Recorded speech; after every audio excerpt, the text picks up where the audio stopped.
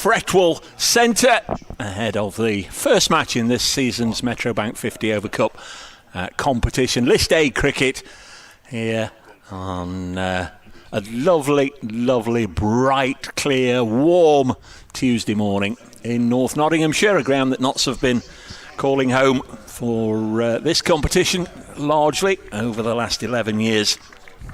And the news from the middle to tell you is that Asiba Mead, the Notts captain, has won the toss and chosen to field first. So Somerset will be batting. I guess the standout news, the headline news from the Nottinghamshire squad that was announced is that Jack Haynes misses out. A little bit of a niggle. I think it's a wrist injury, but don't necessarily quote me on that. A bit of a niggle. Jack Haynes misses. And it's brought an end to a run of 94 consecutive matches across the three competitions since he signed from Worcestershire. Not missed a game before in the County Championship, in the Blast, or in the one-day competition in the 3 years he's been with Notts, which is a terrific stretch of consistency. 94 matches, but he misses today. Notts have Ben Slater, Ben Martindale, Freddie McCann, Lyndon James, Rob Lord, Asiba Mead, who should be here on my list, Joe Pocklington, Brett Hutton, Kyle Verreynne, the wicket-keeper, James Hayes and Farhan Ahmed. I'll give you Somerset in just a moment. They're batting. They've got Archie Vaughan and Savin Pereira out there, and we're going to get underway here. First ball of this season's competition to be bowled by Brett Hutton, and runs straight away, 4 of them for Archie Vaughan through the offside. And Somerset in their all black are up and running. Notts in the all green. And we're away 4 with Outlaws. Somerset, Archie Vaughan, Savin Pereira, Tom Lammonby, Josh Thomas, Johnny Connell, Cian Roberts, the young wicket-keeper Ben Church, Miguel Pretorius, Jack Leach, Josh Shaw and Jake Ball, who started his career in Nottinghamshire with the Welbeck Club, and he's skippers for the first time at senior level. Hutton's first ball going for 4. Balls now, this wide of the off stump and through to the keeper. I'm Dave Bracegirdle, alongside me Kyle van Vollenhoven, who actually gave up the opportunity of a day alongside me at Edgbaston on Saturday to play club cricket. We'll get on to your performance at the weekend a little later, but first I suppose I should say a very good morning, Kyle. Good morning, Dave. I was hoping to escape any jabs that I might receive for missing out on finals day. Yes, Hutton.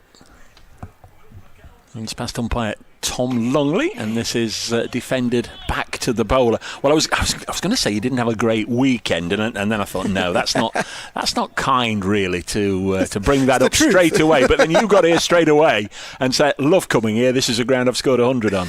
Yeah, look, it is, and got 100 here a couple of years ago for Woollerton. It really is a nice batting track. A little bit tennis bally. I was speaking to Kevin Shine, the Notts bowling coach. Can be a little bit bouncy compared to Trent Bridge. Hutton from this end, the Charlie French end, bowling to Archie Vaughan. Steers it into the offside. There's no run. Brett Hudson, as we were saying earlier, last time I had the privilege of commentating here, took a lovely 5-wicket haul. Just with that tennis ball, bowled absolutely beautifully, did Brett Hutton. If I remember correctly, most of them were caught first and second slip, just with that extra bounce. Yeah, he's got 2 slips in. There's 50 overs, of course. The first 10 overs, they have fielding restrictions. Hutton bowls again to the right-hander, who's nibbled at that, and through to Verreynne. And there is a wicket. Kyle Verreynne takes the catch. Of course, he's on debut in List A cricket for Nottinghamshire. Brett Hutton grabs the wicket, and Archie Vaughan, one of the seasoned campaigners in this Somerset side today, has gone for 4 in the first over. Caught by Kyle Verreynne from the bowling of Hutton. Somerset 4 for 1 in the first. Yeah, I said it earlier. Brett Hutton, just that length here is so vital. Almost the back, just short of back of a length, gets it to rise. Archie Vaughan just pushing outside off stump and didn't go to slip, but did go to Kyle Verreynne, the keeper. We saw it earlier on. Well, I saw it a couple of years ago. Brett Hutton at Welbeck is such a dangerous bowler, and not after winning the toss and opting to bowl first, off to the perfect start. First ball went for 4, but every day of the week they'll be happy to go for 4 and take a wicket in the first over. Great start for Brett Hutton and for Notts. Still, managed to get myself in a position where I can't even see the scoreboard. There we are, 4 for 1. Doesn't say how many balls are left, but we'll sort that out in the fullness of time. I'll bring something up on the laptop so I can keep that nicely followed. I'll let you do the second over, or I've done it this way deliberately because Savin Pereira on debut for Somerset at the other end. Again, he's somebody that you've played against recently and know all about, so we'll let you talk about him. New man is Tom Lammonby, another veteran campaigner now for Somerset, one of their seasoned pros. He defends his first ball onto the leg side, and at the end of the first over here on your live stream, Trent Bridge Live, we're on location in a field in North Nottinghamshire, and Notts with the early wicket having won the toss. Somerset have 4 for 1. Yeah, really nice start for Nottinghamshire, winning the toss, bowling first, and Brett Hutton getting a big wicket of Archie Vaughan, looked in good touch. And it's going to be Sav Pereira, who the news filtered through on Saturday morning that he had picked up a contract for Somerset for the Metrobank One Day Cup. Really, really pleased for Sav. He's been trialling around everywhere in terms of plays his cricket at Cavs in the Nottinghamshire Premier League and has scored pretty much every run you possibly can score. It's going to be Lord in, and this is full to Pereira, who off the front foot defends this no run. It's James Hayes. James Hayes, I beg your pardon, not Rob Lord. Yeah. So James Hayes, who's nice to have him back from his travels down south, back in Nottinghamshire colours. Yeah, had a little look at Pereira. I think 5 centuries in the Notts Premier League this year. 27 years of age, is another product of the South Asian Cricket Academy.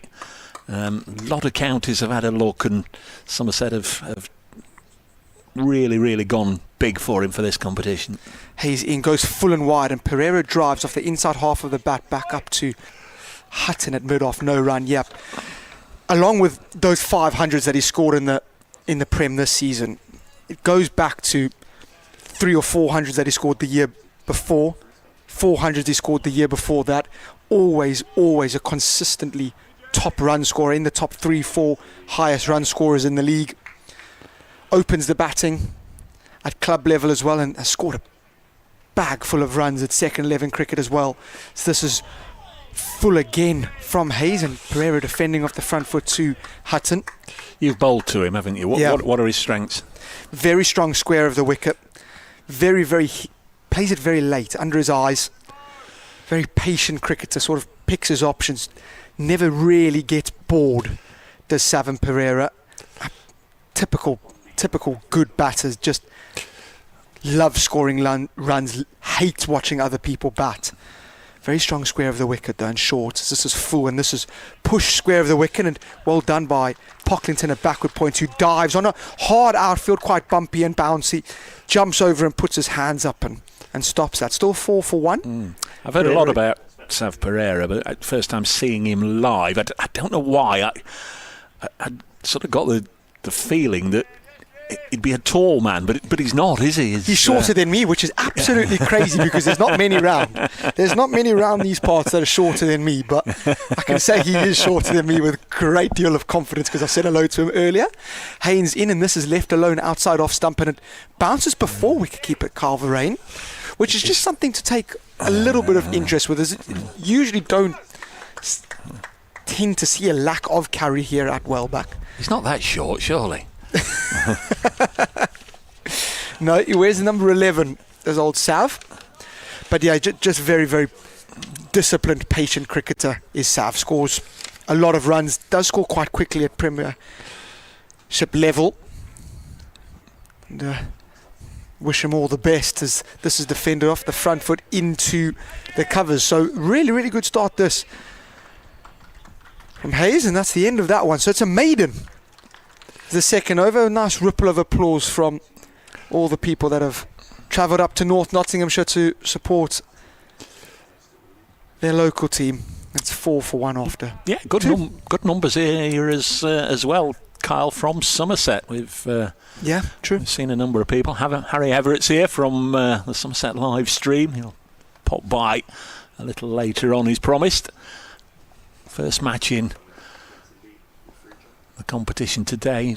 fact, several sides playing up and down the country. Here's Hutton then to begin his second over, bowling to Lammonby, left-hander.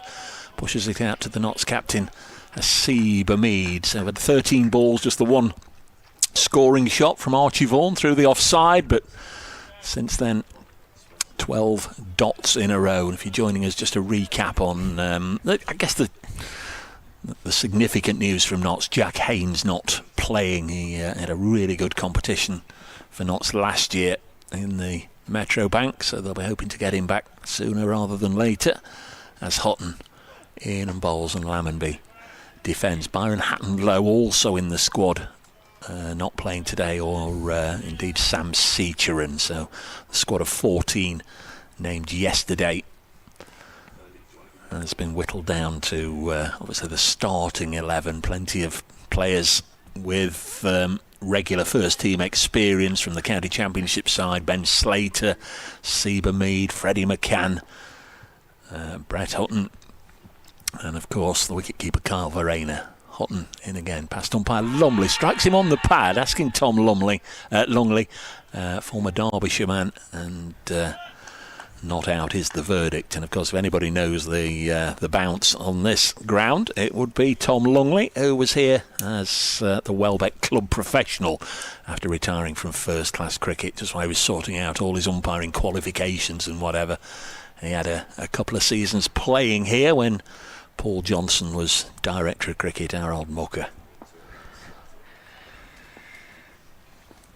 Other umpire is Naeem Ashraf, umpiring here for the first time, he tells me.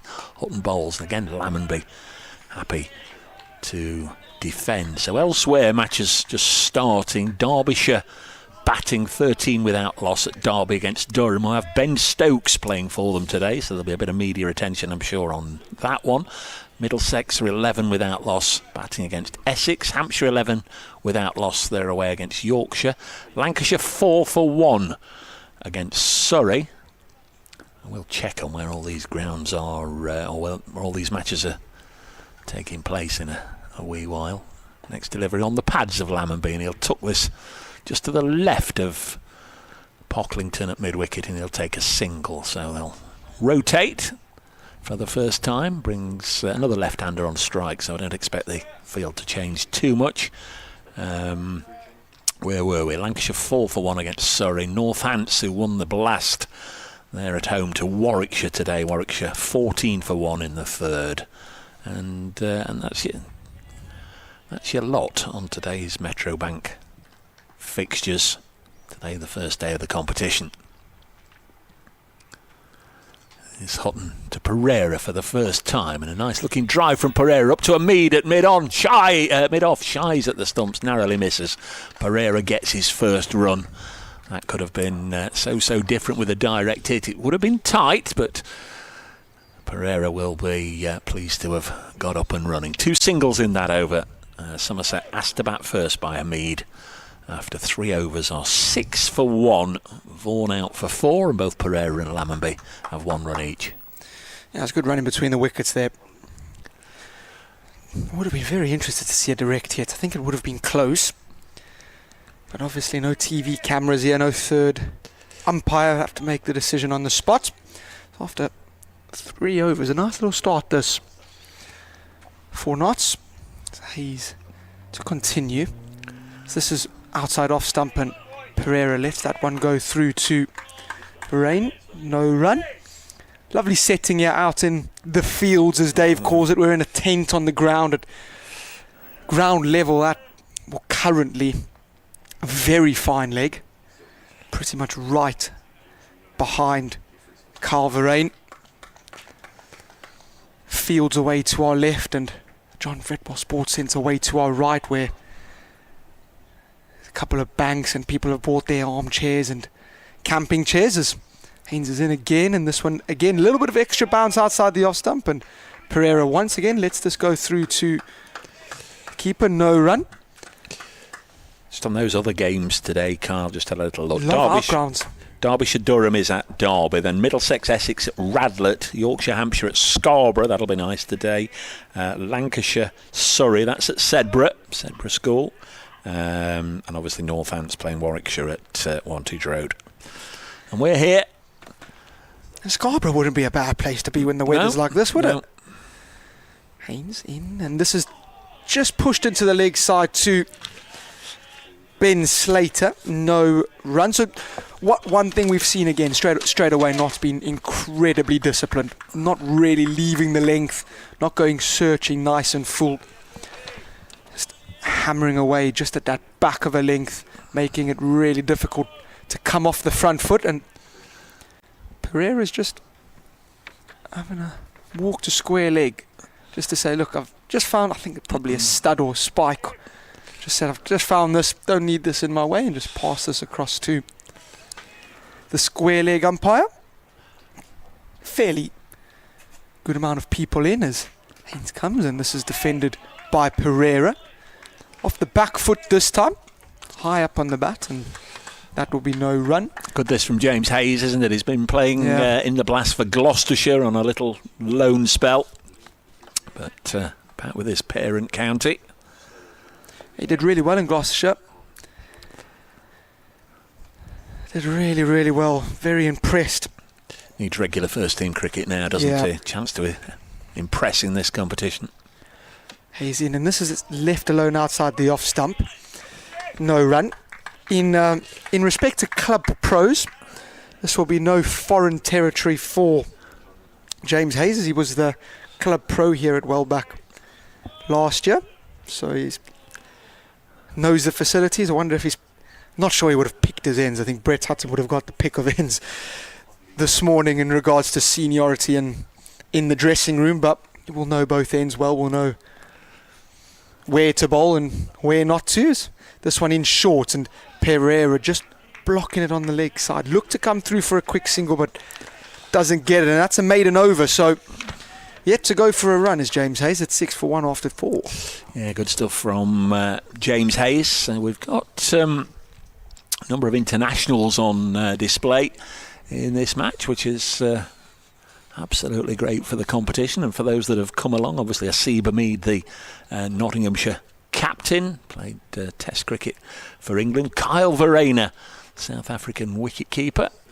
Jake Ball, Jack Leach, England internationals, and good to see both of them. I don't think Miguel Pretorius actually played for South Africa, but he is Somerset's overseas. He's here as Hutton bowls to Lammonby, and he pushes this into the offside now. I'm fairly sure he's played South African A, but he hasn't played for South Africa proper. No, but he's another one who's played for your old team, isn't he? Northerns. Yeah, he went know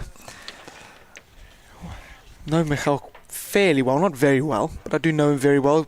Been in and around the club I used to play for back in South Africa in Pretoria, and then in and around the northern setup. He bowls absolute thunderbolts. 6 for 1. Hutton bowls tucked into the leg side by Lammonby, fielded again by Pocklington. For those of you following on the live stream, I guess particularly for the Somerset supporters just wondering where we are, well, I'm not telling lies when I say we're in a field in North Nottinghamshire.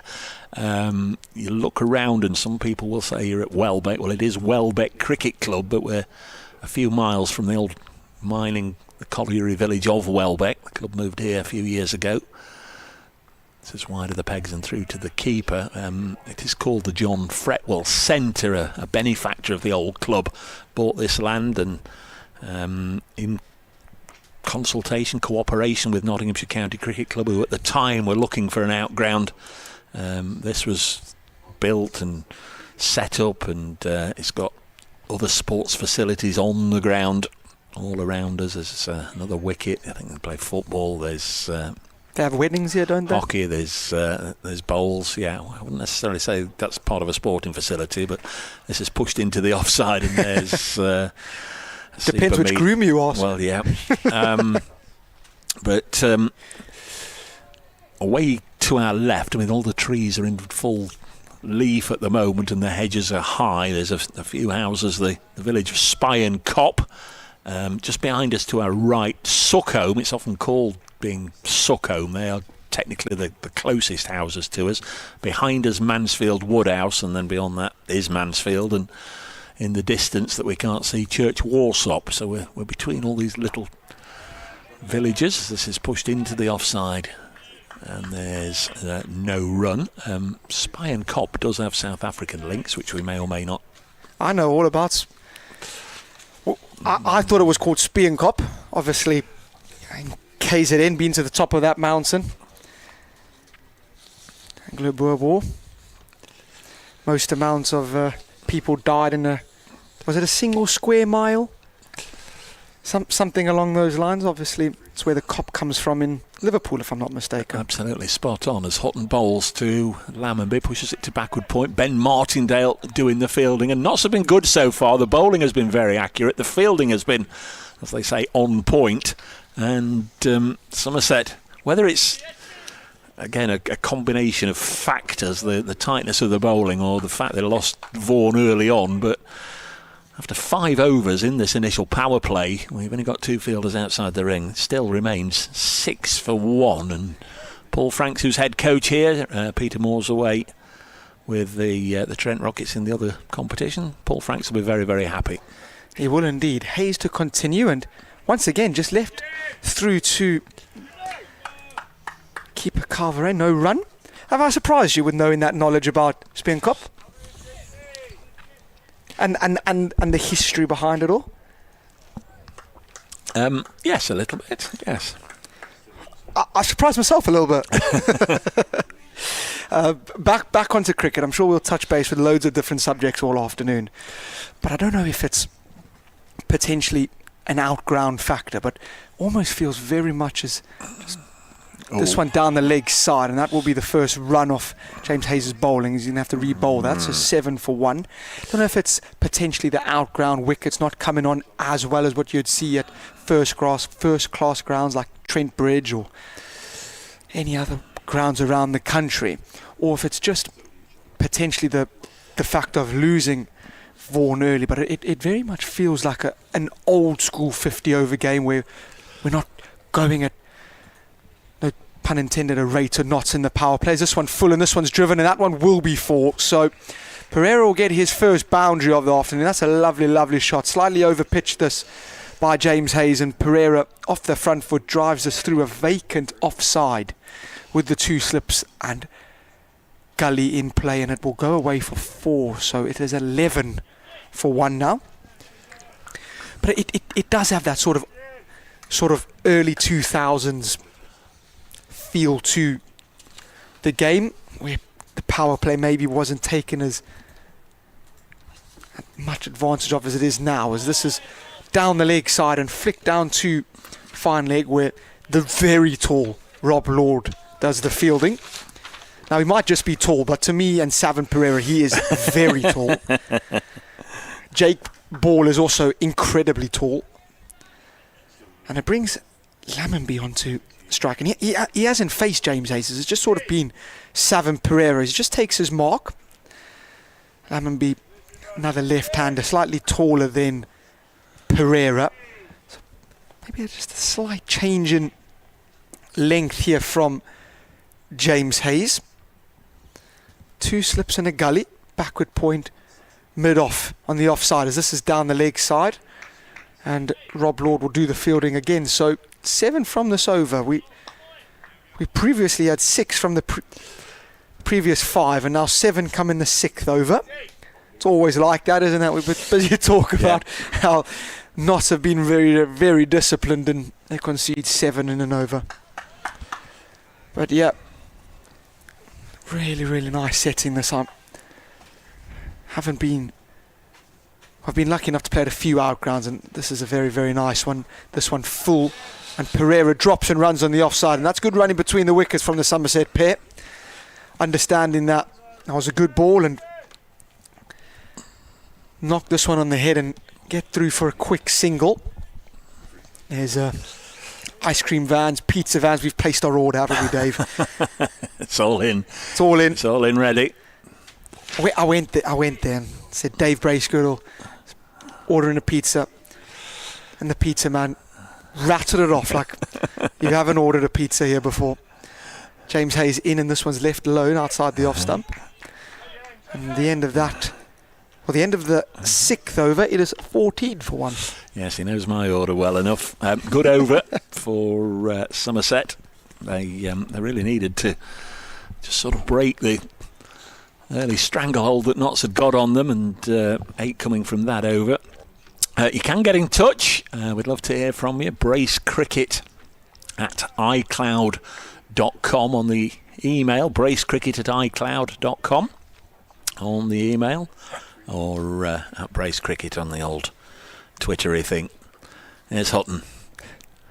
Going to bowl to Savin Pereira, 27 years of age, left-hander on debut for Somerset. One of 3 left-handers defends this ball. Johnny Connell, the top-order bat from Berkshire, is in the middle order somewhere today. One of those warm-ups for this competition a couple of years ago, got 150 for Berkshire against Middlesex, so he's another one that's been just desperately looking for an opportunity with a county.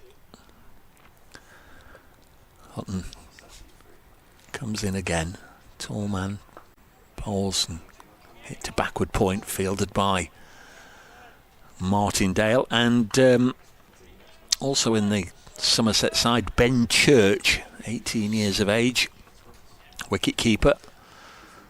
Nice to have another option, of course, for Somerset, with both Roos away and unavailable. Tom Banton, I guess, he's another one that's kept the gloves over the years. I was going to say, white ball cricket, Tom Banton, always there and thereabouts. Hutton bowls now to Pereira, drives into the offside, will get a run. Hamid will make sure the ball doesn't come out of the 30-yard circle, or if it does, it was only by an inch or two as he slides to his right. Single taken. And Pereira, having started the day at the non-striker's end and saw Archie Vaughan go in the first over, had to wait his turn. His first over was a maiden, but he's just ticking along now nicely. On 8. Lammonby, a couple of singles to his name, stands tall, the left-hander, and this is again run square of the wicket. Somerset have been here before. It won't have lasted long in the memory of anybody who either came or tried to follow it. 2021 fixture in this competition, just 21 overs were bowled, during which Notts reached 92 for 2. Peter Trigo was the Notts skipper. And he went in at 3 and was dismissed by Sonny Baker.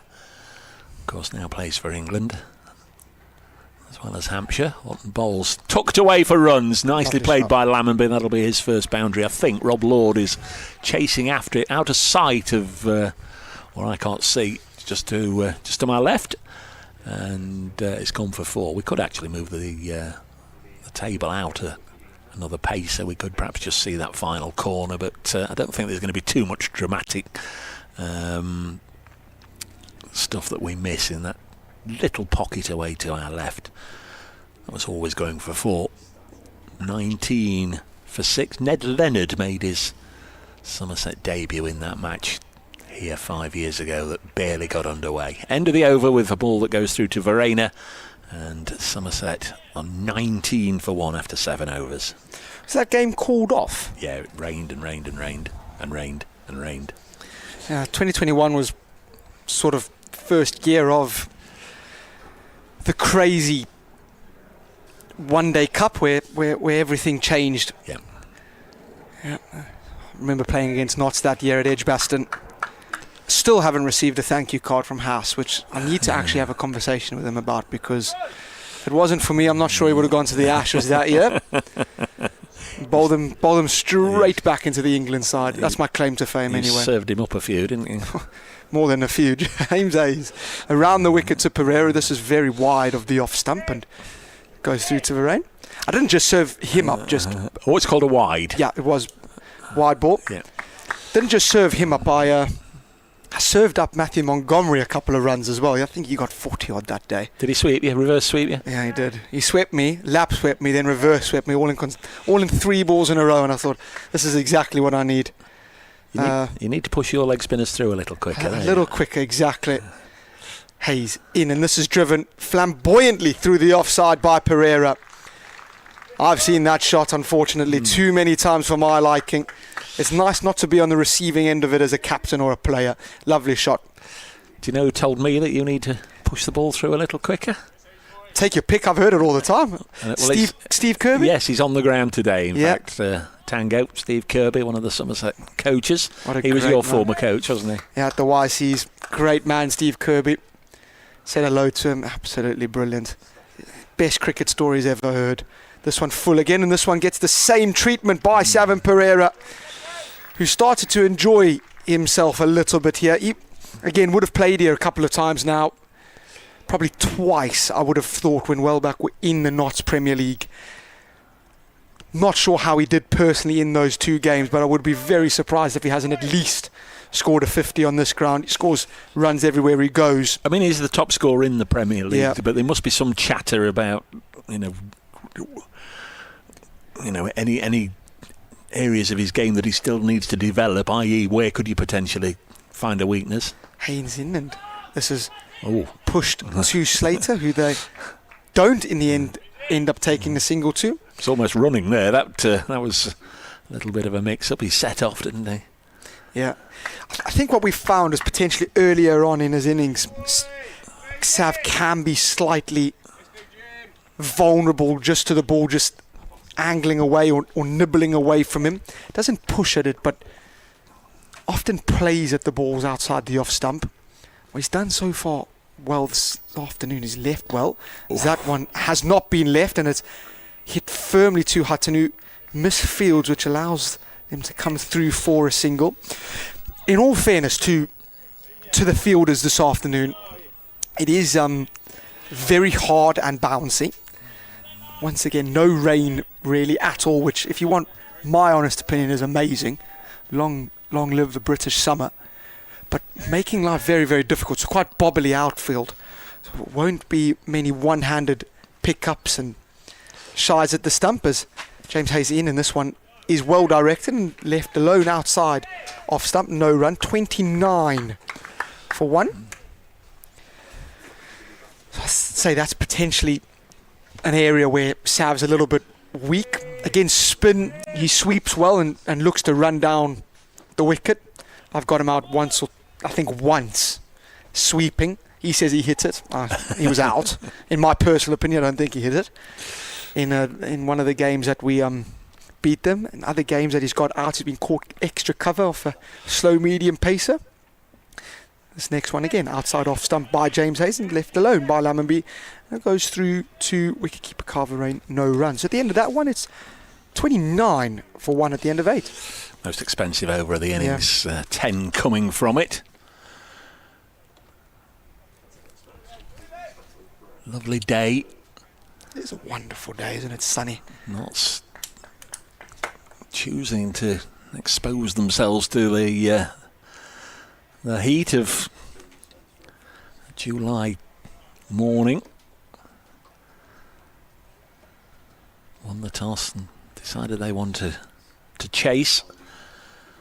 Be very interesting to see how they go in this competition. The top order: Ben Slater, Freddie McCann, Ben Martindale, Asiba Mead, Lyndon James, Carver Rain at the top 6. As this has dropped on the leg side. Hutton continuing to bowl. This is his 5th, so this will be maybe his last. They're allowed 10 overs apiece, but of course one more from the far end and then we'll be into the fielding restrictions. Still to turn their arm over for Notts. A lot of variety. Rob Lord, Lyndon James, the 2 other principal seamers in the side. Bit of spin with Joe Pocklington, the left arm spinner.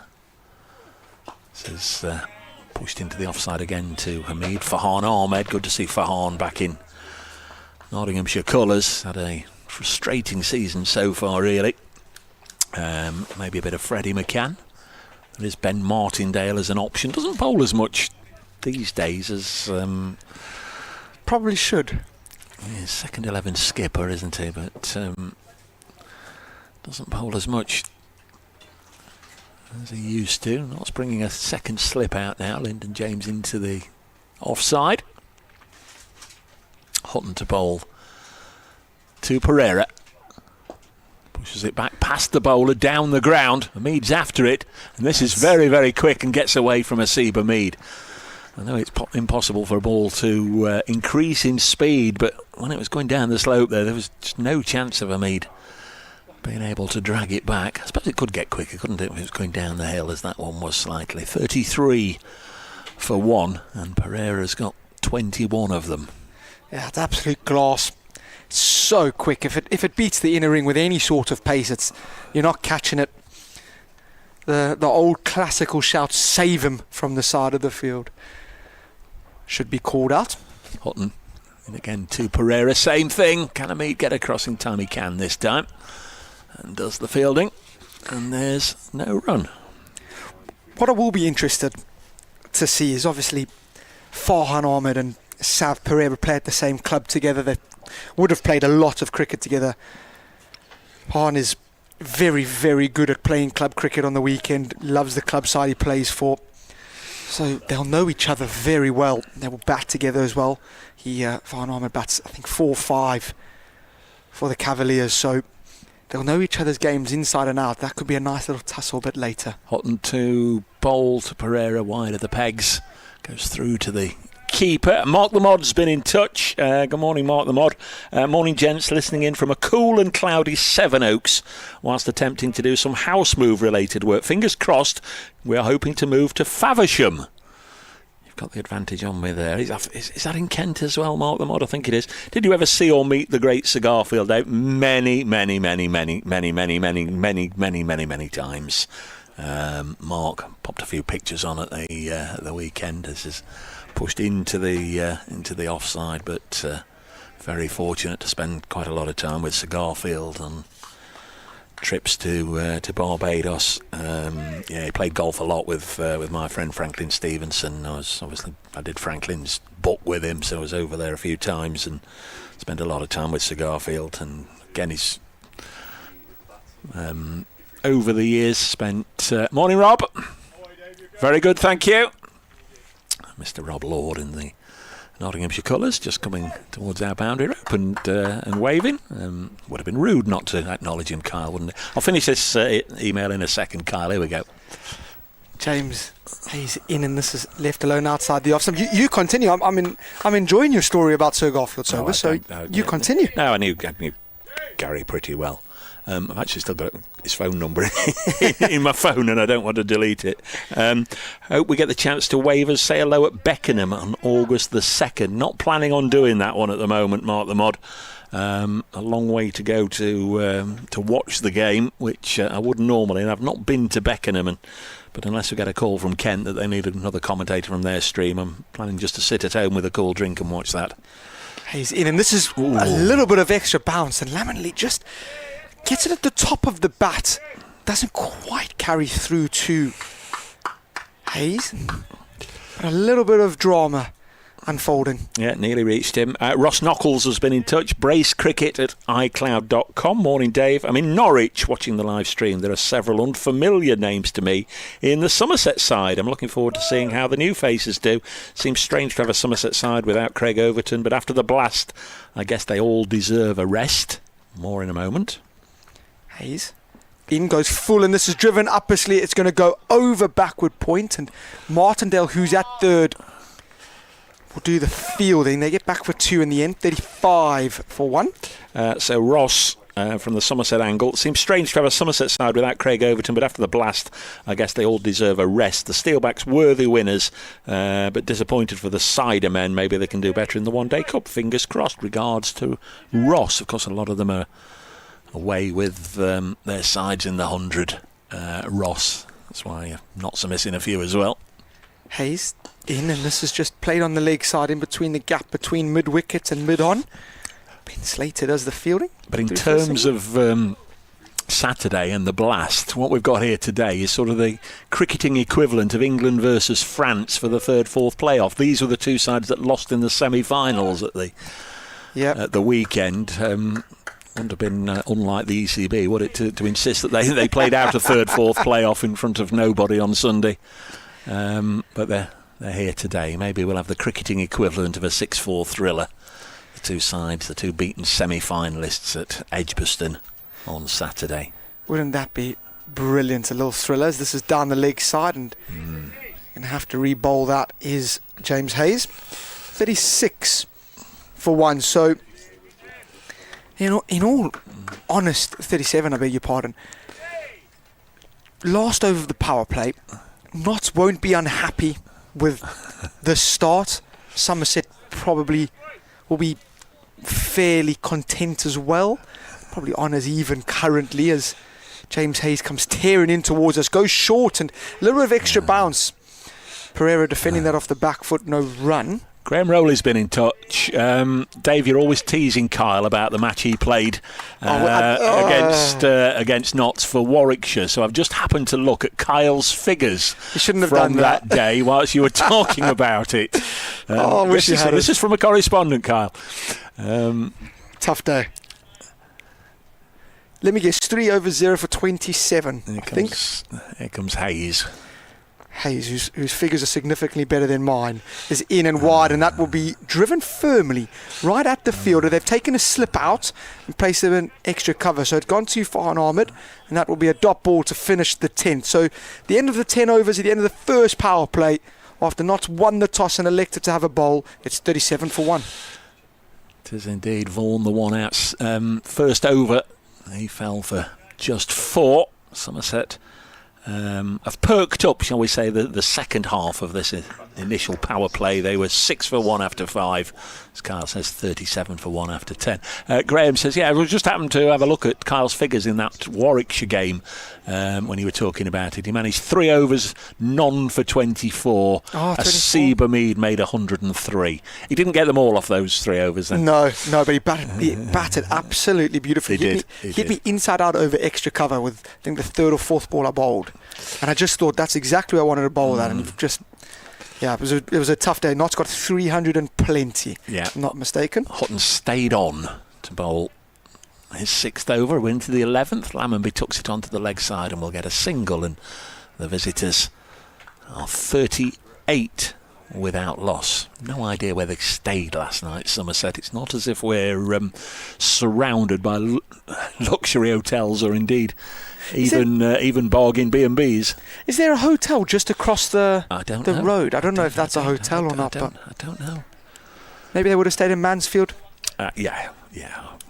The largest sort of built-up area. Not too far away, Mansfield. Be doing the commentary for the good old Stags in a couple of weeks when that starts. Next ball pushed by Pereira to backward point. So we're on X at Brace Cricket. You can fire through any abuse you've got for Kyle as well on that, or on the Twitter bracecricket at icloud.com.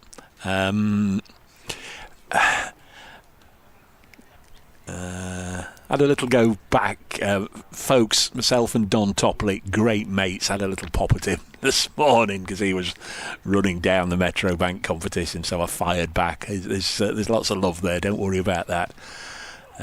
Wasn't a fallout as this is pushed back to the bowler, Hutton. Suzanne Martin, sad to see Jack Haynes out injured today, Dave. Hopefully nothing too serious. Suzanne, crikey, lovely to have Kyle on commentary as well. Crikey, Suzanne. Finally, we've got a fan. Suzanne, I appreciate that. Hoping you all enjoy the cake tent. It looks well stocked. I put a couple of pictures of the cake tent a little earlier at Brace Cricket. They always do well here. As Pereira pushes this back to point. No run. Somerset off 39 for 1. Chris O'Brien, Notts have won 497 of their 1,007 List A matches, Dave. Lost 465, drawn 38, tied 7.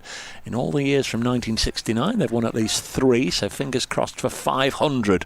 Most wins was 17 in 1989. They won the B&H Cup then, in 1991 when they won the Refuge Assurance League. Thanks, Chris. Saves me doing my work, doesn't it? As this is edged short of Freddie McCann at slip, the sole slipper. It was in the right position. It wasn't a case of Freddie needed to be a little finer or a little squarer. It just didn't quite reach him. Genuine edge from Pereira. who, as we've said, is not the tallest, but the edge went straight down. In truth, it was a good stop from Freddie. Yeah, good work. I think Brett Hutton probably will bowl 7 and then save himself 3. I can't imagine he'll bowl many at the death. Dave, you might be able to give a little bit more insight into that. Rob Lord's getting ready, shall we say. This is shortened down the leg side, helped away by Pereira. He'll be disappointed he's picked out long leg. Only a single, overcalled by Naeem Ashraf. I think I mentioned earlier he had a little natter to him at the toss. He's making his Welbeck debut. I beg your pardon, it's Tom Longley at this end anyway. Naeem Ashraf's at the other end. Our match referee Simon Hinks, former Kent batter. Our scorers Roger Marshall and Kev Mitchell. It is going to be Rob Lord from the far end. He's going to replace James Hayes. Just try and pull up Hayes' figures, Kyle. Sorry, I know you're chomping at the bit to... there we are. Wi-Fi is trusty and reliable, says he, touching the wood right now. James Hayes, 5 overs, none for 22. 2 maidens in that as well. Yeah, Rob Lord back into the attack. We were talking about how tall Rob Lord is.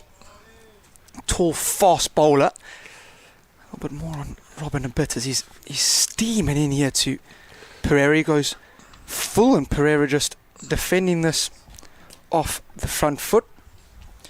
13 List A games. It's Mr. Rob Lord. Average of 48 with 23 wickets at, can I say sixes? 5.99. Yeah. Sixes, so fairly decent stats for Rob. Sort of become a stalwart in the List A side, as this is a short ball and Pereira goes on the uppercut, and that's going to be, I'm going to try my best not to fall over the table. It's going to go for 4. Lovely shot by Sav. Short ball from Lord, who's probably on show for Notts, the quickest bowler in green this afternoon. Bouncer, and Pereira just lifting this over wicketkeeper Carver Rain. That goes for a boundary, 44 for 1. He moves to 26. Now, if anyone should be good at Verena's surname, it should be you. He's told me enough times it's Verena. I've also got him out. It's defended off the front foot, no run. Yep. You haven't got him out. I have. Carver Rain. We played school cricket in South Africa. He's absolutely massive. It's almost semi-professional. No evidence to back up this claim. No, it won't be on. I don't think it. We don't have played cricket there, so I don't know how I can find it. But I can talk you through the dismissal. No, you're all right. We played a time game, and he whacked me about a little bit, and then I bowled a low full toss on leg stump, and he clipped it straight to mid wicket. Then he was on 80. Great wicket. I'll ask Kyle later if he remembers That terrible leggy that played against them all those years ago. Lord in, and this is full and beats Pereira outside off stump. That's a lovely ball. Just angling across Avon Pereira. Of course, Rob Lord has had some good moments with the ball on this ground, but I guess last year will live long in the memory for everybody who saw it with the bat, where Notts basically needed snookers. They were well on their way to defeat, needed about 200 with the last 3 wickets together, and he got 83 of them to manufacture a tie. Lord.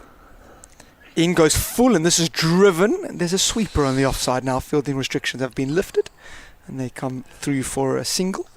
Snooker. I've never heard that term in my life before. What, snooker? Do you not know what snooker is?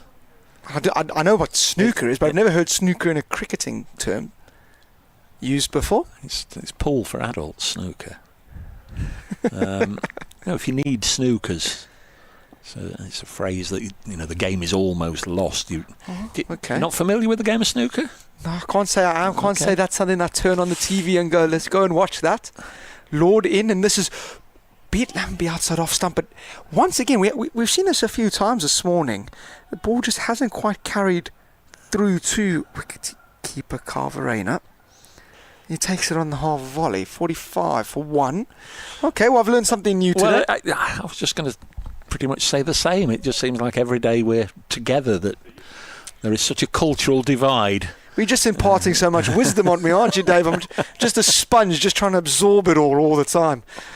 Try my absolute best. Lord, who's wearing that white arm sleeves, comes in, and this is left alone outside off stump by Lammonby.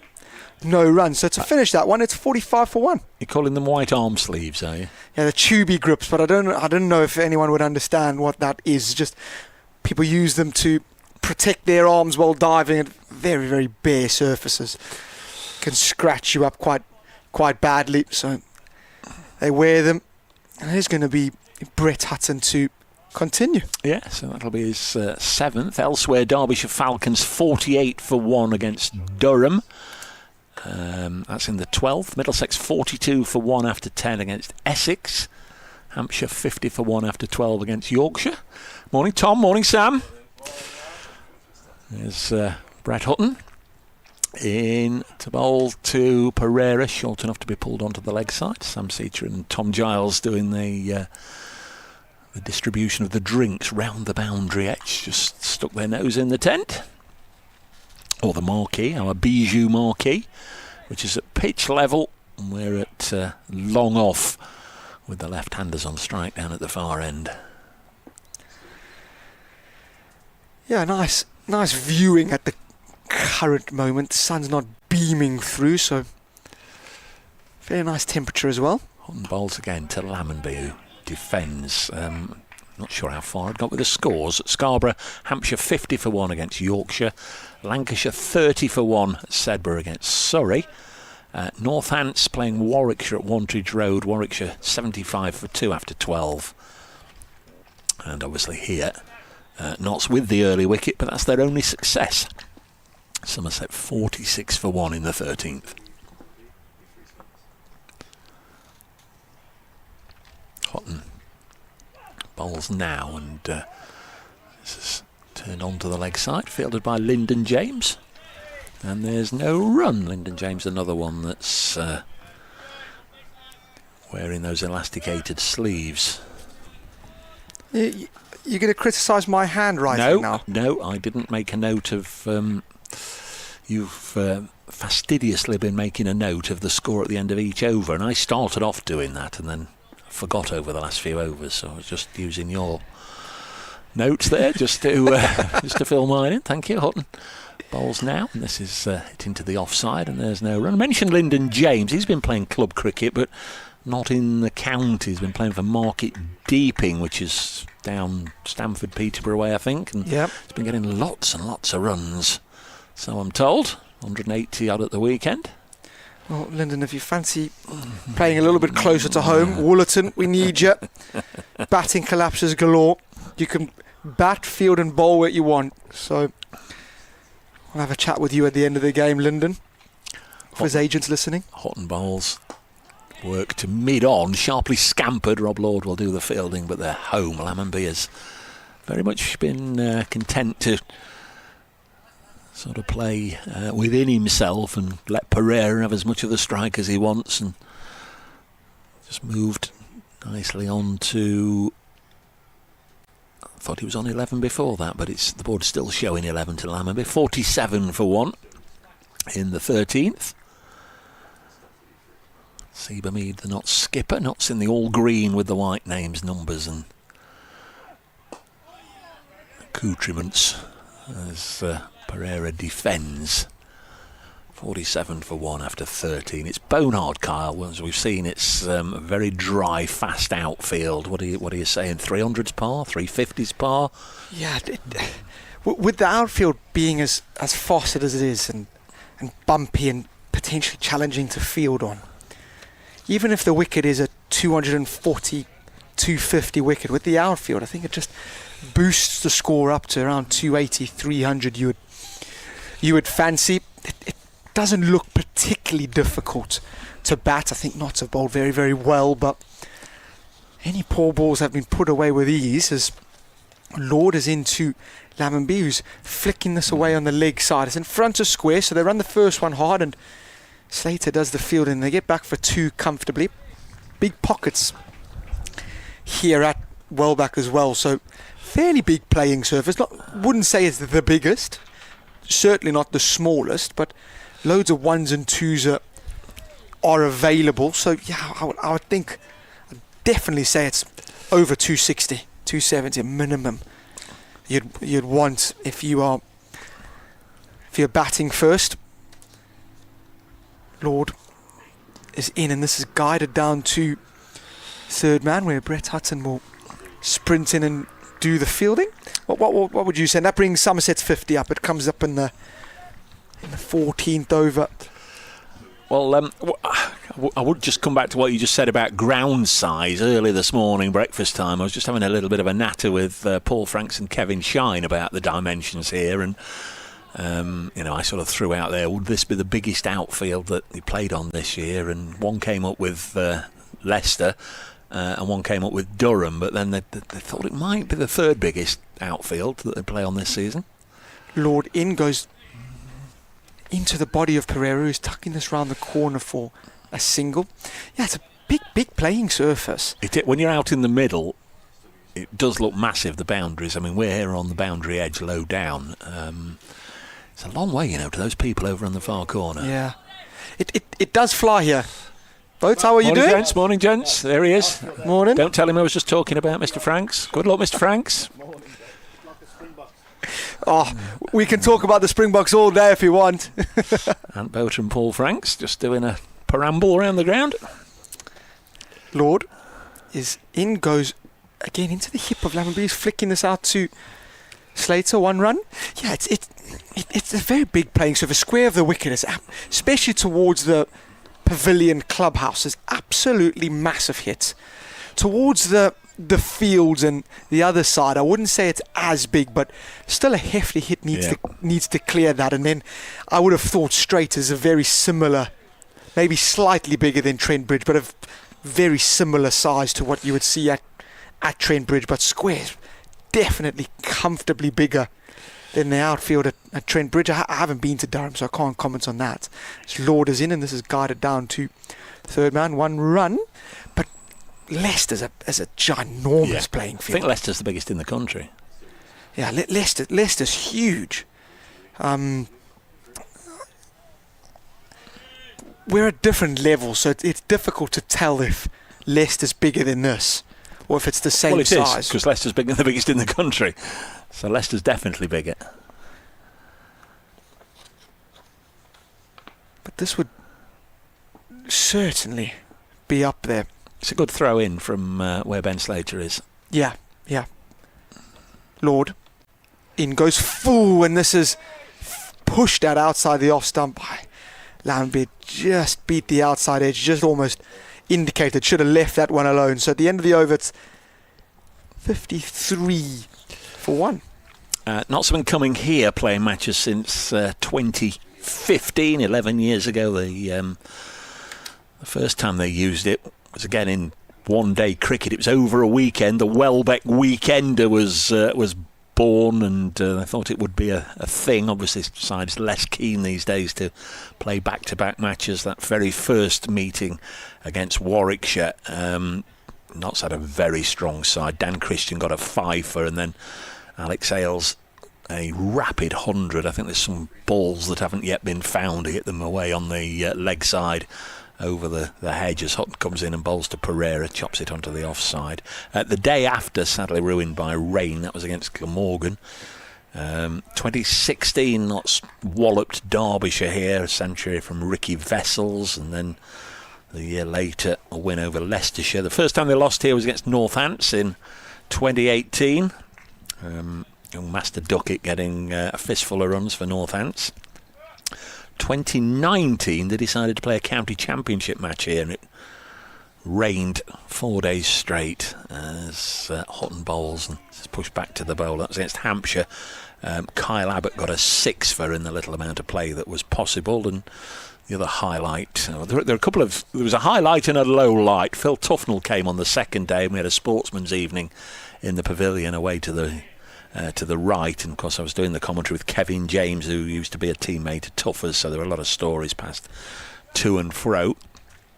The match was washed away on day 4 as Hutton, in again to Pereira, punches it out to Slater for a single.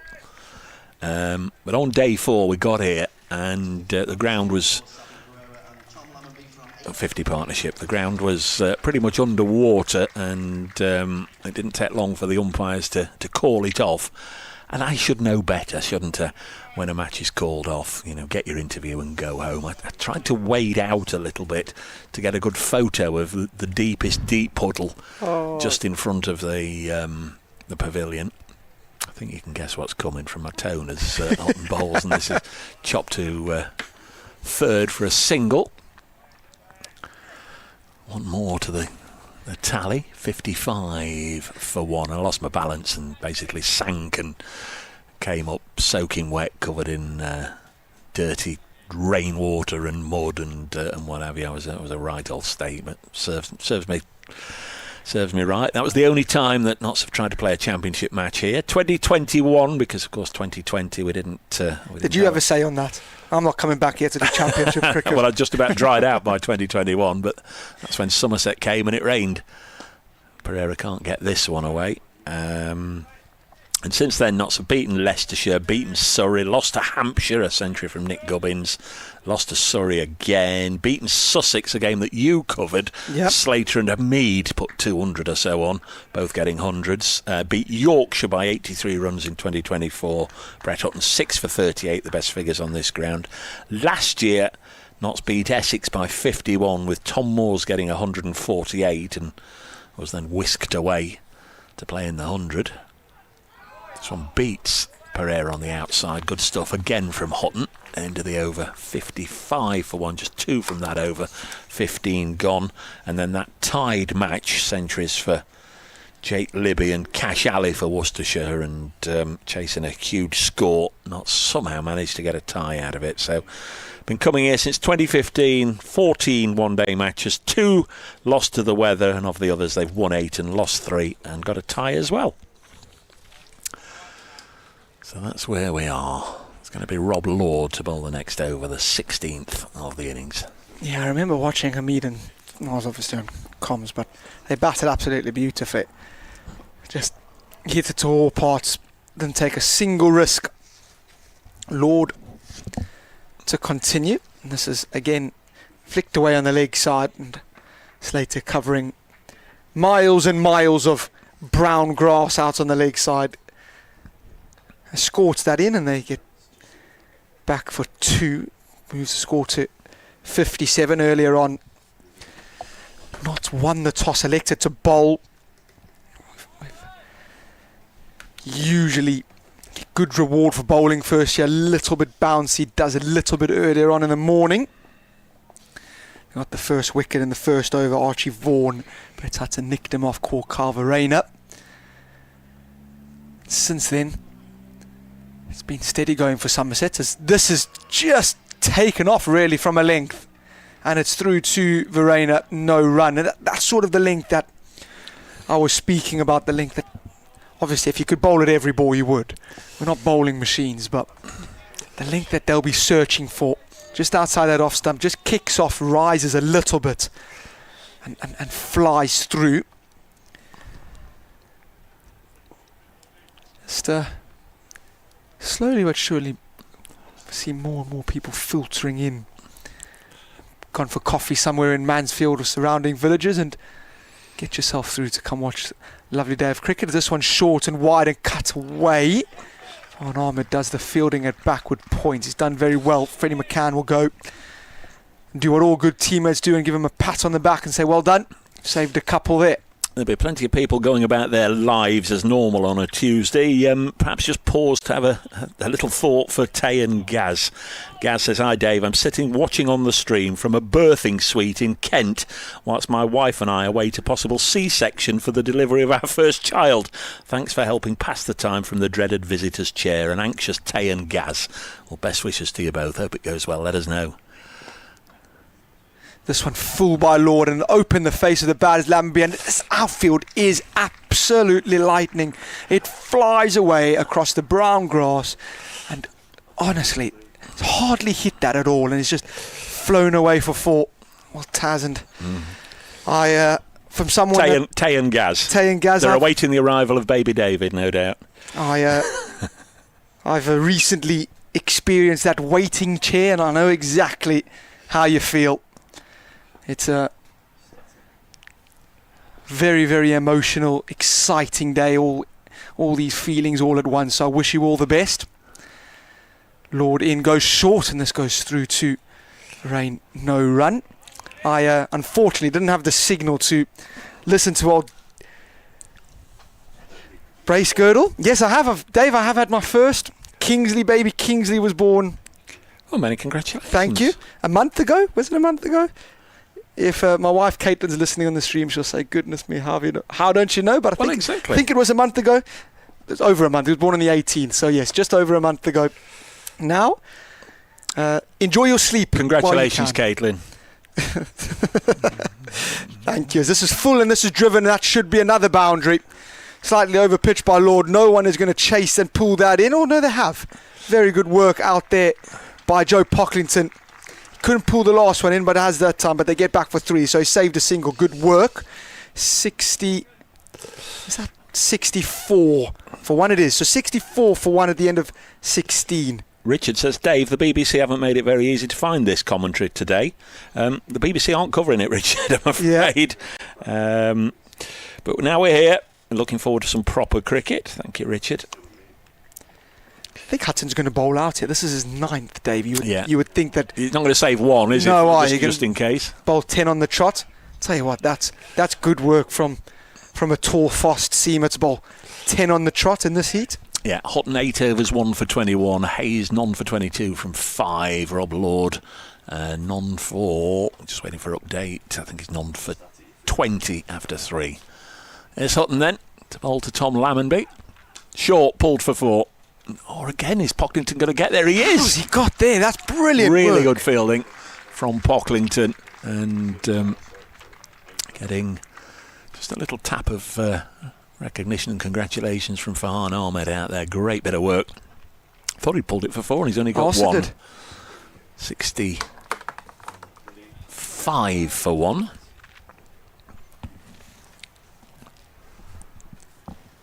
That's be a little concerned they've not been able to add to that early wicket. As Pereira, on debut, drops this on the leg side, fielded by Lyndon James. Pereira 31, Lammonby 26. And Somerset has now got the platform they'd have been looking for. Pereira's hit 5 boundaries so far, Lammonby 2, and there was the one from Archie Vaughan on his brief stay, dismissed to the day's 5th delivery.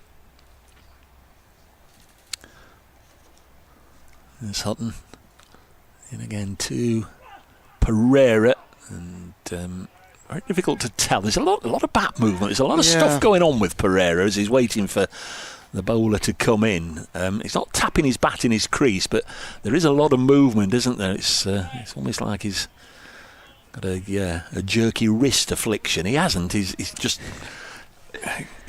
basically tapping his bat 2 or 3 times in the crease without his bat actually touching the crease. Yeah, if that makes sense.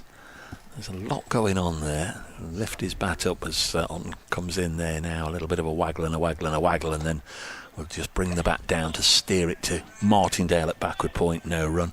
Not so bad looking to make it into the knockout phase for the first time in 3 years. Last year they won 3, tied 1 and lost 4 of their 8 group matches. Didn't get out of the group.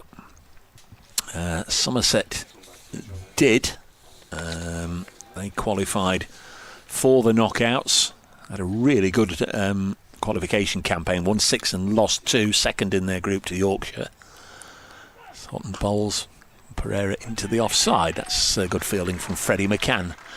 No run. Somerset a year ago, they then went on to beat Gloucestershire in that sort of first eliminator, but lost at New Road against Worcestershire in the semi-final. Of course, Worcestershire went on to win the trophy at a very, very wet Trent Bridge. It was, wasn't it? I can remember last September when they won it. I'd done a football match at Port Vale Mansfield, and it had absolutely stair-rodded down all day, and on the journey back I just put 5 Live on to see. As this is hit, lovely shot from Pereira down the ground for 4, lovely shot. On the way back across the A50, put it on just in case there was any news of potential toss, and they were playing at Trent Bridge. They managed to get a game in the second half of the day. End of the over, 69 for 1 after 17. Again, 5 coming from that Brett Hutton over. So he has now had 9 overs. It's going to be Lyndon James to get his first bowl of the day from the far end. Yeah, I think this is a nice move.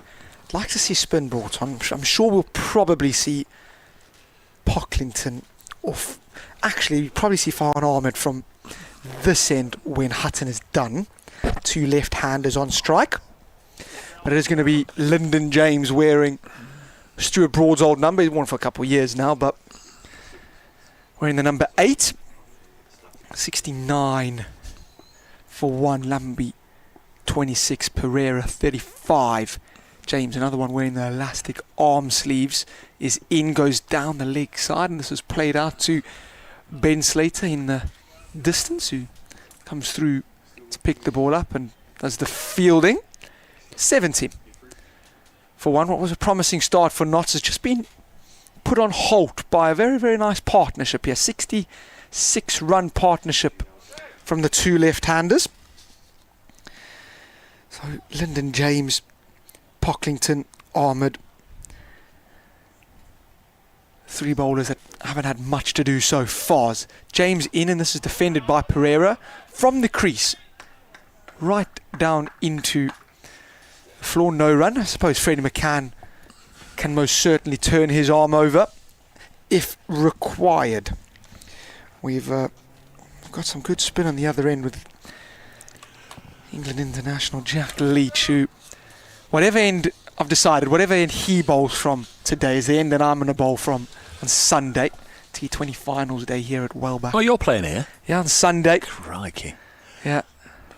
This is defended the back foot no run. Yeah, finals day here. I have found out some quite disturbing news though.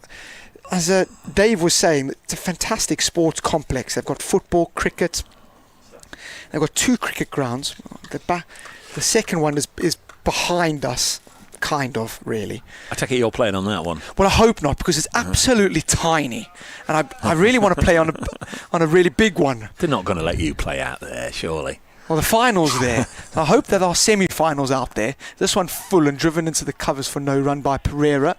So I'm hoping that we're on a slightly bigger ground, and hopefully on this wicket. I've had a word with a couple of the Notts boys, and in their batting innings, just to start running down the centre wicket a little bit, scuff it up and tear it up and make it spin, please. That's what we need at Woollerton.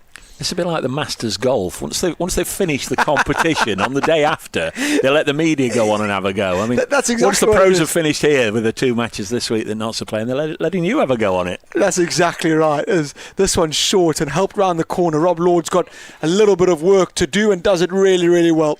Gets his buckets of hands round the ball and keeps it to a 2. Yeah, so that's exactly what's happening. Won't be as talented, I can tell you that, but we'll give it a go. So T20 finals day for Nottinghamshire Premier League here on Sunday. Who do you play, do you know? Yeah, we've got Cuckney, who are local. Well, yes, yeah, they are. They're probably the closest club here, and then Hucknall play Caythorpe in the other T20 final or semi-final. We lost in the final here last year to Hucknall. Okay. So hopefully go one better this year. As James in, and this is driven down the ground. That's a lovely shot from Savin Pereira. There's been so many conversations about Sav over the years that I've been in the Notts Premier League. When is he going to get a contract? How hasn't he got a contract? And he's moved to a beautiful 41 so far this afternoon. And he's looked really, really good. Is it this afternoon yet? I'm sure it is. Yeah, we must be. We must be in this afternoon now. There's a great big clock on top of the pavilion roof there. There it is. And there's ironically, there's a watch on my wrist that I haven't looked at. So at the end of that one, it's 76 for 1, and we were all wrong. They're not going to bowl Hutton out. No. It's going to be Farhan Ahmed. So Bright's coming off 9 overs, 1 maiden, 1 for 26. And it will be Farhan Ahmed to get his first bowl of the day. I like this spin, right arm, off spin are going to be around the wicket here to the two left-handers. Be very intrigued to see the way Sav plays this, if he will look to sweep or run. With it being as bouncy as it is here at Wellback, if the sweep is potentially the option, not sure. Field is set for the sweep with a deep mid-wicket out, so it'll be very interesting to see the way he plays his club teammate. Yeah, I'm sure he'll have played here as well for Notts seconds as well as in club cricket, but this is the first time he's played here for Notts. In fact, it's only Farhan's second List A game. Still only 18. He was only 16 a couple of years ago when he played at Grace Road against Leicestershire in this competition, and I think he's been on the books of one or two sides for the 100 without getting much exposure in that. But here he comes to bowl the first ball of spin today, and it's defended by Lammonby, and there's no run. Yeah, I was privileged enough to do his debut. He took 2 for it, if I'm not mistaken, at Leicester with his brother. He comes, he wears 7, bowls again, and Lammonby tucks it away on the leg side for a single. Good progress being made by Somerset, who over the years have just slightly edged this contest in their favour. 32, well, I say slightly, 32 wins to 23 wins by Notts. 2 ties and 5 matches one way or another have not reached a finish.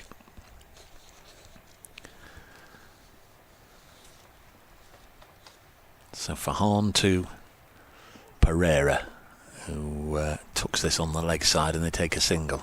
As you say, they're club mates for Cavs? Yeah, they play together. They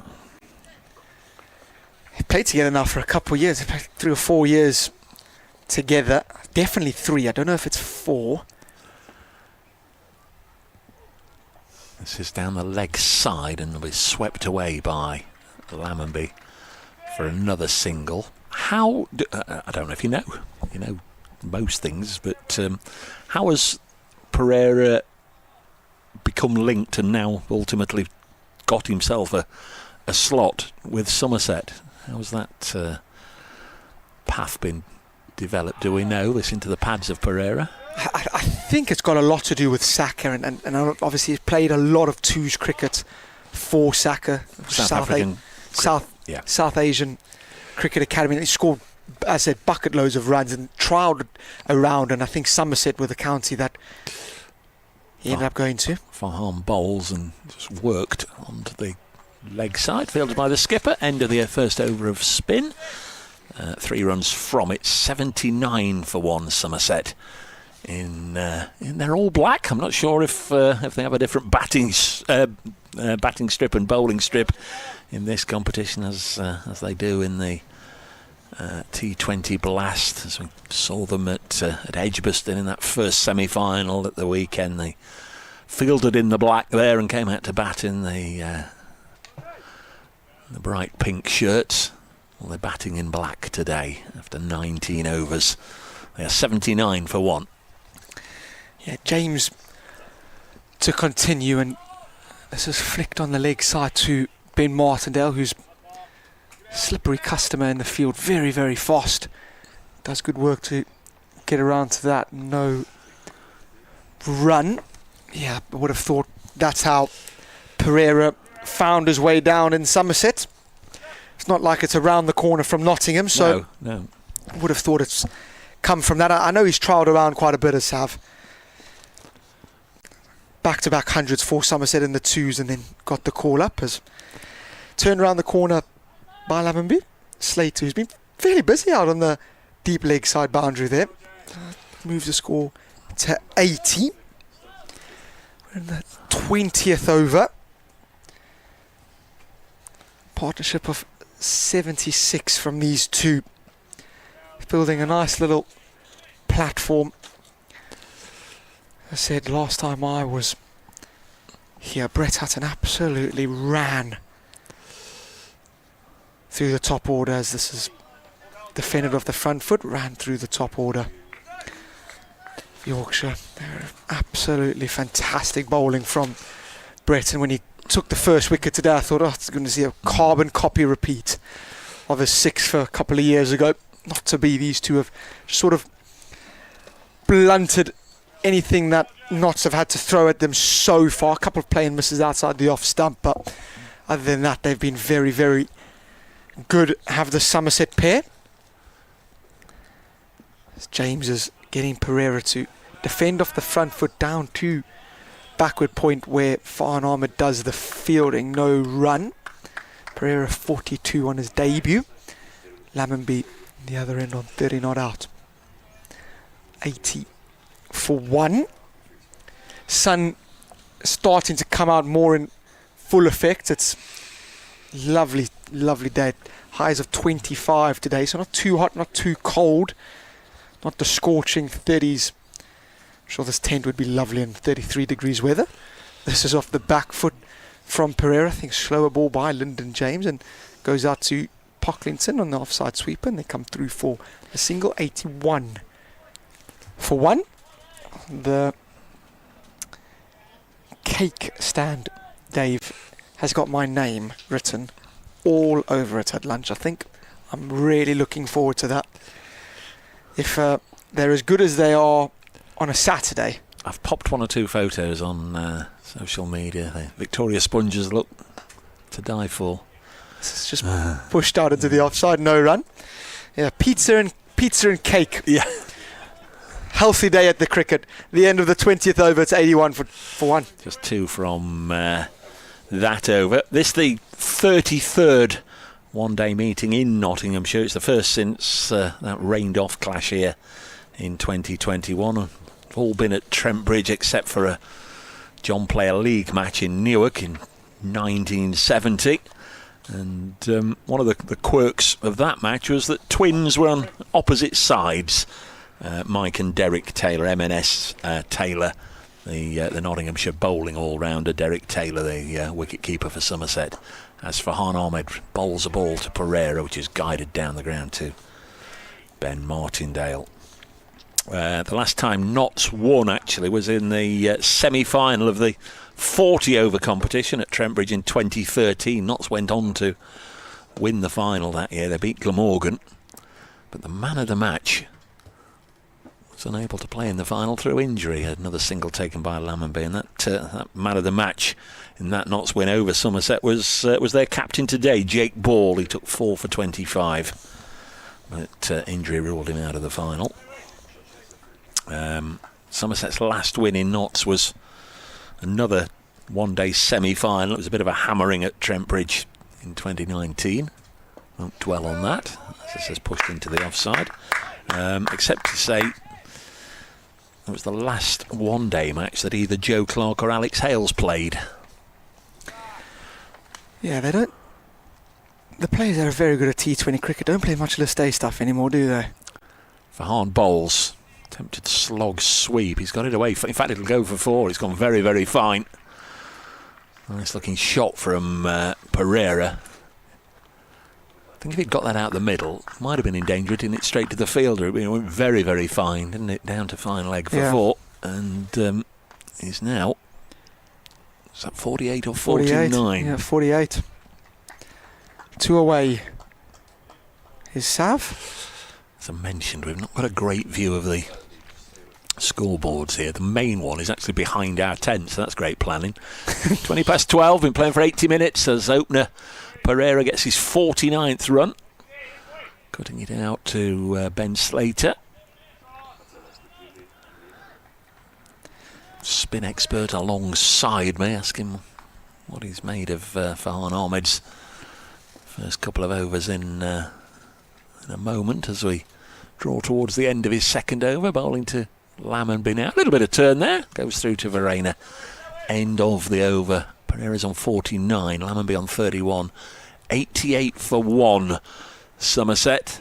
But so far, neither of them have appeared unduly troubled by the introduction of Farhan Ahmed. No, a little bit of spin. I think certainly not a lot. A little bit of bounce and more holdy spin than like real sideways turn. I think he started fairly well, has Farhan Ahmed. 50 over cricket, list A cricket's changed a lot over the years. As just see Byron Hatton Lowe wand off as Brett Hutton perhaps had a comfort break. Back on the field. It's just a slight delay here as the batters get a refreshment. 50 over cricket's changed a lot over the years, where it was almost respectable if you went at 4.5s as a spinner. Now if you're going at under 6s in 50 over cricket, you're doing a really, really good job with the nature of the way the game's evolved and how batters look to take spin on and just take bowlers on in list A cricket or white ball cricket in general, whether that be an out ground or at a first class ground. So I think he started nicely, hasn't bowled bad balls at all, just settling into his rhythm nicely. Pereira and Lammonby just ticking away. What they've done really nicely is from both ends, not just off the spin of Farhan Ahmed, but off the all seam bowlers, Hutton, Haynes, Lowe, Lord. It's just on that now as James is in, and this is going to be pushed out into the offside, and that will be Sav 50. A very, very well played 50 from Savin Pereira on debut into the Somerset side on a 3-week Metrobank contract, and it's taken him one game to reach a 50. Yep, really, really pleased for him. 72 balls, 8 fours. Really, really pleased for Savin Pereira. I genuinely mean that, having watched him score bucket loads of runs everywhere he's gone. This one in from James, and this is played into mid-wicket, no run. 89 for 1. Just played very low-risk cricket here. Yep. They've just taken on the boundary option when it's presented themselves to them. Otherwise, they've just ticked over and singles and twos. There'll come a point where they'll be looking to increase the tempo. I don't think we're anywhere near that yet, but they won't want to leave themselves short, will they? They won't want to end the innings and feel they've left a few out there. No, this is in, and this is pushed uppishly. I think a slower ball by Lyndon James. So already we've seen cutters and changes of pace from Lyndon. Wonder if what they usually say, gets it over 30, triple your score, 250, 260, definitely on the cards. You would think from the position that Somerset have found themselves in now. James is in, and this is slightly shorter, and Martindale's done really well at mid-wicket there to cut that off from going to Skipper Hamid at mid-on, where they would have potentially got through for a single. 89 for 1. Fairly quiet, subdued crowd here at Welbeck. Not had much to cheer about so far, bar the wicket in the first over. Both Lamby and Pereira done well, as this is off a thick outside edge and gone over down to third man, where Brett Hutton does the fielding. I think if there were any slips or gullies in place, it would have taken a man on a step ladder to catch that one. 90 for 1. Really good work this. I'm sure you can hear. We are about 5 paces from the boundary rope here. I think if there's any opportunity for Dave to be a 14th man, he'll be on there fielding. This is in and guided down to third from Sav Pereira. So again, a tiny over that from James. Only 4, beg your pardon, only 3 coming from that. It's 91 for 1 at the end of the 22nd. Yep, good stuff from Lyndon James. Good stuff too from Savin Pereira. He'll be feeling $1 million, but he'll also be, I'm sure, being reminded by Tom Lammonby that His work has only just begun. 50 not out is nothing at the top level, and needs to go on now and convert it.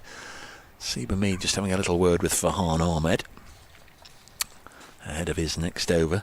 Most recent meeting was at Taunton 4 years ago. It was a match that was dubbed the Royal London Half-Day Cup match because it started at 11 and I was on the road by 2 o'clock. Somerset were bowled out for 119 and inside 12 overs, Sol Budinger and Ben Slater had knocked them off for a 10-wicket win.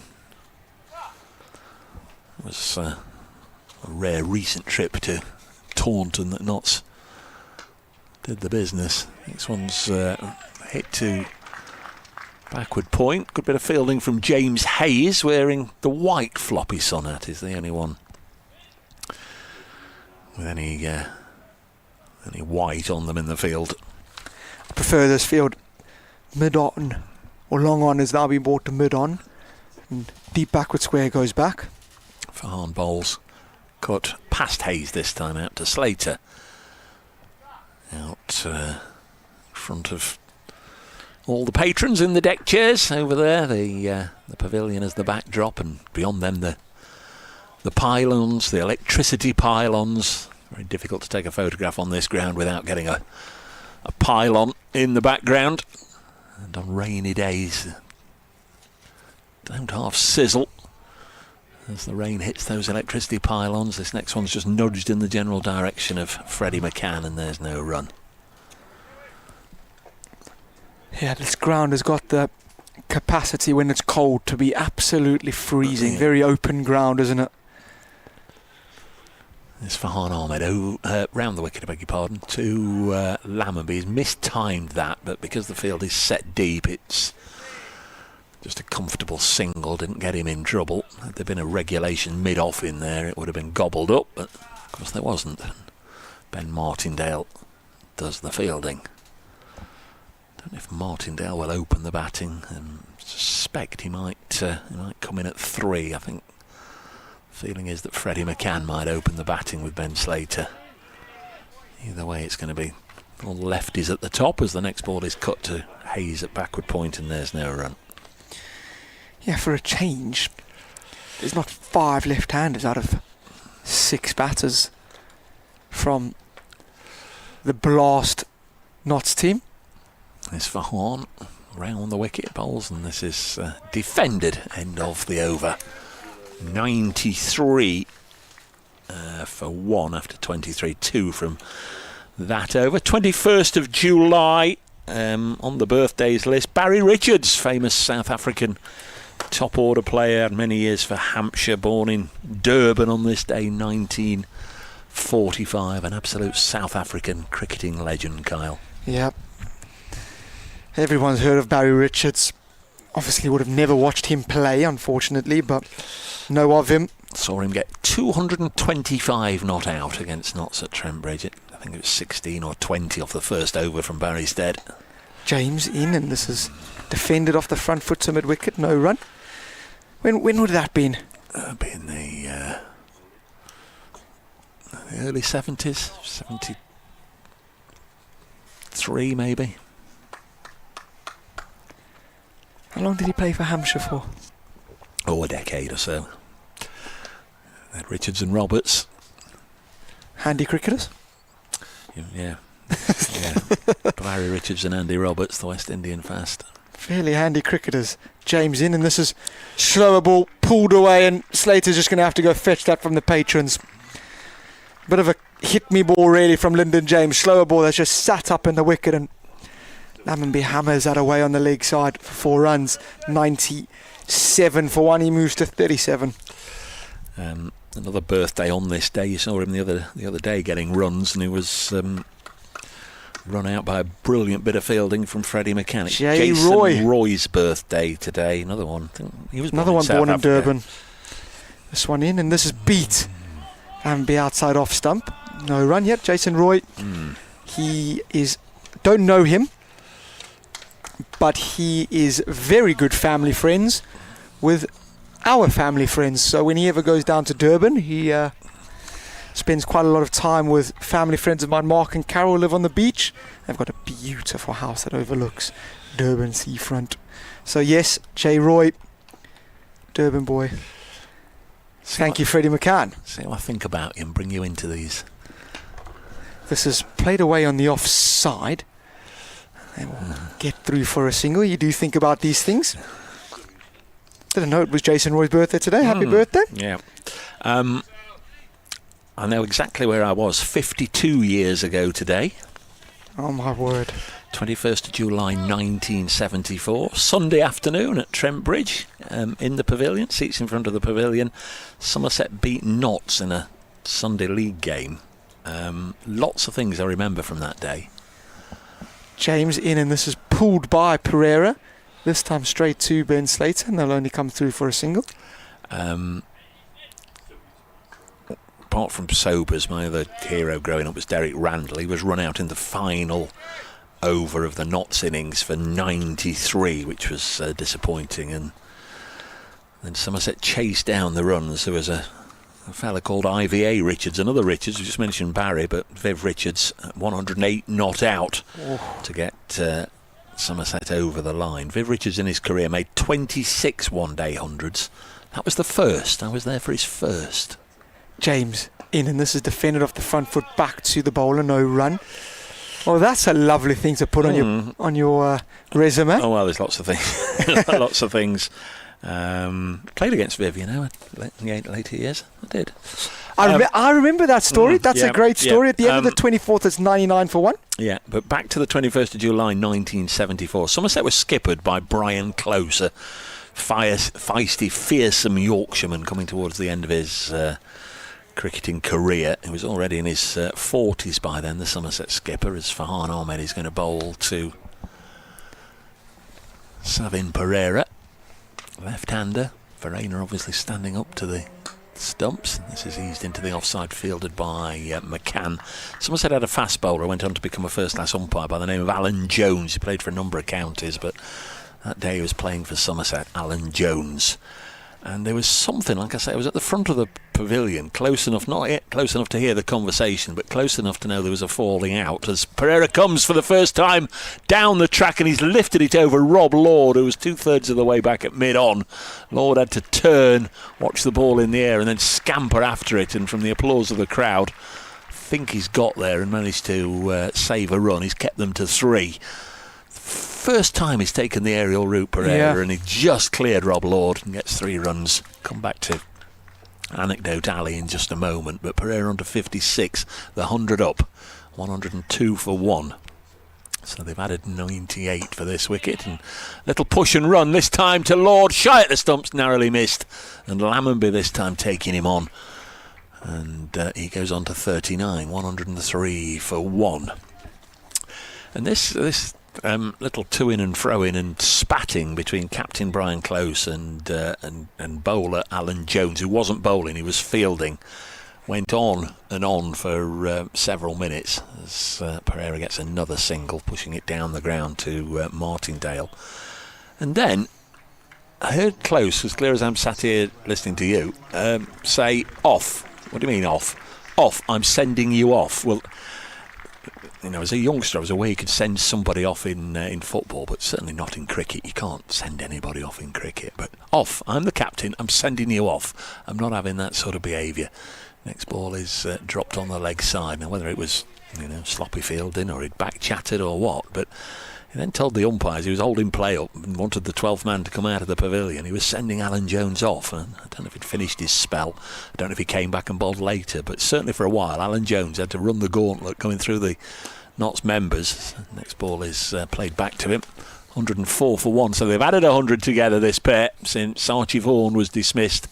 And we're at the end of the 25th. I think there's going to be a drinks break here at Welbeck, where Savin Pereira has 57 and Tom Lammonby has 39. Somerset 104 for 1 at the halfway stage. So yes, he sent somebody off. He sent him off. The captain sent him off, and that's the only time I've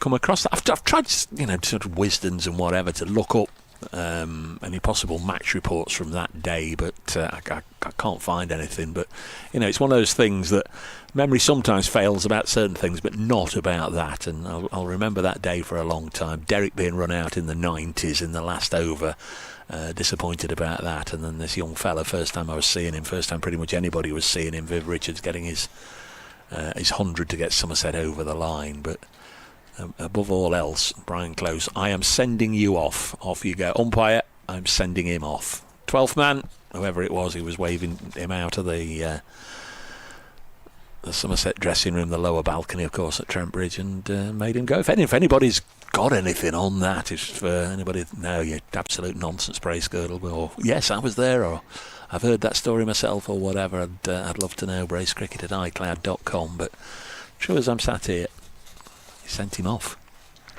Wow. Never ever heard of someone being sent off. No. I know some big fast bowlers, not us spinners. Us spinners are hard. We don't ever go off and have a bit of a rest on the sideline. I know the fast bowlers sometimes go in a 4-day game or a hot 1-day game when they've had enough. Give me a break. Give me a rest. The 12th man has to come on. Not never had a captain say. It was a disciplined thing, clearly. It was either, and I don't know, so that would be just speculation. The speculation is he was either disappointed with the effort he was showing in the field, or he'd given him some lip. And those that will know of Brian Close, even if you didn't know Brian Close, but those that will know of Brian Close will know that he was a straight-talking Yorkshireman who wouldn't necessarily appreciate somebody giving him some lip, and he would a Yorkshireman with that doesn't sound like any Yorkshireman I know. There's one in the Somerset dressing room. Who's that? Steve Kirby? He's a fiery Yorkshireman that's got red hair. I don't think he's in the same category. Just quickly, whilst we're in the interval, the drinks interval at the moment, still here at Welbeck, the bowling figures. Brett Hutton, 9 overs, 1 maiden, 1 for 26. James Hayes, 5 overs, 2 maidens, none for 22. They really did have a tight lid on things. The first 5 overs, Somerset was 6 for 1 after 5, so they've really accelerated since then. Rob Lord, 3 overs, none for 21. Lyndon James, 4 overs, none for 18. And Farhan Ahmed, 4 overs, none for 17. You're listening to Dave Bracegirdle, Carl van Vollenhoven on the Trent Bridge live stream on an away day for us. We're in a field in North Nottinghamshire. We are in your favourite tent. But I must admit, best lunches around, I would have thought. Nice little pizza. There's a lot of ants as well. I shouldn't be surprised because we are in a field in North Nottinghamshire. There's a lot of ants. There are a lot of ants. Table a little bit rickety. I'm looking forward to doing a little bit of fielding later. As I said, I'm right by the boundary rope. If a catch goes up and there's no one near, I want to be the one to go and grab it. I'll make sure to take my microphone off so I don't destroy everything. Don't worry. But it looks like we're going to have a change in bowling, and it looks that it's going to be young Freddie McCann, who had the golden arm to run out Jason Roy last week Wednesday. Yeah, it was 12th man then. He was also 12th man for the semi-final at Edgbaston. A defeat to Hampshire. A little bit disappointing that he played most of the competition, didn't play in those 2 games. But it was also a little mystifying that Joe Pocklington didn't really get the opportunity. He neither batted nor bowled in the semi-final. But there we are. Yeah, a bit strange. I thought that as well. We've got Freddie McCann. Going to be bowling his right arm bossed off spin. Savin Pereira on strike as McCann goes and starts with a full toss. Well, that's got away with it. He's only gone for 1. I met a man this morning, Kyle, who told me his grandson, his name is Freddie McCann. Amazing. Wants to bring him to a game when he's a little bit older and get a photo with Freddie. The 2 Freddie McCanns. That's absolutely fantastic. Freddie McCann into Lambie. He's driving this solidly down the ground. They will get back for a single. Only the 2 list A wickets for Freddie. He played 10 games. This one in, and this is defended by Savin Pereira up in the block hole by McCann. it's safe to say with Freddie, he's so young. But I almost feel like he's been around for forever. That's a cause-it single, isn't it? It is. This is back at Freddie, and it's caught and bowled.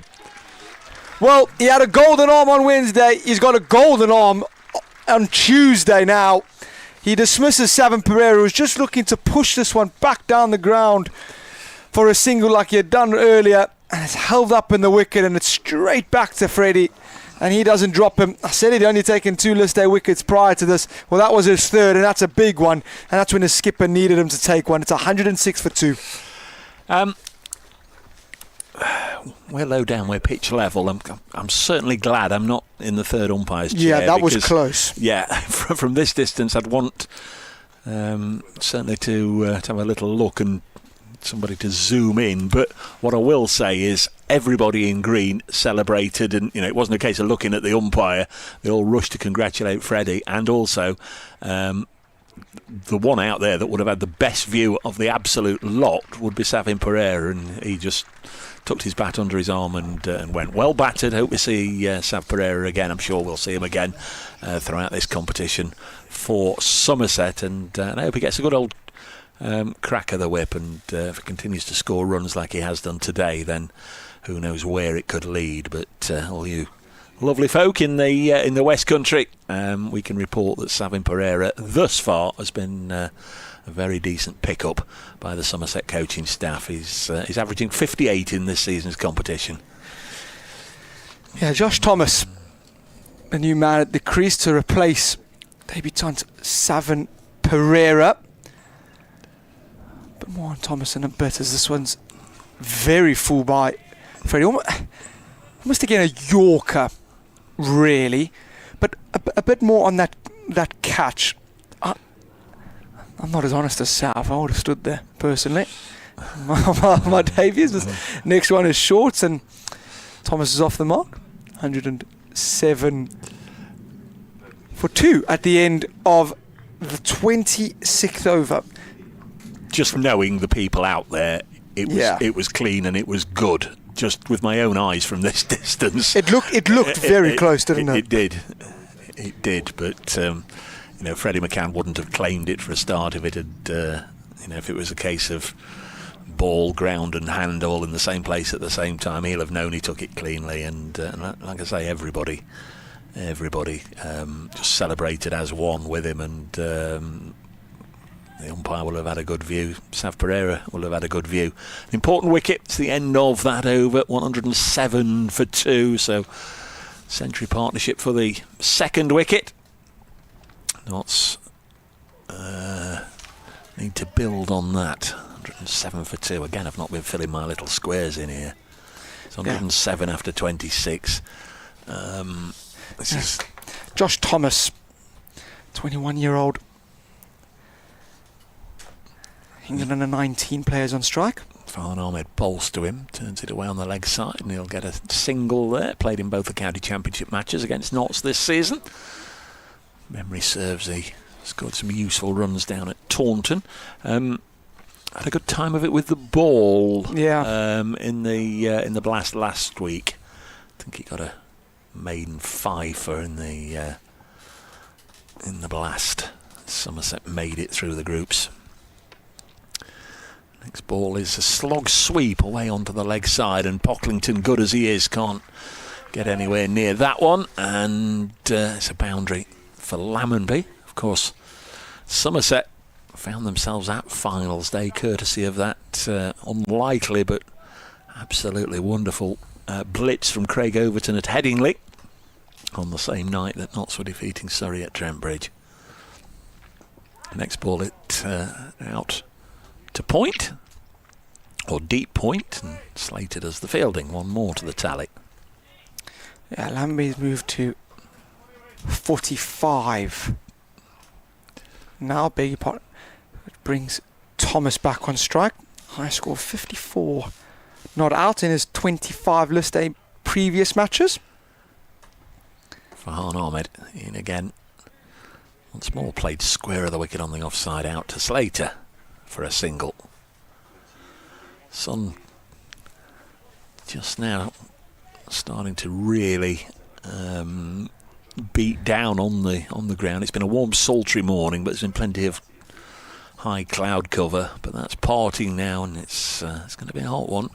It stays like this, it'll be hot for the Somerset fielders this afternoon, when knots are chasing, and it'll be hot for the batters under those helmets. This is turned away nicely by Lammonby for 2 more as Pocklington, who hasn't yet had a bowl, fires it in from the deep.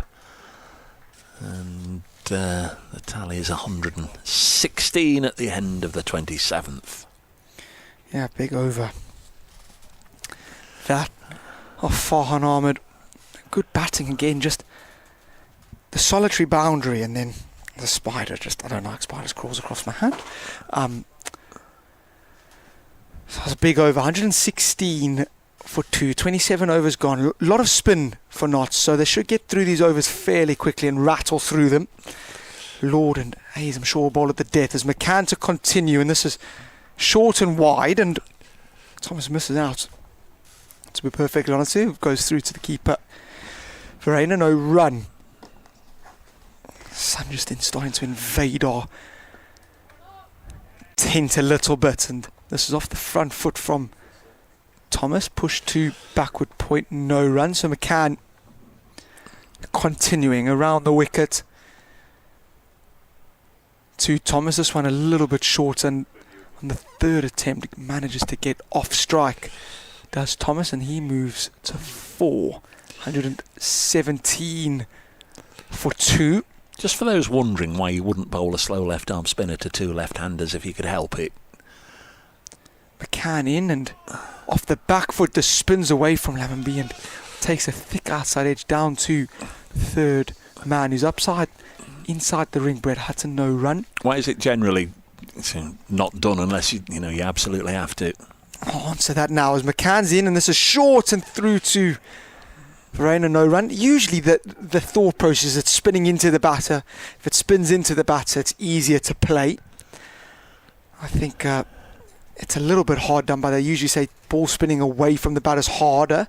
This is swept away on the leg side, and Hayes does the fielding, and they only get through for a single. So that's potentially why we haven't seen Joe Pocklington yet. 119 for 1 at the end of the 28th. 2 coming from that one. Was it 118?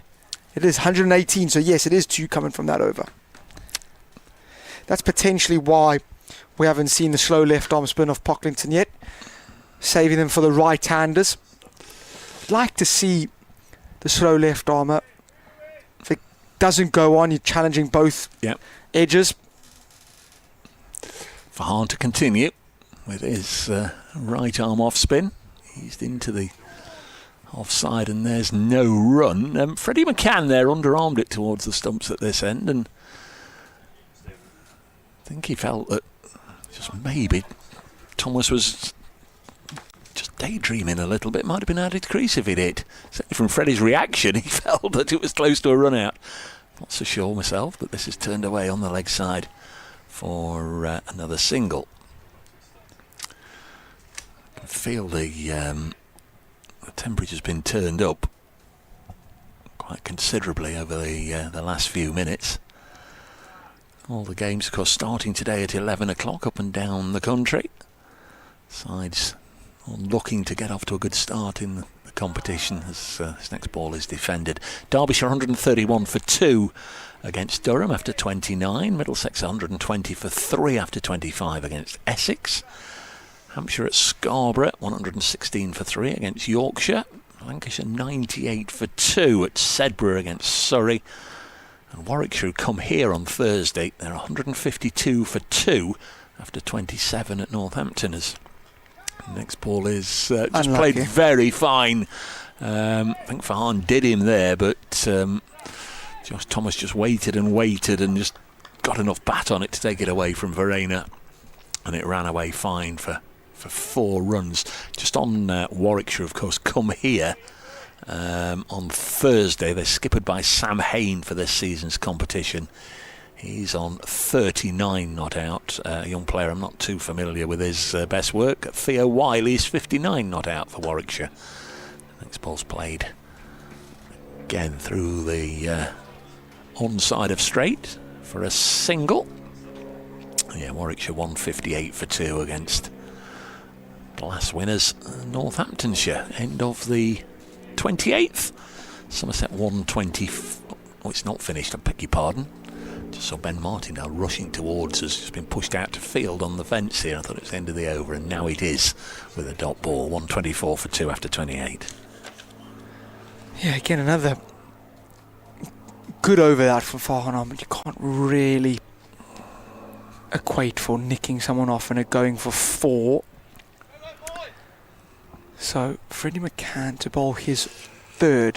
I don't think we are far away from seeing Pocklington bowl here. I'd like to see him introduced sooner rather than later. We're in the 30th over. McCann goes nice and straight to Thomas, who's defending this trim at wicket. No run. What Notts have done well is they've got through their overs very, very quickly so far. This one's short and pushed away into the offside. They run the first one hard. Don't think they're going to be able to get back for 2. It's good work out there on the sweeper boundary by Pocklington, who's saved a couple of runs more than what Dave and I gave him credit for earlier. I don't think he'd get to a couples. This next one is a little bit of spin. Just off the back foot, Lambie just defends it into the offside and has a bit of a look at the wicket to go, it's done a little bit more than I thought it would. McCann again, this one slightly shorter, that one spun a little bit more, and Lambie's probably missed a very good opportunity to knock that one into the offside to reach his 50. Freddie reloads and goes again very, very quickly, and this is a lovely ball. Defended off the front foot into the offside. No run, and I feel like we're in T20 mode all over again, just flying through this over. This is just pushed into the offside again. No run, so a very, very tidy over. And one comes from that McCann over. It's 125 for 2. Fine armour to continue. Gaz has been back in touch. You remember Gaz? I do remember Gaz. Yes. Congratulations, Kyle, on the birth of your little one. Brackets, not Dave. Reading that out made my wife smile. She says she's loving the calming commentary in between the beeping of the machines. We're having a boy. If it were a girl, she would have been Willow, but the wife doesn't know that it was because of my love of cricket. That's a fantastic name. Really, really good name, that, yeah. I remember those beeps monitoring the baby's heart rate to make sure that he's all healthy and ready to go. But, lovely way to spend your pre-labour or labour. It's Farhan Ahmed bowling. Just paddled round the corner for a single from Lammonby. That'll bring him a very fine half century. Came in the first over. Tom Lammonby. Just bring up the stats in a moment. Didn't quite hear the tannoy. Next one's hit into the offside, fielded by McCann. 80 balls and 4 fours for Tom Lammonby.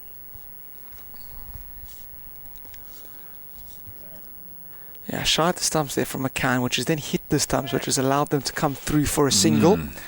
I'm going to be very honest with you. If that was off my bowling, I would be fuming. Not really a need for that. Farhan in again to Lammonby. He'll push this down the ground for a single. Hard work this for the bowlers and for the fielders. Just got to keep pegging away and just hope you can somehow create a little bit of pressure. I'm wondering if Somerset will contribute to the fall of 1 or 2 wickets themselves when they look to go through the gears and score quickly. This one's pulled into the leg side. It was in the air, but falls well short of Joe Pocklington. Yeah, I think the word that you've just mentioned there, pressure, is the way forward here. got to find a way to sort of stem the flow of runs from both ends. The platform that Somerset have set themselves, they'll be looking to go big, and Notts can just halter them for about 5 or so overs. They can pick up a couple wickets back to back. Farhan in again, and play and a miss from Lammonby goes through to the wicket-keeper. End of the over, 130 for 2 after 31.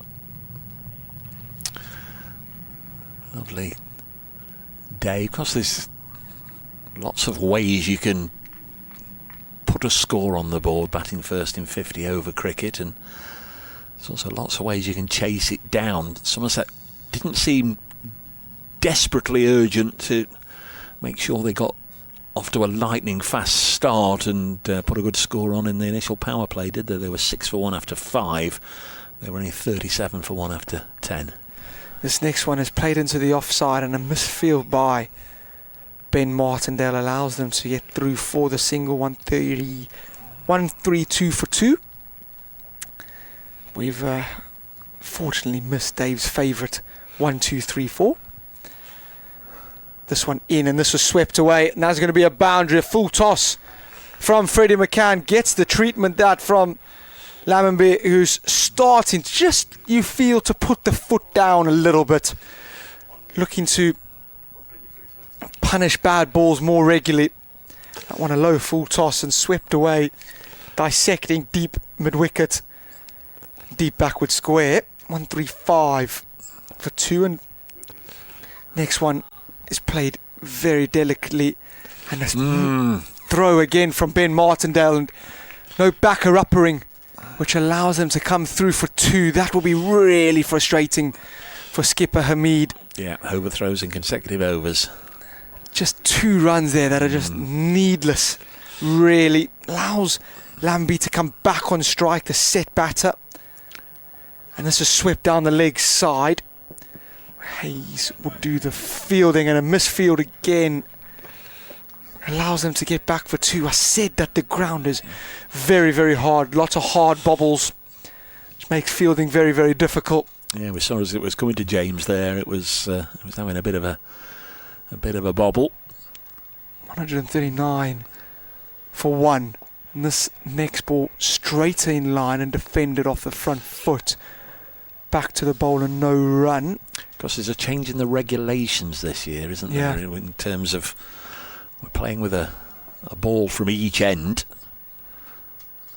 McCann in, and this is short and pushed, and Martindale does the fielding, no run. Good work. And is it the last 15 overs? Yeah, I think at the 35th over they choose a ball from out of the 2, and then that's the ball that they finish the innings with, which I think is it's really good. It allows, you don't have 2 pretty much brand new white balls that ping off the bat, brings a bit more reverse swing in and things like that. At the end of that one is 139 for 1 after 32. Yeah, so Notts going at 16 overs an hour, which is where we should be, because it's bang on 1 o'clock. Now the score I like is 1, 2, 3, 4, 5, which they call a Lou Bega in the game now, or some do, as Farhan Ahmed bowls, and this is dropped on the leg side. Are you familiar with the work of Mr. Bega? I'm not at all. No, don't know who Lou Bega is.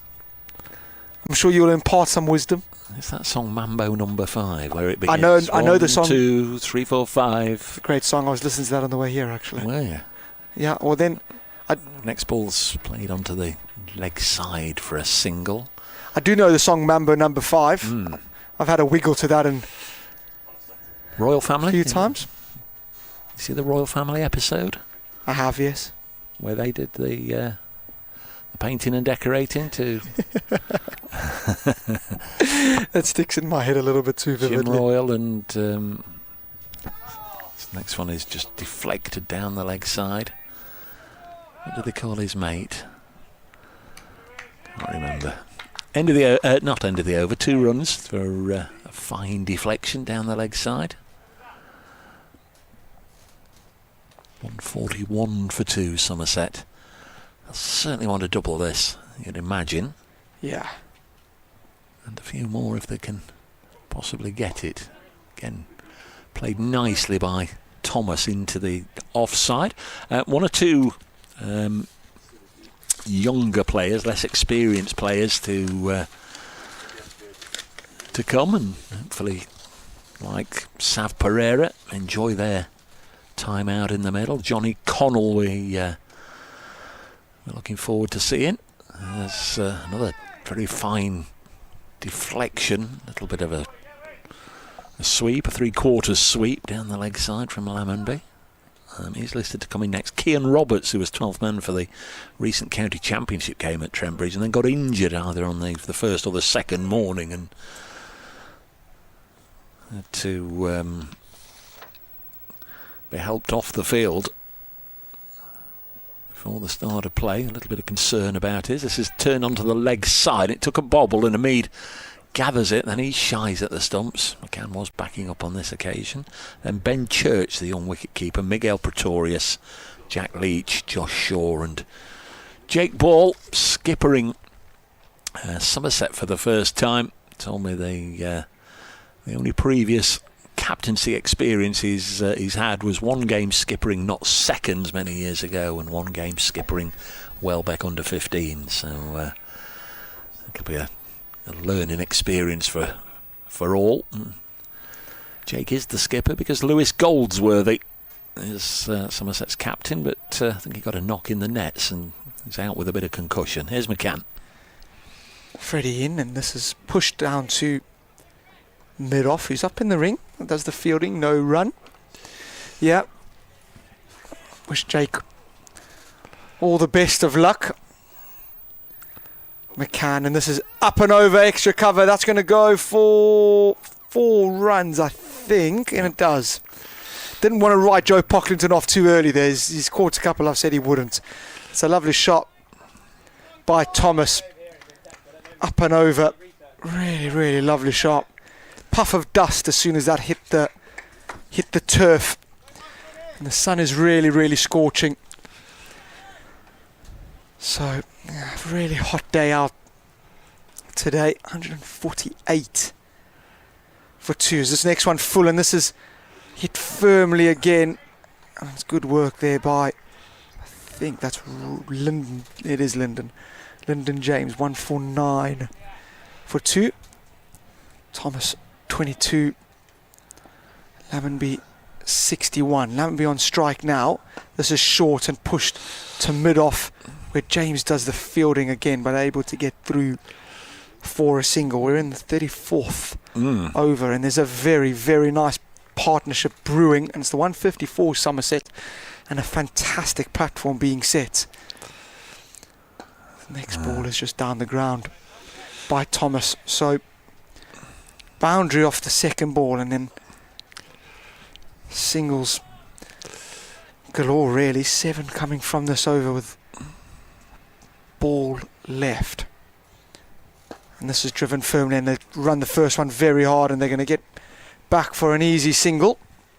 So at the end of that one, it's 152 after 34, and I'm going to take a break. Yeah, you'll be pleased to know I've enlisted some unpaid labour to replace Kyle for the next 20 minutes or so, which again gives us all a bit of a break. He thinks he's gone off to have a nice little break, but maybe just I'm the winner there. I don't know, but more from Kyle in the fullness of time. If you want to get in touch, bracecricket@icloud.com, and I'm delighted to say that popping up from the West Country just to spend the day in a field in North Nottinghamshire, Harry Everett, who contributes to the Somerset live stream, amongst many other things, cricket author, broadcaster, journalist and all-round good egg, wearing Tim Groenevald's old throwaway shirt, has popped in to say hello. Hello fella, how are you? Yeah, love it. It's nicer than the average field up near Mansfield that you call it, but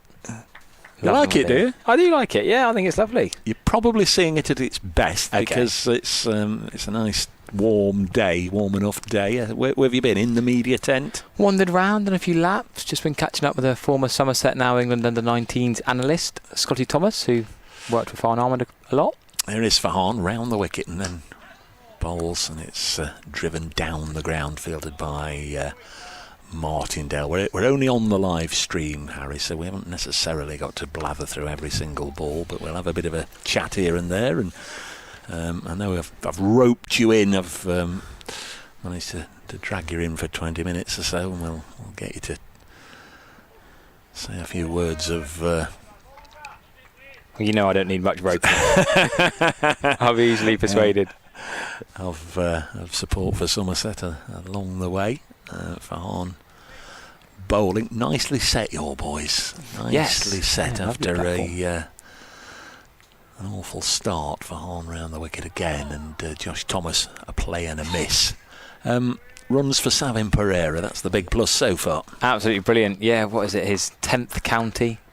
3.5 years of, I think it's 14 hundreds and twos cricket. I was over with his family by the balcony. They were celebrating his every run. Big following he's got. Very popular lad. Be interesting to see how this develops between him and Somerset. Down the leg side from Farhan, a slog sweep from Thomas. He's only going to get one run. Umpire at this end, Tom Longley, is going to tap the knee. There wasn't any bat involved, so a leg by there. Do you know how the association has developed? Because we all know him as a prolific run scorer in this part of the world in the Notts Premier League. Is it Cavalier? Yeah, the Cavs he plays for, along with Farhan Ahmed, who's bowling at the moment. This is hit into the offside. Slight fumble off the fingertips of Freddie McCann, and they'll come back for two before Ben Slater tidies up with a throw that brings up a huge puff of dust as he bounces it. If not, it's Byron Hatton Low out there. He's snuck on instead of Ben Slater. Not sure what they're applauding. 156 for two. Is it a 50 partnership? Could well be. Yes, it is. Quick maths. It is. Yeah, brilliant work. It's Farhan in again. Lovely straight blow down the ground. And that will go just one bounce for four. Not yet had a six. Thought that was going to be the first, but lovely clean strike to end the over. 160 after 35 overs, so 15 to go. Is it at this stage they have a look at the two balls? Oh yeah, it gets complicated, doesn't it? Yeah. The two ball thing. We've had 35 overs. Anyway, the umpires aren't getting together at the moment, but there are drinks and towels being brought out. So what's brought you on your day off all the way up to a field in North Nottinghamshire? Well, I've timed it quite well, or Somerset playing Notts up here is timed well. I was asked a while back actually to be on Voice of God duty, which seems a very glamorous title, on the PA announcing at Kibworth tomorrow. Okay, Leicestershire. Yeah. Leicestershire, Gloucestershire tomorrow. So I was asked to do that a while back, and I said no last year because it was a long way to go for one day's work. You know, as much as I love a minimum wage cricket job, it was a lot of travel. And then I thought, actually, I could tie it in with this. Never been to this outground. And then I'm going to play MCC cricket in Wales on my way back home. Just the job. Do you want to have a bit of Rob Lord from the far end during the course of this over? Rob Lord into Josh Thomas. That's down the leg side, and it's going to be given as a simple wide. Yeah, Rob Lord, wasn't he top wicket taker for Notts in the One Day Cup last year? Yeah, he was, and he also played a dramatic role in a high-scoring tie here, getting 83. Yes, I watched that. Against Worcestershire. I think Rob Lord played in the first championship game of the season at Taunton. He did indeed. Which was a slight surprise pick with a couple of injuries. He's going to come in again to Josh Thomas for his first legitimate ball of this over. Whipped into deep mid-wicket for probably just one run. Oh, bit of a fumble actually. They're going to come back for two. Sort of spun him out deep mid-wicket. But yeah, keeps it to two. Yeah, Brett Hutton was there in the 13 and he hadn't had any pre-season at all. Didn't go on the pre-season tour and didn't play in any of the pre-season sort of warm-up friendlies, we call them, don't we? He wanted to play. He was a little miffed that he didn't, but it was probably a right call to go with somebody who'd done all his pre-season work. Rob? Yeah, well, the tall right-arm seam of Rob Lord is this time better length outside off stump, dotted into the offside. Somerset have been here before, but you didn't come. No, it was raining, wasn't it? Yes, it was. That's a good decision to not come. And your very good mate, Mr. Trigo, was the Notts skipper that day. Didn't he have a role towards the end of his career as like Two's One Day Cup sort of captain coach? Yeah, Daryl Mitchell was sort of doing similarly, I seem to remember. Yeah. He will embellish that further, Yeah, no of doubt. course he will. Make it sound a lot more better than it is. Well, Lorden again to Josh Thomas. This is a straight delivery, defended straight back down the wicket. Josh Thomas not opening the batting today like he does in the county championship, but coming at number 4 when Lewis Goldsworthy comes back, hopefully for Friday after his concussion at Headingley on Wednesday. Ah, right. You'd think Goldsworthy will bat 3. I wondered if it had either a clonk at the weekend or a clonk in the nets, because it seemed like yesterday the club only put out the fact that he was captain, and then 2 hours later, now Jake Ball's going to be captain. Yeah, just because it's at home ground. Yeah. Nice gesture for Jake Ball. Lorden again then. Josh Thomas is again defending. Yeah, Goldsworthy captained at Wadebridge in the showcase warm-up game. I was there. That was another time I was on a microphone in the gazebo. I think I was the only one there. I was on the microphone on the PA system to the Wadebridge Cricket Club, and I think only one speaker worked. It was a day of me talking to myself, basically. I have a lot of those. But Lewis Goldsworthy captain then back in Cornwall, his home county, and I think he will be a good 50-over captain, but Jake Ball gets this one game. Lord then to Josh Thomas again, dotting it. No, he's managed to get that past extra cover, square out to deep cover for 1 run. You know this is Jake's club, don't you? Yes, yeah. Nice touch. Yeah, the old Welbeck Cricket Club played in the village of Welbeck, a few miles away, as a colliery club. But once the colliery closed, they wanted all the land, all the ground, everything back, and the cricket club appeared as if they were going to be homeless before a benefactor, John Fretwell, came up and bought this ground for them. Yeah, I got a bit more on that actually, as Lord is going to come into Lamoy this time, short down the leg side. Is that going to be given us wide? No, the over will be completed with that dot ball. Yeah, a friend of mine, Ian Buchanan, is from around here, from a village of Langwith. Yeah, Langwith. And he said, John Fretwell's a good friend of my sister Angela, so it's that area. Knows well. We're near Mansfield. I think he's a Mansfield Town fan. That'd be the Stags. Yeah, that's the nearest football. Is that your football? That's who I commentate on in the little period between the cricket season finishing and the cricket season starting. I think I might have done a bit of BBC Live texting listening to you actually. I can only apologise. Yeah. Can only apologise. Who does Dave Fletch do? Is he Derby? He's Burton Albion. Burton Albion, that's it. I think I might have heard, because it made me chuckle. I was in the winter and I heard 2 cricket commentators. Would Burton have played Mansfield in the last? Yeah, and I found that hilarious that I was doing the live text on 2 cricket colleagues. Lyndon James is changing ends. It's 164 for 2 after 36. Acceleration's got to come at some point, you would imagine. They won't want to leave runs out there. James bowls and Thomas drives up to Brett Hutton. They certainly didn't look to go hard in the initial power play, did they, after the loss of Archie Vaughan? It was 6 for 1 after 5 and only 37 for 1 after 10. Yeah, there's been a bit of talk in the last week, well, since Saturday when Somerset got knocked out of the blast, about the acceleration at 5, 6, 7. This young lad, Johnny Connell from Berkshire, might be brought in for that role. James in again. Nice looking shot from Lammonby into the offside, out to Ben Slater. Single taken. Well, previous years, Ben Green, Sean Dixon, there's been the 2 Roo boys last year. Yeah. So there's less experience now, 5, 6, 7. Kean Roberts is a all-rounder, but more of an accumulator. You look at Ben Church, he's more of a keeper, young lad from Taunton School. Mickey Pretorius will give it a whack, but he's not really a number 5 or 6.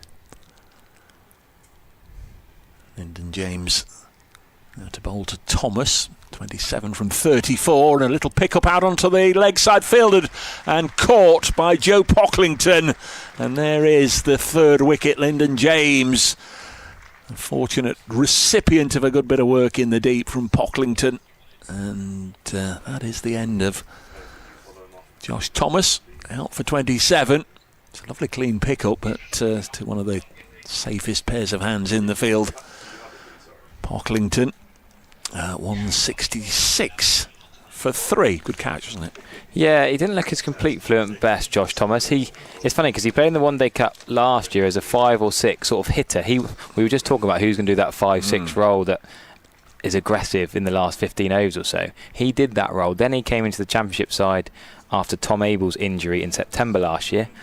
got runs at Chelmsford last game of the season, then got his opening spot at the start of this year. And Josh Thomas has been brilliant as an opening batter in red ball cricket, which has been a problem for Somerset for years. They've had so many different partnerships. And now today he's in at 4, so he's been moved around a little bit, but we'll see Tom Lammerby continue. I think they might go left, right hand now. I think Johnny Connell will try and be the aggressor. And this is his debut for Somerset. One of 3 debutants. Along with Pereira and Church. There's a bit of talk about Joseph Eklund, who scored runs for Somerset, Gloucestershire and Worcestershire 2s. He's gone to Gloucestershire for the One Day Cup. But Ben Church will keep for Somerset at the moment. You never know, one of the Roo boys might come back, if not picked in the other tournament towards the end. But yes, it is the period where players tend to fluctuate between competitions, between sides. Lyndon James into the debutant. Pushes this back to the bowler who made, so I was reading yesterday, 150 against Middlesex a couple of years ago in one of those pre-Metro Bank 50 over matches against the national counties. He also opened the batting with former Somerset One Day Cup opener George Thomas in a Sussex 2s game where he scored 100 earlier this year. The ex-university student gives the ball a whack. Lyndon James to bowl to him. Again turned away for his first run in Somerset colours, down to James Hayes in front of the media marquee. Scampers back for a second. I feel like that should have been an easy 2, but a little bit of nerves. You don't want to be run out for 1, your first scoring shot. It should have been turn and go, but he was just checking. We were talking earlier, it is quite a big outfield there, actually. Not been any 6s yet. It's all very different from when Notts first came here 11 years ago, and the likes of Hales and Vessels were repeatedly boshing it into the field away to our left.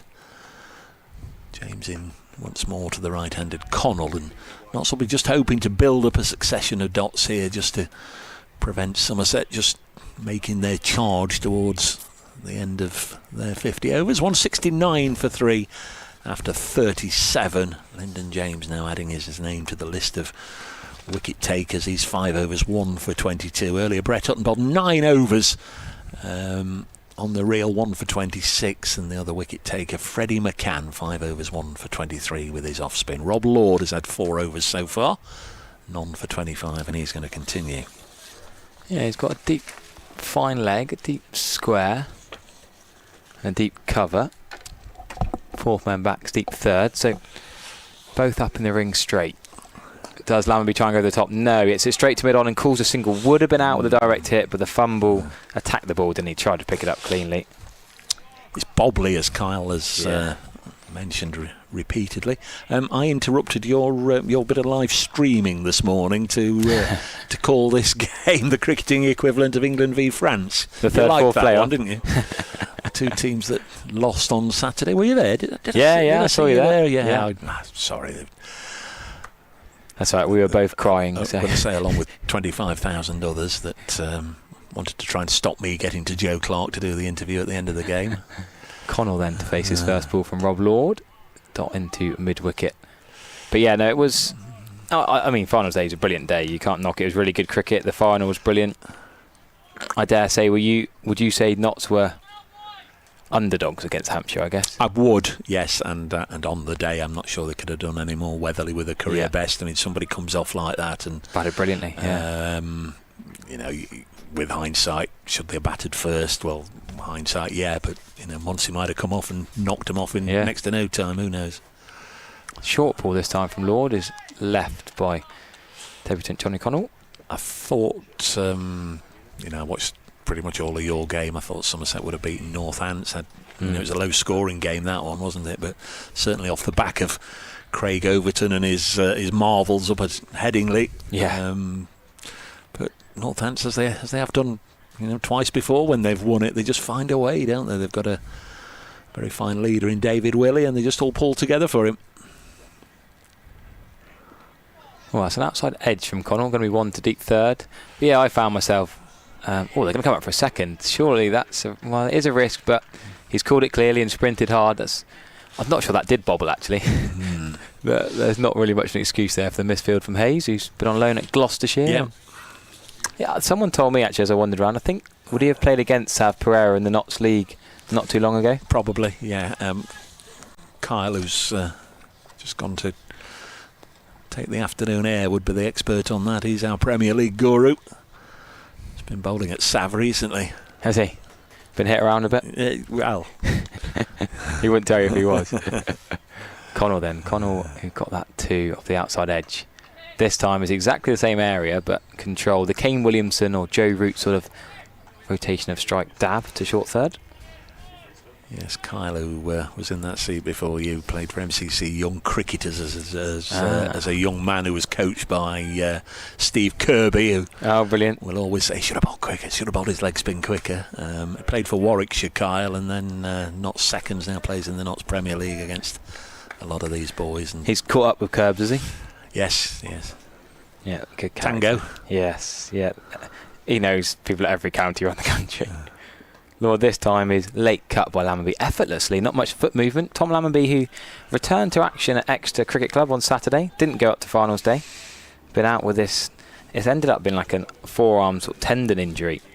He's been doing these weird exercises, like it looks like a little fidget spinner. He's been trying to sort out the injury in his arm. It's not been right all season. Played a few games when he probably shouldn't have done, but hopefully he's coming nearer to full fitness for the One Day Cup, because his bowling was so impressive last year in this tournament as well. 173 for 3 after 38 overs. Still going to be Lyndon James. I think this is a crying shame we've not seen Joe Pocklington, slow left armour, and Yes. Kyle made all the relevant points about why he wouldn't be bowling to the 2 left-handers. But there's Lyndon James in again. This is hit down the ground now. Then will this go? Just can't quite see. It's not the first 6 of the day. A 1 bounce straight hit 4 from Josh Thomas. It's a big club ground, isn't it? Yes. Yeah. Because at Exeter, that's probably 6. Yeah.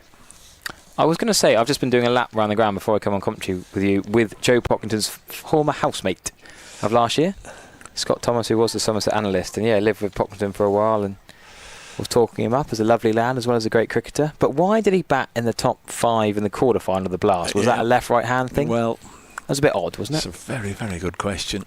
It's a very good question. Didn't get in the semi-final. Didn't bowl either.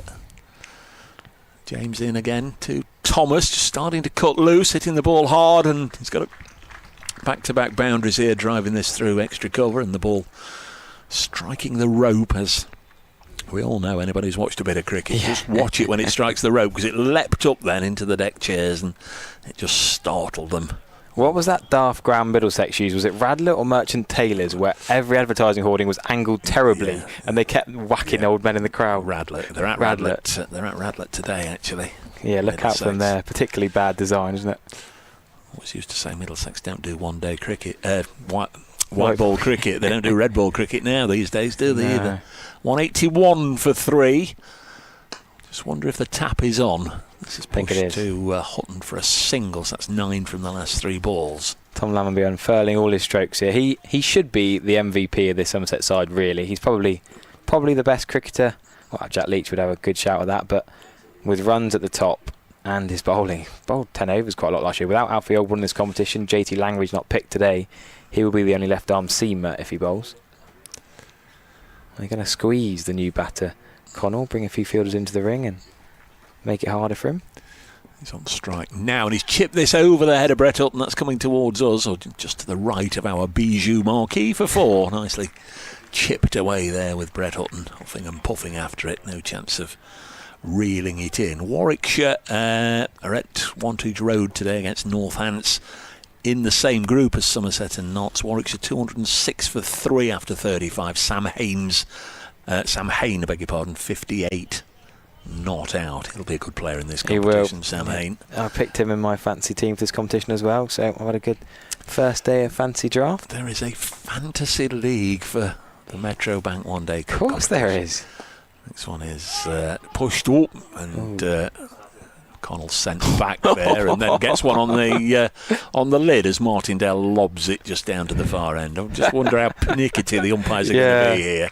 I was having this conversation around the field as well. There should really be a concussion check, but it wasn't particularly hard, so they might apply a bit of common sense. Well, it's tricky. What's common sense and what's the law? But I always shout, days of the week backwards. I got out last year where I edged it straight into the keeper's lid and then he caught it afterwards and, well, that's a dead ball. Yeah, there's a bit of controversy with the concussion rules, isn't there? It's a dot ball anyway after all that. Somerset 186 for 3. We're in the 39th over. Do well now to get that 300 we were talking about when the match started. This is pushed up to Hutton at mid-off for a single. 187 for 3 at the end of the 39th. Are you looking at 300 for a rough par? I mean, you said you've been here before against Somerset in the rain, but other games here? It's a quick outfit, isn't it? It's dry, Yeah, it's hard. Very, very dry, isn't it? I think Notts, if they kept them below 300, they'd be happier. Certainly from here, they'd be distraught if Somerset get 300, but it just depends if somebody comes after, doesn't it? I just think the Notts lineup is so stacked as well. With Slater, I mean, Carl Verheyen is arguably one of the best players in the whole competition. If you think of international cricket pedigree, you know, he got 100 in the World Test Championship final, didn't he? Which he didn't get 100, but he got the winning runs. He got the winning runs. Yeah, and he got the winning runs in the county championship, didn't he? Yeah, remember that. Well, Rob Lord is going to continue with his right arm seam to Connell then. One arm over the wicket. That's an even cheekier single than he attempted in the last over, but actually he's comfortable in the end. Lyndon James decided that there's no point risking damaging any bowling muscles and animals in. What's the ends called here then? Now this is a very, very good question. Open a can of worms. This is a very good question. This end we can say with absolute certainty. The Bijou Marquee end. Well, it's now called the Charlie French end. Is it? Brother of former England and Notts wicketkeeper Bruce French, yes. and uncle of Jake. Yes, of course.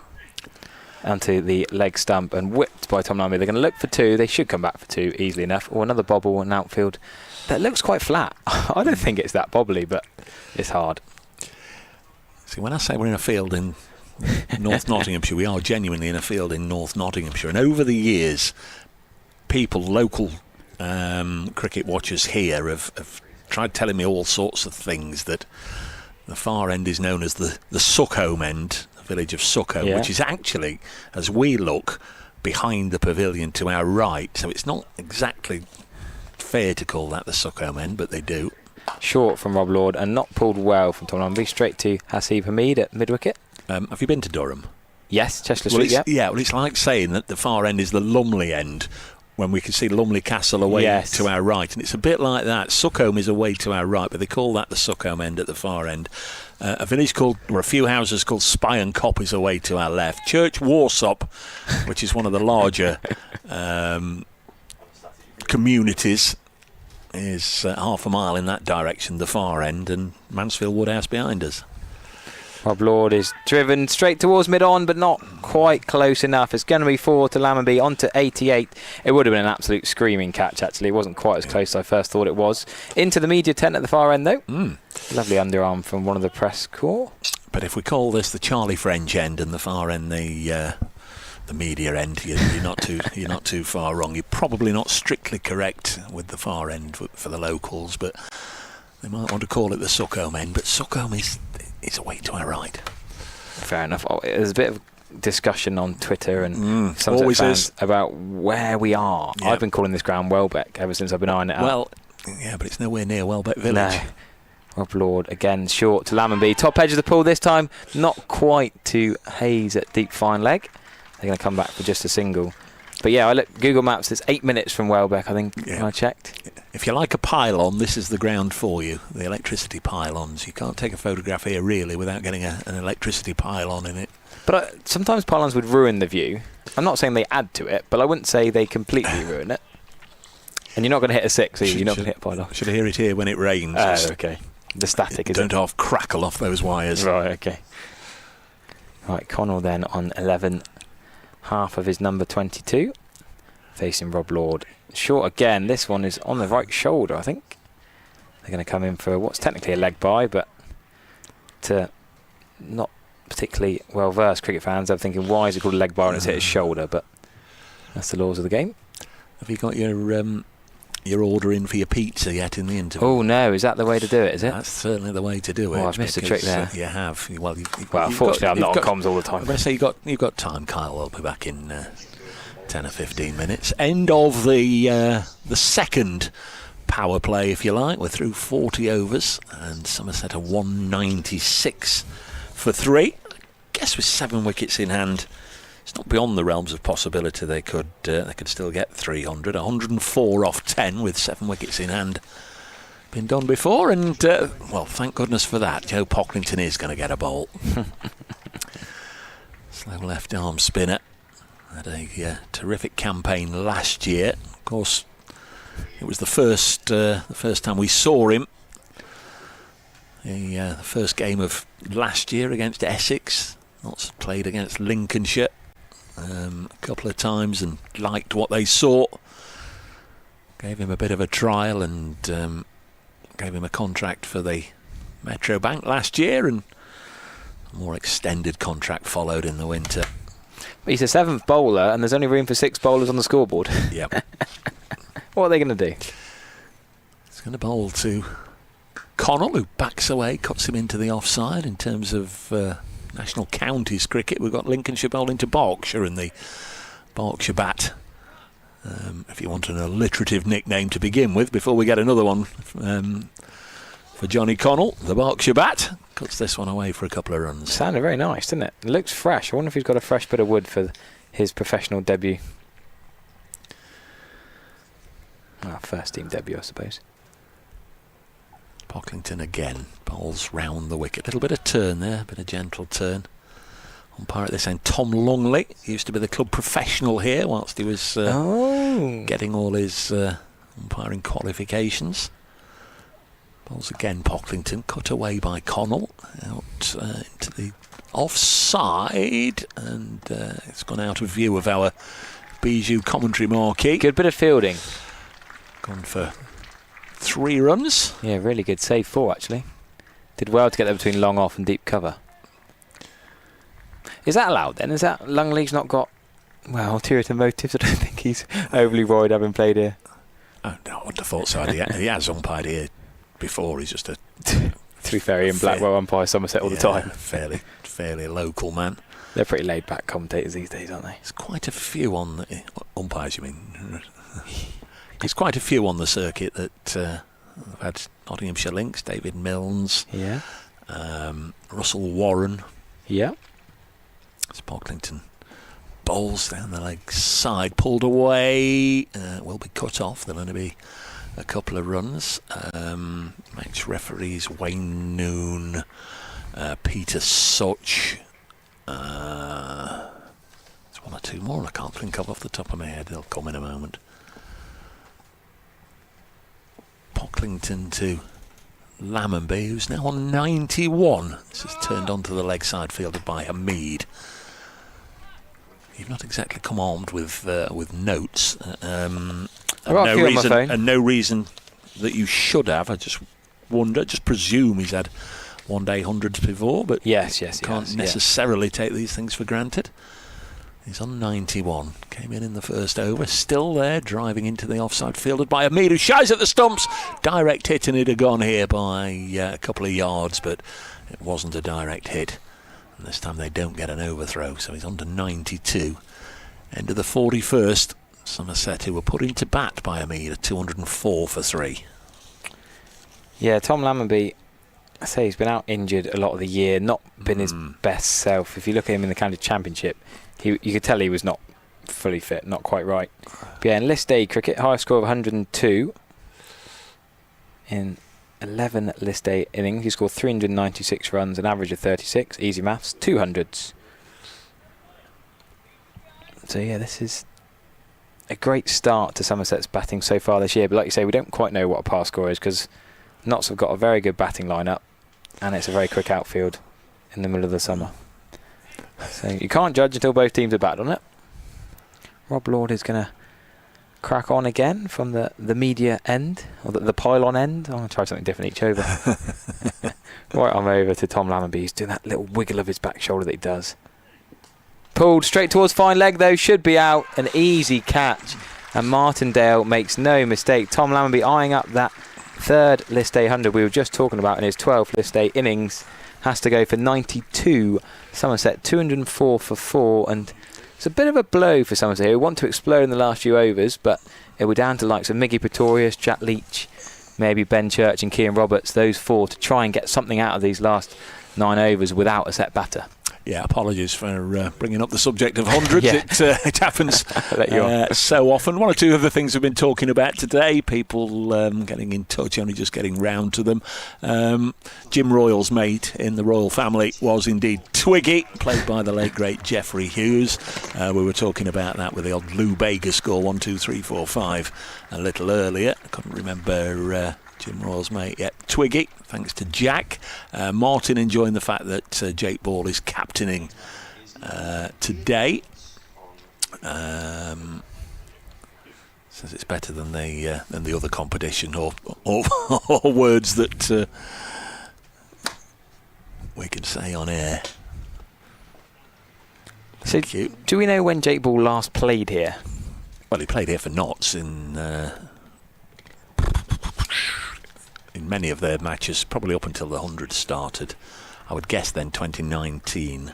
So pre-2019, this was used as a 50-over outground even before it became the Metrobank One Day Cup. Was it the Royal London One Day Cup? Yeah. It was still used as an outground. Yeah. And then twos games as well? Yes, all the time, yeah. It's like it is the first choice ground for that, I guess. It is the outground. Well, Cornishman Cian Roberts, I should have announced, is coming at number 6 to face Rob Lord for his first ball. Down the leg side for a wide first up. I wouldn't say it's the first choice second 11 ground, because I don't know if you're familiar with Lady Bay, just at the side of Trent there. That's Nottingham Sports Ground. Notts have been coming here since 2015 with... there's some names. Dan Christian, Alex Hales, Alex Hales, the first 100 on this ground. Ricky Vessel's got one. Wow, They've played one county championship match and it rained for 4 days. That was against Hampshire in 2019. Cian Roberts then, can he take any runs here? First ball that's not a wide, he goes for a big old cover drive and makes no contact. Last year, the 2 matches, Tom Moores scored 148 against Essex and was then picked up as an injury replacement, so we never saw him again. And in the tied match against Worcestershire, Jake Libby and Cash Alley both got hundreds for Worcestershire. We were talking about Saka graduates earlier on. I wandered around and I named Cash Alley straight away as a success story, along with Sav Pereira today. Lord then into Cian Roberts, yet to get off the mark. Short ball, pulled nicely. Just going to run 1. He's a very quick runner, is Cian Roberts, a good fielder, but they're not going to take a second there, no need. Straight to the fielder. County Championship match at Trent Bridge. He wasn't playing, he was 12th man, but he got injured. He got some sort of injury in the warm-ups, and we were a little alarmed and concerned. Anthony Gibson was obviously first to spot it, and he was literally carried off. And there was an injury to a Somerset player in that game, and I think he would have been the injury replacement. Well, that not happened. Connell to strike here down the leg side. A little tickle, so it's not going to be a wide, but no, it is a wide. Yeah, I don't know why the other took quite so long.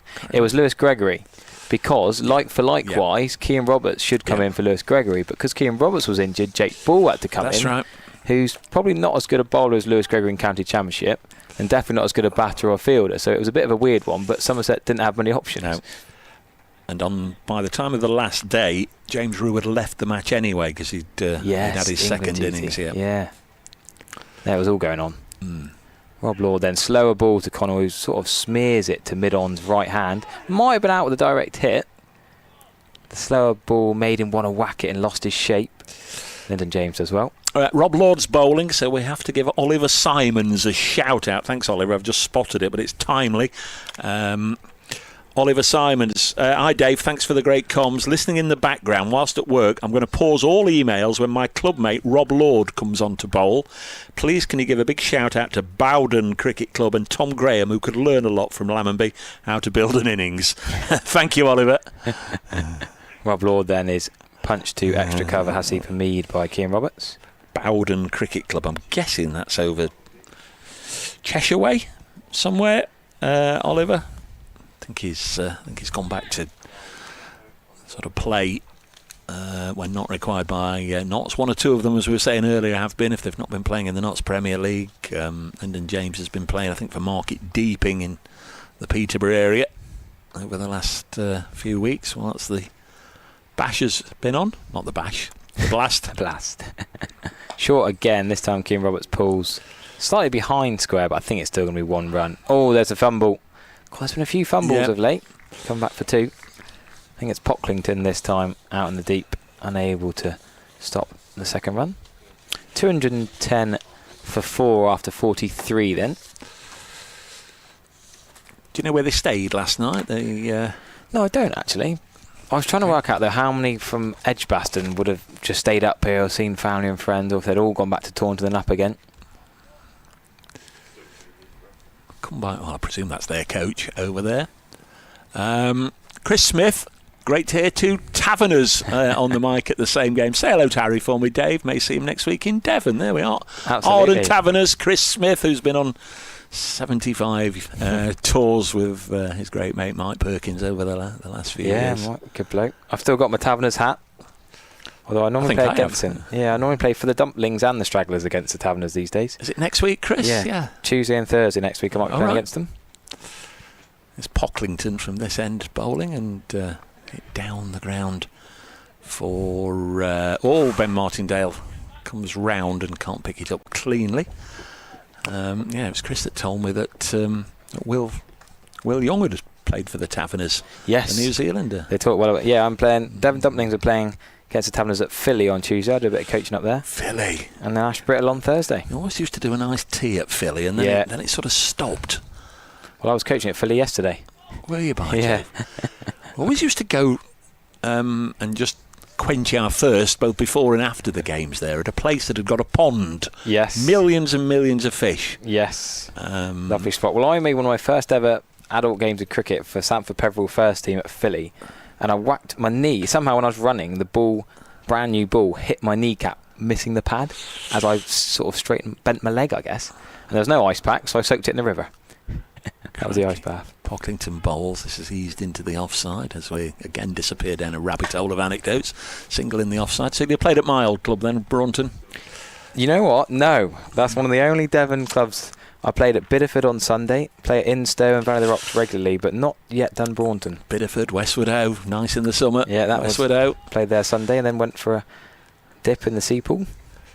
Pocklington bowls, and this is hit down the ground for a single. Bideford tried to tap me up the winter I arrived in North Devon. Come and play for us. I had to drive over there, and it just took forever getting through Barnstaple and getting round that side of the estuary and whatever. And now I'm going to play for Braunton just down the road. No, I should have turned up at Bideford on Sunday, really. Annoyed from the finals day loss. I was there focused on Sunday. Pocklington bowls and another single down the ground. Great days, great times, Devon cricket. I've previously had a sulk after a duck and gone in the arcades amusement bit, gone on the go-karts or mini golf. Yeah, was it Dodgems? Yeah, there's all sorts going on there. Yeah. All the grockles come down the summer holidays. That's right. Westward Ho with the exclamation mark. Yes. I played. This one's behind square. They'll get another single. We're watching the cricket, folks. So we're just having a bit of a blather, catching up and talking about some places that we both know in common. 217 for 4 after 43. Somerset. Certainly not so well ahead on terms of the over rate. I think they've got until 2:30. I think to bowl these overs. Well, only need 7 overs in about 40 minutes time. Or 7 overs to bowl, and they've got 45 minutes. Our pizzas might not be ready for the interval. So when did you order yours? I ordered them about 9 o'clock this morning for 2:30. Yeah, 2:30 was optimistic. Rob Lord's going to come in, and he's not got a short run up. Or Kyle did anyway. I've got staff for that sort of thing. That's not Kyle Verena. That's no. Commentary Kyle. Commentary Kyle. Well, Rob Lord is continuing. He's bowled continually from that end in my stint. While I'm over to Connell, short outside the off stump. Good fielding in his follow through. He's a dot ball. No, it's funny you mentioned the exclamation mark at Westward Ho, because I texted my family WhatsApp group, my wife's family WhatsApp group, where are we today? Cricket pitch by a beach. And not many people got it in either family WhatsApp groups. And then someone spelt Westward Ho without an exclamation mark. And my mother-in-law was an English teacher, and I said, God, you can't miss the exclamation mark. It's the only place in the country with an exclamation mark in its name. So deep cover, deep third back on the offside. Still mid on and mid off up in the ring. Connell tries to go over them, but skews out towards deep cover for 1 run. Kieran Roberts thought about the second, but not worth it. It was good from Ben Slater. Oh, it's a no ball. Oh, crikey. It's good from Ben Slater in the deep, not so good from Rob Lord, but Slater knew even if he came rushing in and threw himself forward diving, he wasn't going to be able to catch it, so he deliberately just backed off, let it bounce, just in case there was any sharp deviation or spin on the ball. It's one of them you shout, spin, and then he gets past them.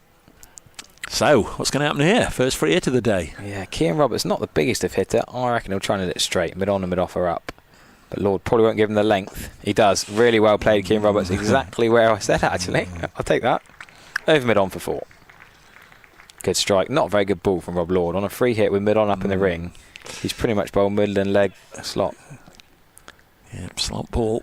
Got the treatment and takes it up to 223 for 4. Going to get a good game of cricket here, I think. We are, I think, I think whatever. It might be just below par, but I think Somerset are getting up to a competitive total, I think you'd say. Well, when you've got the potential for 20 overs to be bowled by England test bowlers, Jack Leach and Jake Ball, of course Miggy Pretorius as well. And he could have a little thrash with the bat the next couple of overs if needed. Rob Lord again with the same field then, now no longer a free hit. Short and nailed by Kieran Roberts, but nailing that means it's probably only 1. If he'd scuffed it, they might have got 2, but he's hit it too well to deep cow corner. Yeah, out to McCann. Freddie McCann with his bit of off spin. Yeah, there's multiple bowling options in this side as well. We said 7 bowlers been used. I think Notts are looking a pretty good one-day cup outfit. I can't look past Carl Verena as far as international pedigree, but then Hamid and Slater, one of the best county championship opening partnerships, together again in this. Lord and again to Connell. Short and pulled again, probably going to be the same result. Pulled for 1. Muhammad Ali was due to play as well before he rather unexpectedly called away for Pakistan's tour of the West Indies, so he couldn't play in the last 2 or 3 matches in the Blast, and obviously not available for this competition now. That would have been would have been an extra dynamic to the bowling attack. So he'd have played instead of James Hayes, I guess. I think they'd have rotated through the thing. Yeah. They wouldn't have wanted to bowl. Certainly they wouldn't want to bowl Brett Hutton into the ground. No. Lord again to Roberts. They're going to look for 2 this time. Roberts is quick. Yeah, good running. Comes back comfortably enough. So I guess James Hayes went to Gloucestershire on loan because in the Blast he wasn't needed. Bit of game time was the idea with Gloucestershire lacking seamers. Yeah. Jack Haynes not playing today. Yes. Breaks a run of 94 consecutive matches since signing for Worcestershire. He's played every championship game, every Blast game and every Metro Bank since joining from Worcestershire. See, I didn't see him as much of a Blast player, but he's had a good season, hasn't he? Yeah, no, he's a good player. Yeah. Player in all formats. Exciting talent. 94 consecutive games. Bit of a wrist injury. They don't want to aggravate any further. Roberts flicks this into the leg side again, looks for 2. A lot of 2s here for Somerset, but this one isn't quite in the gap. They're just going to have 1. Somerset accumulating without going really big. The no ball free hit for 4 helps. Well, it's almost time for you to pop your pizza order in because Pop's bit in the oven. The great man is back. Thanks ever so much for popping by. No problem. If you're not back in your hotel watching the afternoon TV and want to come and join us at some stage in the run chase, of course, you'll be very, very welcome. You and your Tim Groeneveld shirt. Yeah, I thought I'd get this one out again. No, pleasure, Dave. Great to see. I hope it goes well. Well, like I say, you're very welcome to pop back later on. We'll have a word with Harry a little bit later on. Harry Everett here. On a busman's holiday, really. Has popped by to say hello and been replaced by Carl van Vollenhoven. We'll get his thoughts in a moment because Joe Pocklington's going to bowl. Yes, Joe to continue. This is through to Verena. Yeah, I think Notts have done really, really well. I think dismissing Lammonby for 92 was massively important in chasing 300 or chasing 250, 260. This next one is lofted up and over. Freddie McCann is running away after that and does really well. And when he pulls that in, they should get back for 3 and do in the end. Yeah, never underestimate the commentator's curse, Kyle, because we were just talking about Lammonby and how many hundreds he'd got in one-day cricket, etc. etc. at the very moment he got out. Yeah. Roberts has looked good. He's looked very, very busy. 231. So this next one is up and over. Freddie McCann charges in, and Freddie McCann takes the wicket. Takes the catch, I beg your pardon. Joe Pocklington takes the wicket, so he gets his first of this afternoon. Canal's got to go for a very well played 24, just when he was just looking to force the initiative, really. Take it on. Somerset lose their fifth. It's 2-3-1 for 5. Yes, he played very nicely for the time he was out there. Johnny Connell. Just getting his final stats for you. 24. Well, it's almost a runner ball. Was a runner ball. 24 from 24. Just the one boundary. Got the rest of this competition to make an impression. I thought it would be Michel. I thought the way him being a little bit lower down the order is a much better batter than that. Got a fantastic slog sweep to spin. It is Miguel. Yeah, it's Michel Pretorius. Yeah. He's come in now. Handy batter. Lower order batter. What people would classify as a bowling all-rounder. Plays for Northwest Dragons back in South Africa. Him and Ruan de Swart are teammates. Bowls very quickly and can bat. Where are they based? Northwest Dragons, then? Up in Potchefstroom, so past Joburg, furthest north.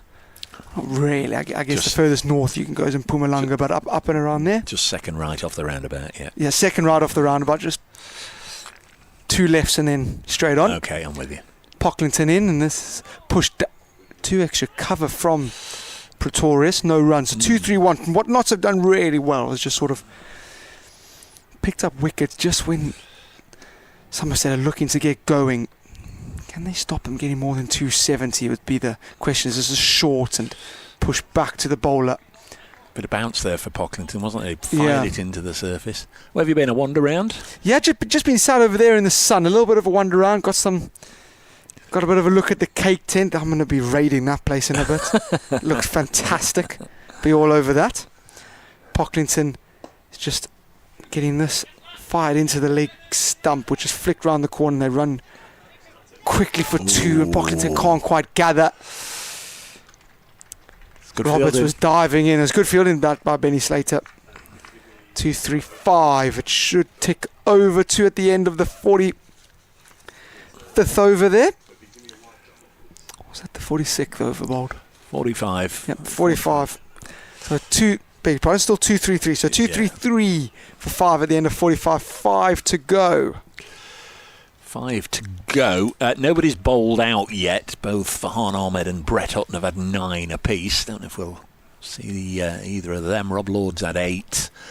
Hayes 5. James 6. McCann 5. Pocklington 3.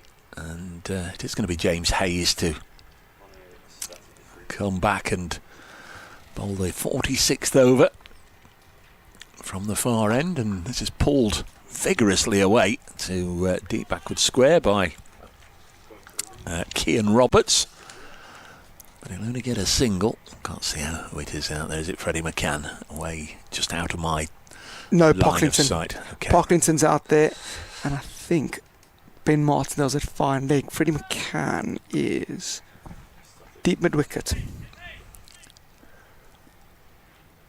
The Pretorius on strike. Hayes bowls to him down the leg side, didn't brush anything, so it is called a leg side wide. 1 to the total. Extra ball to be bowled. Can't be doing that. Nope.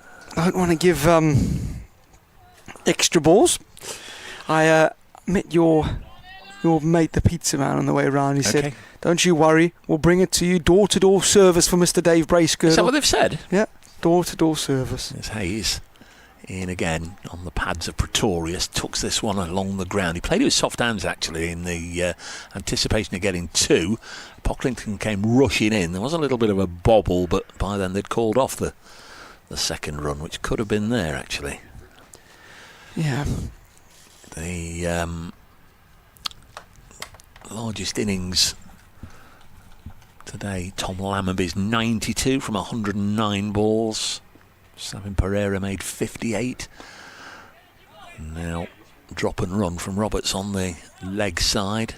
Josh Thomas 27.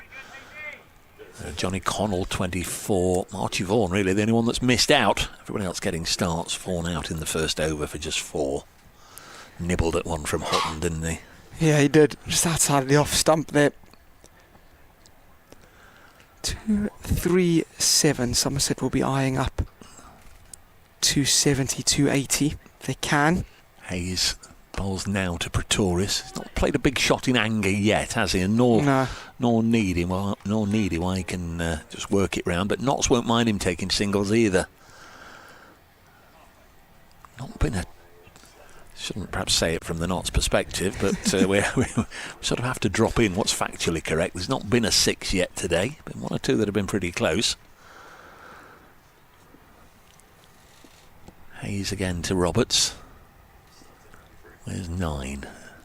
This is high in the air. Now, will it go for 6? It won't. I think he's going to be caught. That's Lyndon James underneath it. Takes the catch. Went very, very high indeed, Roberts. And Hayes has got the catch. And Somerset losing their 6th wicket with 2-3-8 on the board. Yeah, very, very good that from Hayes. Very, very good here from Notts. Lammonby was in. They were staring down quite a big target to chase. And don't care what you say, runs on the board around 280, 300 is tough to get. They've picked wickets up at regular intervals, and to get Somerset 2-3-8 for 6, they'll be absolutely ecstatic. Really, really happy. When I left to go on my jollies, now 132 for 2 in the 34th over, going very, very nicely. So, really good work.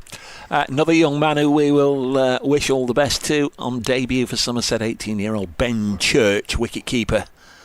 He'll be very much involved after the interval, but right now, job to do with still the best part of 4 overs after this one to go. Be appreciative of a bit of time out in the middle. Bit of anxious wait, won't there? Somebody on debut throughout the innings know that you're probably going to get your turn. But late on, here's Hayes into the new arrival, another right-hander, and textbook defensive block. Out onto the offside, the bowler in his follow-through. Fields, it is the end of the over. Maybe Pretorius just said, just have a look at the first one and then I'll take it from there. 5 and a wicket from that over from James Hayes. 238 for 6 now with 4 overs to go. And in that over, Cian Roberts caught Lyndon James, bowled Hayes for 18 from 15 balls, hit 1 4. Yeah, 4 to go. Very interested to see how Pocklington's going to bowl this. As I said, Pretorius, Verena will know the way Pretorius plays. They would have played quite a lot of cricket against each other over the years back in South Africa. So you'll know the strengths. He does have a slog sweep, hits it, as most South Africans do, quite hard, straight and towards cow corner. As this, well, it doesn't matter. It's straight through and bowled him. Really well bowled by Pocklington, who's come on and done a fantastic job at the death. This one fired in a little bit quicker, a little bit flatter, and just skids through the defences of Pretorius.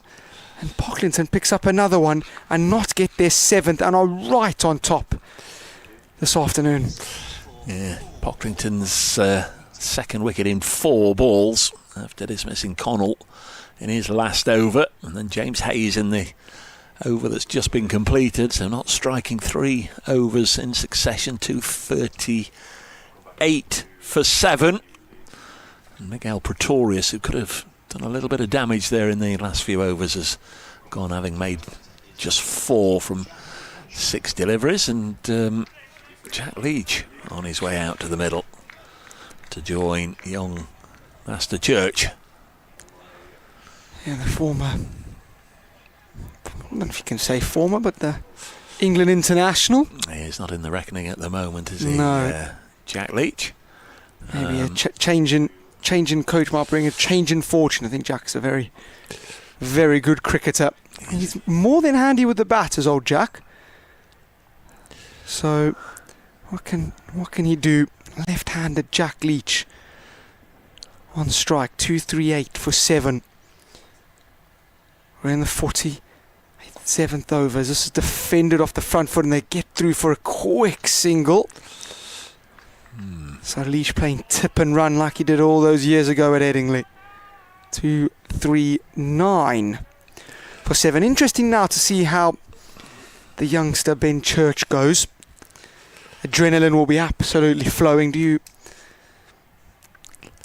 take it on? Do you think, all right, my time to make a name for myself and try whack it around? Or I think that the smart option is just knock it about in the last 2 overs, have a bit of a go. Pocklington in goes really slow, and Church pushes this to Hassan Mahmeed, an extra cover, no run. Yeah, there's one or maybe even 2 on the leg side. All the field's out deep. Knots aren't putting any pressure on. Just trying to protect the boundaries, aren't they? Pocklington in and just flicks this away on the leg side. Verena enjoyed that one.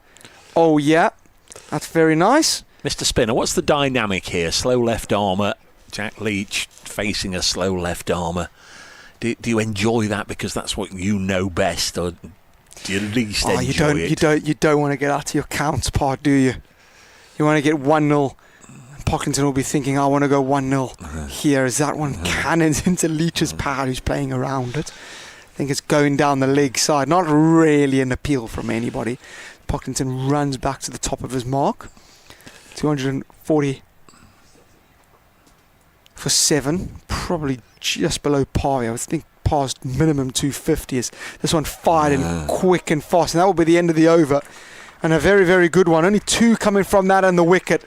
To bowl that in the 47th over is fantastic. 240 for 7 after 47. Yeah, I know the different bowlers, but the last county championship match Notts had was down at Chelmsford, and Liam Patterson-Wide, he's very, very open about it, and he said in his media interviews he saw it as a matchup, him versus Simon Harmer at Chelmsford. It'll be a wicket that will suit Harmer, so it's a wicket that will suit spinners.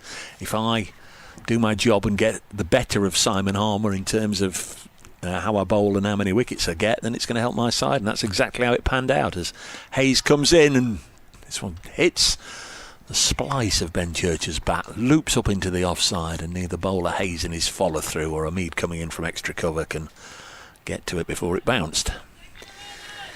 Yeah, a little bit of an explosion from the surface there, just that length that we've come accustomed to see just jump at the batter a little bit. Pocklington now the only one to have taken 2 wickets, 1 apiece for McCann, James, Lord, Hayes and Hutton.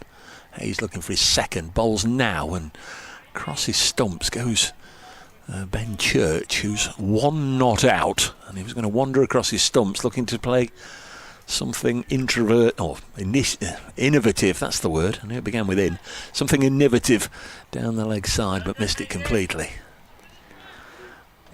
Wasn't called as a wide because he went so far outside the line. Interesting shot with fine leg back there by Church. Hayes in again, bowls. Church will just drop this on the leg side and they'll take a single. 241 for 7, Somerset. We thought from the start that maybe 300 would be around about par today. Sort of had a bit of a reappraisal at the halfway stage, and they'd have to really go big to get there, and you came back and straight away said it's going to be about 270. 241 for 7 in the 48th. Might have a bit of work to do to get 270 if they don't get 1 or 2 out the middle. As ball played to Farhan at deep backward point, and it's going to be. I thought it was going to be another overthrow. So did I. Probably should have been. The batters had just galloped through for the single quickly, hadn't put the brakes on, and maybe didn't realise or anticipate that there was the chance of the ball being fired in a little wide, as it eventually was. 2:42 for 7. Somerset. First match in this season's Metrobank 50 over competition. Next ball chipped up onto the leg side by Church. He'll run for 2 here. Throw comes into the non-striker's end. Narrowly misses. Would have needed a direct hit. Elsewhere in this group, Warwickshire 270 for 6 with 6 overs to go. They're at Northampton. Sam Hain 80 not out, skippering the side. Looks a good side, Warwickshire. They'll be here in 48 hours' time. Hope he uses up all his runs today. In again comes Hayes, and once again Church tries to scoop it down the leg side and doesn't get much on it. Hampshire going well at Scarborough, 259 for 5, also with 4 overs to go in that one beside the seaside. Top scorer for them today, Tom Prest, who's currently 87 not out. Jake Lehman, the Australian, made 75. Middlesex 236 for 4 with 5 and a bit to go at Radlett against Essex. At Sedbergh School, Lancashire 218 for 4 with 5 to go against Surrey. And I think we've done all the rest. We have indeed. Pocklington to ball the last over from this end. This is flicked away by Leach onto the leg side in front of all 3, really. That was fairly straight. 245. They've got to get a move on here, really. I think Knott will be ecstatic from that initial partnership that Pereira and Lamonby had to have them in this position. Pocklington in a reverse sweep, and that's picked out backward point. Slight misfield is going to allow them to come back for 2. Byron Hatton low there at backward point, who misfields. We will do our best to find out who he's on for. 2, 4, 7 for 7. 4 balls left in this one. Church not out on 6. Leach not out on 3. Pocklington in goes slow, and it goes through everybody. Inside edge. Goes down behind past Verena. James Hayes is the one that does the fielding there at short 45. 2, 4, 8 for 7. Halfway left. 9 balls left in this innings. Earlier on, Knott's won the toss and elected to bowl. Leach giving himself a little bit of room to cut this one through the offside. Hayes does well to throw and throws into the middle of the pitch, where Pocklington has to then scamper to do the fielding so it doesn't go for any overthrows. Knott's have been a little bit loose with some of their throwing, but other than that, I think they've fielded as well as they possibly can on what is a tricky outfield to field. It's only shed some light as soon as Somerset come and field and see how well they do. We'll be able to justify whether Knott's are fielded well or poorly. 2, 4, 9 for 7. 2 balls left. Just making sure they get the field right. Church giving himself some time. Pocklington goes quite slow, and it's a sweep, and it's a very, very good stop by Hayes, who's probably safe 3 there, diving to his left. Hutton was behind him, but you can't really quite tell the angles from where we are whether or not Hutton would have got to that. It was struck firmly, but it brings up Somerset's 250. Comes in the 49th over, and there's 1 ball left in this one. Pocklington in and down the track, and Verena will have one of the simplest stumpings ever, and he knocks the bails off, and Pocklington will finish with 3 wickets. Somerset lose their 8th, and Jack Leach has got out to his counterpart. Pocklington gets 250 for 8. Leach has got to go for 4. Yeah, came charging, thought it was now or never.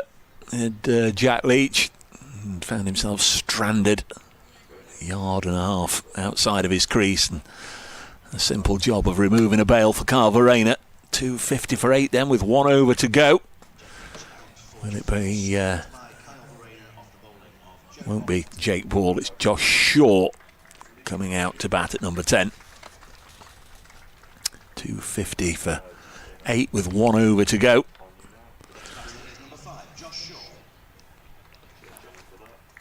Church remains 8 not out.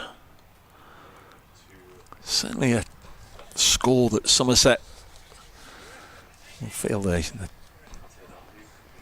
right in the game. Jack Leach with 10 overs, Jake Ball with 10 overs, Pretorius with 10 overs. You know, that's a good chunk of the allocation. Some very good other players to bowl as well. There's Hayes then from the far end, and once again Church trying to play something rather elaborate, a switch hit, and it's hit him somewhere. It's called a leg by our umpire at the far end, Naeem Ashraf. 1 more to the total. I think it struck him quite firmly on his bicep. Just giving his arm a little bit of a shake out there. So, 2 in direct opposition here with Gloucestershire connections. Shaw signed from Gloucestershire. And Hayes, the bowler, who's just been on loan at Bristol. Bowls now and lifted high up in the air and down out of our line of sight, and it's caught down at long leg. Can you see who's got that? But he's Ben gone. Martindale. Shaw out. And Somerset 251 for 9. So Jake Ball will get the opportunity with 3 balls left in the innings to come to the crease. And another wicket for James Hayes. Shaw out. First ball for naught. Caught by Martindale at long leg on the fence. And here comes Jake Ball. 251 for 9. Been a great player for Nottinghamshire, Jake Ball. And good ovation, went all the way through the younger age groups and the academy and the seconds, and actually made his debut in the same match as Brett Hutton when Notts were county champions, the champion county fixture in Abu Dhabi with the pink ball in early 2011. Steve Kirby, one of the Somerset coaching staff, played against him. Might even have got him. Kirby had a terrific match there with the pink ball under the floodlights in Abu Dhabi. But Jake has been very much part of Nottinghamshire's success over the years, till joining Somerset a couple of years ago. And he's hit this one high, first ball.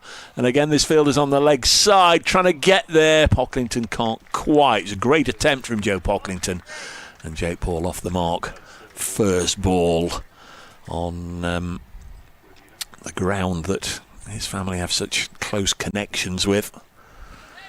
His uncle was Bruce French, of course, former England and Notts wicket-keeper. Bruce's brother, Jake's other uncle, sadly no longer with us, Charlie French. We're commentating from the Charlie French end. Next one's chipped away onto the leg side. There'll only be 1 more. Church pretty much thrown everything at it, but not with any great success in the closing moments here. Moves to 9. I think the board's up to date, Carl. Yep, 253 yeah, for 9. Really good, this. 253 for 9. Jake Ball's not going to die wondering yet. Don't think he's going to get anyone in his half here from James Hayes either. Last ball of the innings. Hayes to Ball right up in the block hole, and Carl Verena can't take the bobbling ball. Might have been pace off, and it's going to be something signalled by the umpire, probably a bye, and it is. In fact, there's 1 ball left. There is 1 ball left, so an opportunity now for Church. The last ball. It's been very proactive. He's been wandering about all over the crease, looking to play switch hits and get across to hit it down the leg side. Maybe stand still and whack it back over the bowler's head. Last ball of the innings. Hayes bowls, and he's done just that. Now, has he got enough on it? Not quite, I don't think, to hit the first 6 of the day. No, it's a 4, but a nice way for Ben Church to end the innings. And bearing ratification from the scorers, I think they've ended on 258 for 9, Somerset. We will get confirmation on that, and if that is right, Church has finished on 13. Jake Ball, 1 not out. And Somerset, who were put into bat by Notts, have a workmanlike score on the board. Managed to bat throughout the 50 overs. Not the fastest acceleration out of the blocks. Only 6 runs coming from the first 5 overs, but when they needed to put bat to ball, they've done that, and now they've got to try and defend it. Notts have got to try and chase down a victory target of 259. What have you made of it? Yeah, thought that was really, really good from Notts. They've done well after being under the pressure a little bit over the middle overs, where the partnership with Pereira and Lammonby went really, really well to drag it back to 258 for 9 after 50. Fantastic work. I think Somerset are around about par this afternoon. No doubt Notts will have to bat really, really well to chase us down. Somerset have got some fantastic bowlers in Ball, Pretorius and Leach, just to name a few of them. But Notts will be fairly happy after winning the toss and restricting Somerset to 258. Thank you very much, Kyle. Long old shift for us here in the Bijou commentary marquee. We'll have a little comfort break. Should be about half an hour, the interval. So when the players return, so will the commentary. Notts will need 259 after Somerset posted 258 for 9.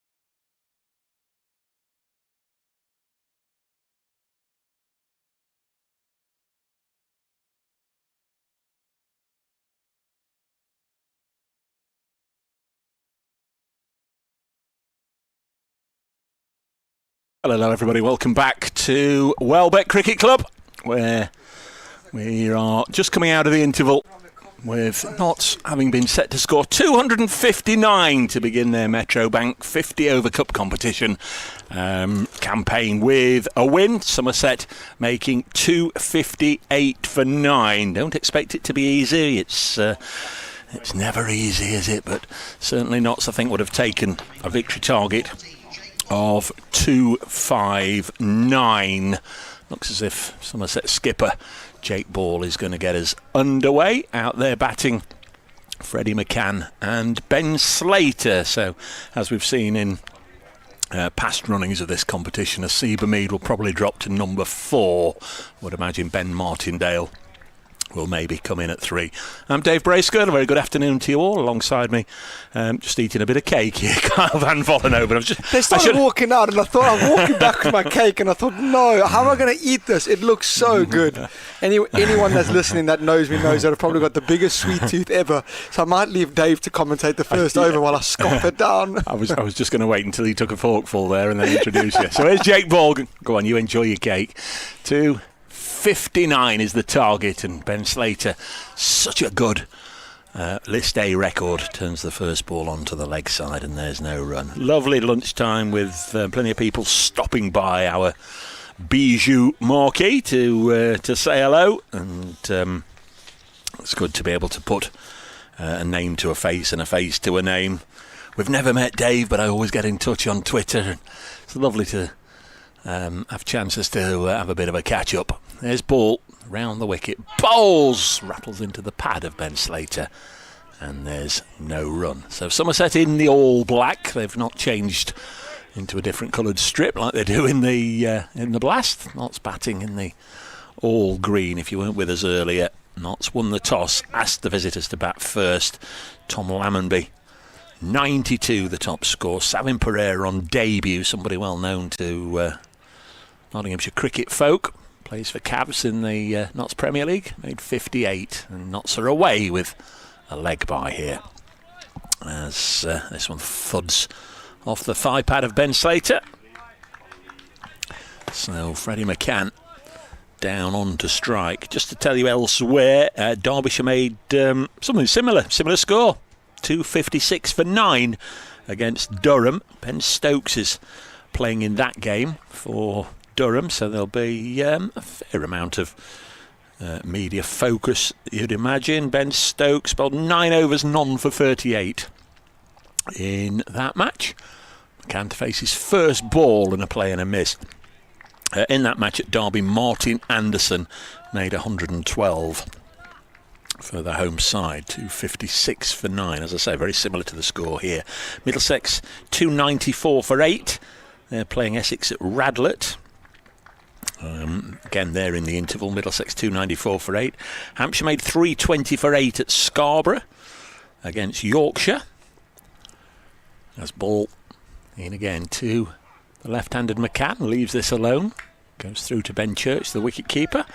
At Sedbergh School, Lancashire 280 for 5 against Surrey. And at Wantage Road, Warwickshire made 312 for 9 against Northants. The leading hand there, played by Sam Hain, who made 80. So you're up to speed. Last ball of the opening over, sent down by Jake Ball, a bit of a grunt. Wide of the pegs, goes through to Church. And it is the end of the first over with just 1 run scored. And that, in fact, being a leg by. So right back to the start of the day. That first over sent down by Brett Hutton, bringing the wicket of Archie Vaughan. Somerset were 4 for 1 at the end of the first. Move it forward 3 3/4 hours. And Notts a 1 without loss in pursuit of 259. Cake all right? Yeah, cake was lovely. And the pizza? Pizza was fantastic. Pizza's always good, yeah. Best part about lunch, get a nice little pizza at the meat feast. Really, really nice. But yes, nice start for Somerset. Jake Ball looked in really good form, bowled a really nice sort of line and length. But we're going to see Josh Shaw bowling 2 left-handers for Notts, 2 slips, a wait as Shaw runs away from us. And this is played beautifully through the offside, off the back foot, or back foot punch. That's good work out there on the boundary to keep that to a single. I think it's Johnny Cannell who wears the number 22. So yeah, that's good work out there, because it was in the gap. Must have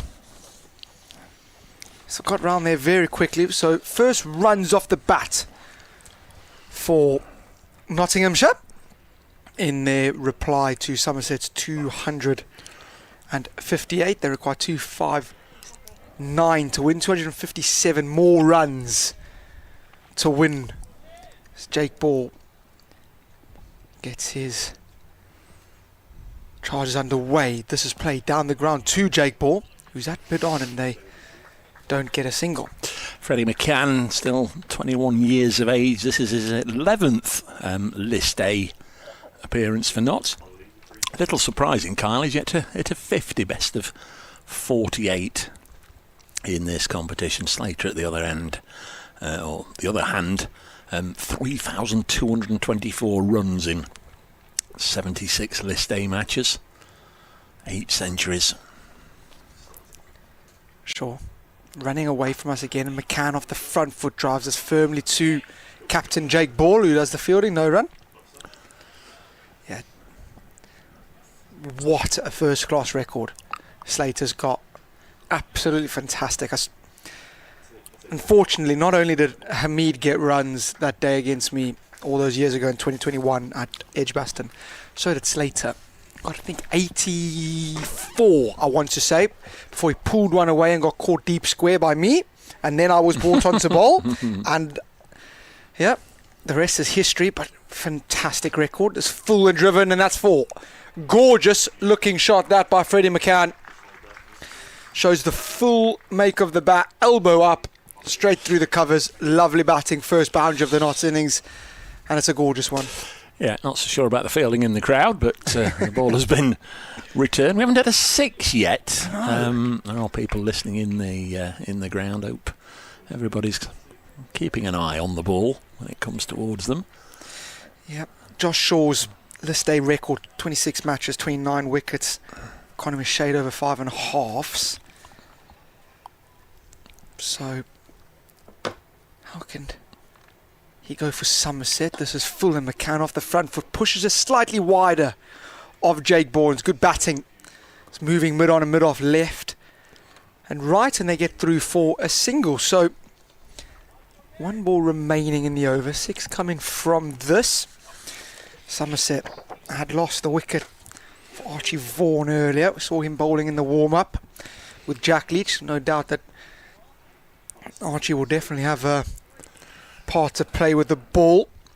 Gel Pretorius stood in front of us at mid-off, also have a part to play. We're here with Shaw first, who's getting Slater to defend off the front foot, and a very loud call of wait as McCann came trotting down. So at the end of the second over, it's 7 for no loss. Yeah, we should be able to instantly recognise Miguel Pretorius, because he's the only one that's wearing a burgundy Somerset floppy hat as he disappears away to our left. Lovely day, hot day. I think any breeze that we did have this morning has left us. It's just a really pleasantly warm day.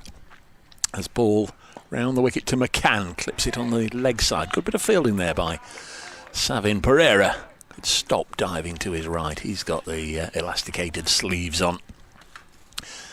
It's like a fashion show with those sleeves. Everyone's got them on at the moment. It just shows how hard the surface is if you throw yourself to the ground. Don't want to be damaging the elbows. Outfield is rock hard. You can hear it when they fielders are running around, just the thuds of the foot on floor. Ball to McCann, again plays it the same direction. A more comfortable stop from Pereira. You're enjoying your Tuesday afternoon watching the cricket. We're here again on Thursday. Notts play Warwickshire then, if you want to come along and join us?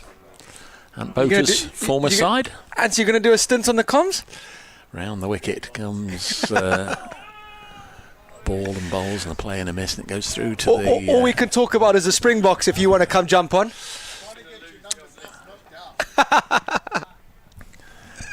Ant Boter, the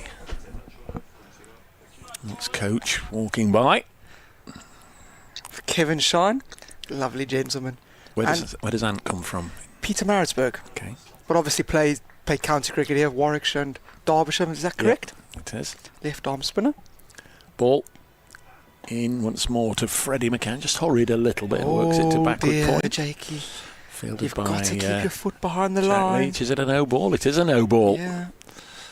Good spot from you. The scorers haven't spotted it yet. Somebody will alert them. Umpire Naeem Ashraf stood there with his left arm outstretched, and now we get the old helicopter signal. So it will be a free hit.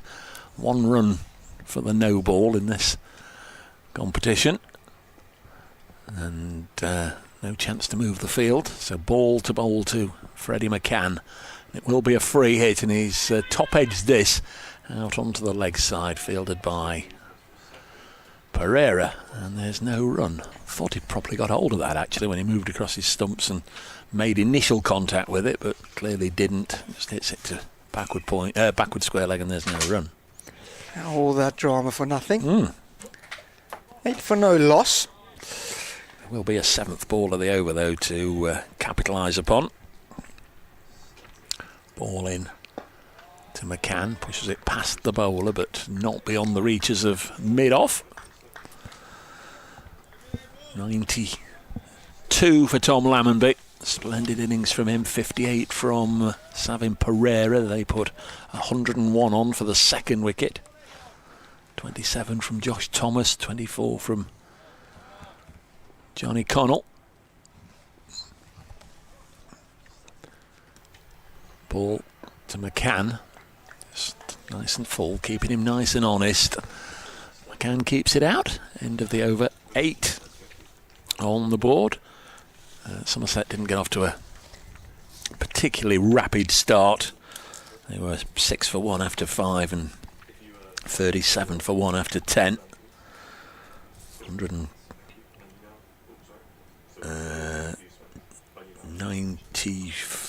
204 after 104 after 25 overs. Can't read my own writing.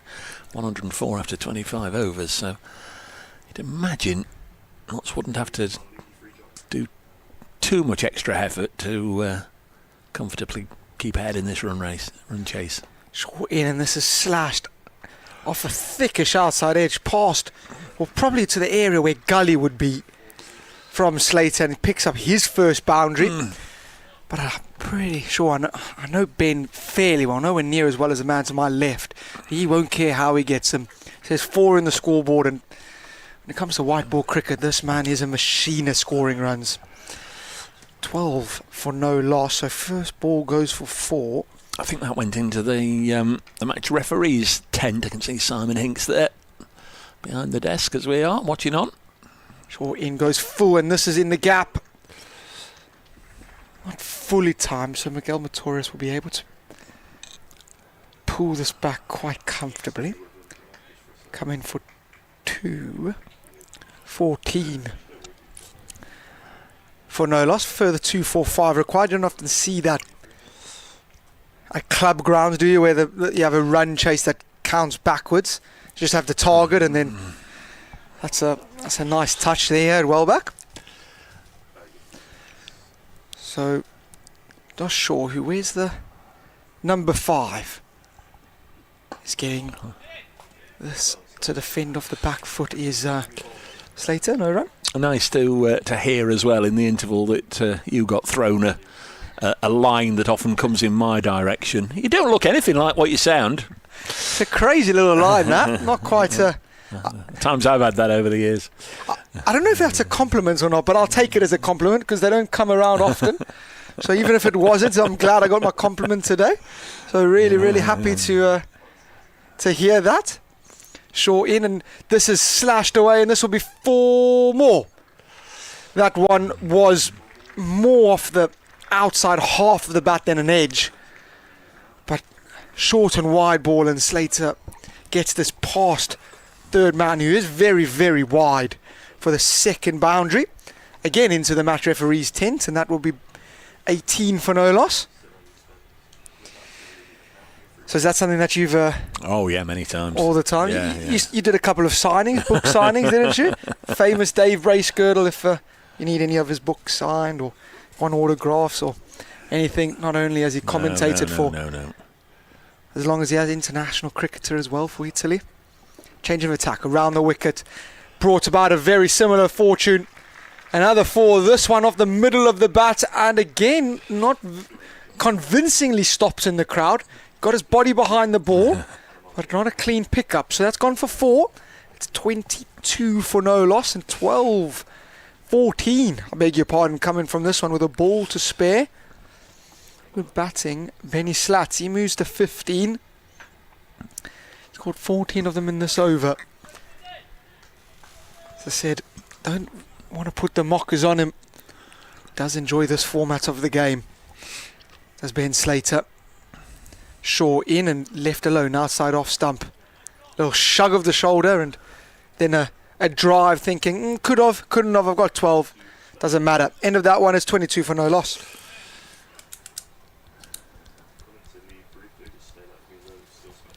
Really is getting roasting now, isn't it? Clouds burning away. Barren grass in front of us, really. It's been very nice. Expected to stay like this again for the rest of the week. So again, not so here against Warwickshire on Thursday. Then back at Trent Bridge on Tuesday. First 3 matches at home in this competition. Ball bowls, and another thickish outside edge from McCann, and this one's gone for 4. Nobody's going to be able to cut that one off. 2 slips in there, but neither of them able to get anywhere near it. Archie Vaughan at first, and Josh Thomas in at second. Ball might have gone to third, would certainly gone to a 4th slip, but nobody in those positions, and Jake Ball a little unlucky. 4 more to Freddie McCann. That's just on an early charge here. Want to be ahead of the rate before. I'm sure there'll be an inevitable dip at some point in the innings, and again played by McCann. Cries of push from Slater. Oh, Freddie McCann's fallen over at the far end. He was turning quickly to come back for 2, and it shouldn't really be moist out there, should it? But he's turned off the cut strip that they're playing on, and was running on the grassy wicket next to it, and over he went down. Quite a heavy tumble at the far end, and stopped him as a result coming back for 2. He was down on the ground. Yeah, good work though. I like that, running hard between the wickets on a bumpy outfield. Ball to Slater. Ben Slater has lifted this over. It might just have brushed the fingertips of second slip Josh Thomas. Burst through the hands and has gone for 4. Ball will feel he's a little unlucky here, but McCann and Slater both throwing the bat at it. It went for 4. 31 without loss. I think that is a chance.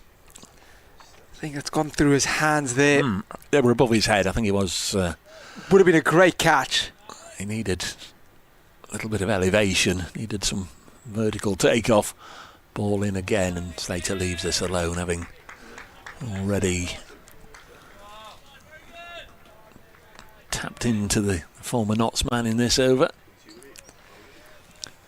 Notts have done very well so far. Has put Somerset bowlers under a little bit of pressure here. In the 5th over, they're going just over 6s. So really good batting by these 2. Ball in and clipped away on the leg side, and there's nobody out there. Now, how far's that gone? 1 bounce again for 4. You're signalling 6 with your young eyes. It was close to the rope, and I think Tom Longley's signalled 4, has he? No, signal 6, 37.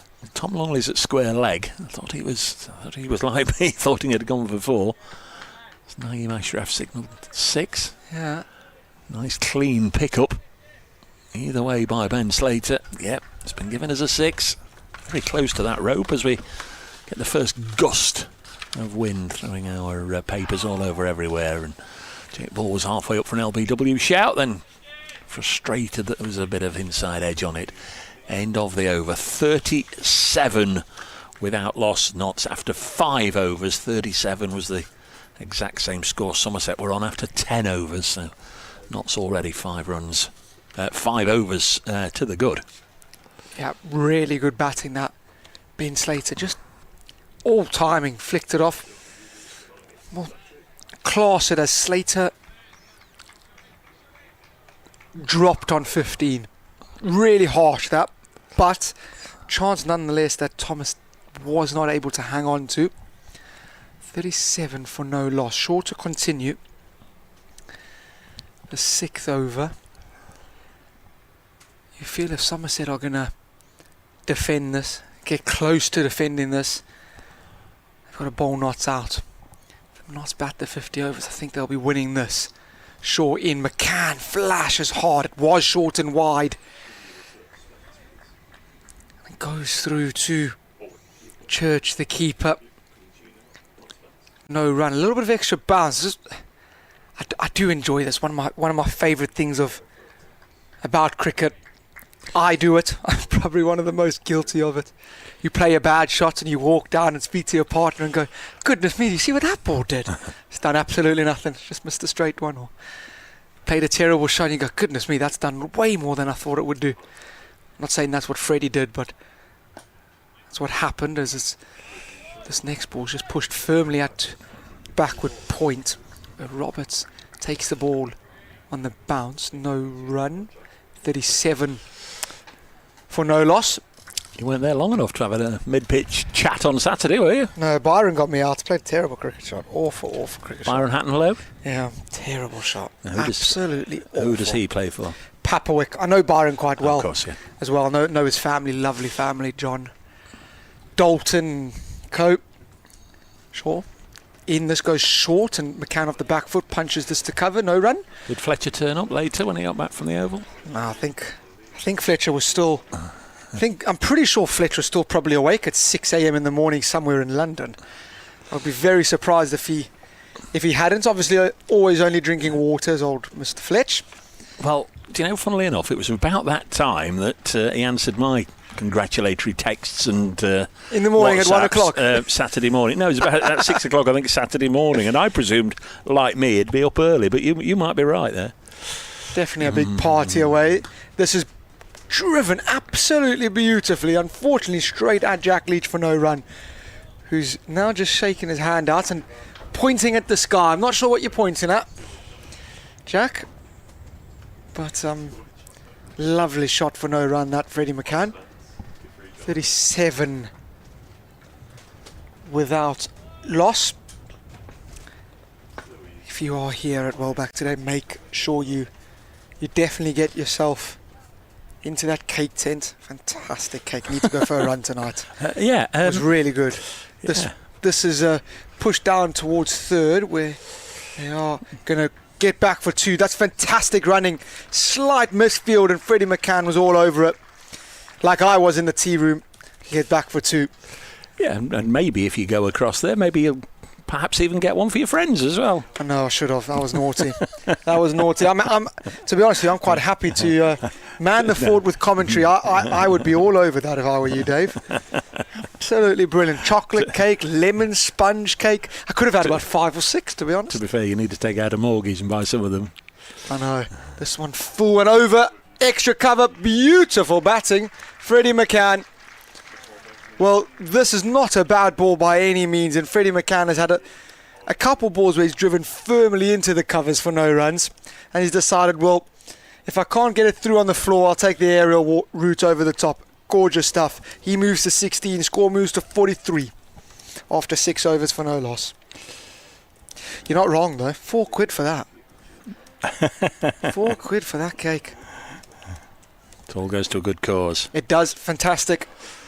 Unfortunately, it doesn't go to a good cause with me. It just goes onto my waistline. The great Welbeck cake off. Absolutely brilliant. Make sure, if anyone's listening, bring those on Sunday. We're all over that when... Thursday, the game's on Thursday. There's ball, round the wicket. Balls to Slater, and it goes through to the keeper. You're here on Sunday, I'm here on you? Sunday, so bring if you want to bring it on Thursday, definitely, but every leftover, bring on Sunday, please. Be fantastic. Nothing better than a good old chocolate cake. Mr. Whoopi's here. His queue was very long. I thought maybe get an ice cream, but instead of a cake, but the line was too long. Instead, I've got myself a coffee. Ball in, balls to Ben Slater. Steers this into the offside, no run. It's steaming hot under the helmets today for the batters. Get some great close-ups, don't you, with the zoom-in cameras when people just sort of waggle their helmets and you can see all the perspiration come pouring out. Don't quite think we're at that stage yet, but be very warm with the helmet on. 43 with Outlaws in the 7th over. Ball bowls and cut away and out. Cut to backward point. And ball has got Slater, and Somerset have the breakthrough in the 7th over. Ben Slater has fallen for 25, cutting loosely to backward point from the bowling of Jake Ball. Yeah, extra bounce, the undoing of Ben Slater there. Just looking to cut this away, similar to what Freddie McCann did in the previous over. Unfortunately, the extra bounce gets high on Slater's bat, and a very, very simple catch is taken in the ring on the offside. So Notts lose their first. It's 43 for 1. The infamous Ben Slater's got to go, and it brings Ben Martindale to the crease. Jake Ball will be very pleased, obviously, skippering Somerset today on the ground of his former club when he started his career, Welbeck Cricket Club. New man is Ben Martindale, captain of Notts Seconds. Skippered them to the second 11 T20 Blast Finals Day a week and a half or so ago at Wormsley. Lost in the final to Warwickshire. Jack Leach with the catch, by the way, for Somerset. Will make the breakthrough halfway through the 7th over. Yeah, Martindale's 13th game. A score of 55. Averages just less than 19. Very young cricketer, 23 years of age. We're going to be joined by Joe Pocklington, and I'm going to let him come sit down next to you, Dave. Oh, my word. This is absolutely wonderful. Here's Jake Ball from the far end, then comes in, bowls to Martindale. First ball beats him on the outside. No, Kyle. Play a lot of cricket with your mate Sam. 43 for 1 in the 7th. Ben Slater hit 4 fours and the only 6 of the day so far before getting out for 25. Somerset earlier in the day making 258 for 9. 3 of those wickets taken by a slow left arm spinner from the far end that we'll talk to in just a moment. From this end, in fact, as this is run to backward point. And there's a single. Hello, Joe. Thanks for popping by. Well done earlier. Oh, thank you very much. Afternoon, everyone.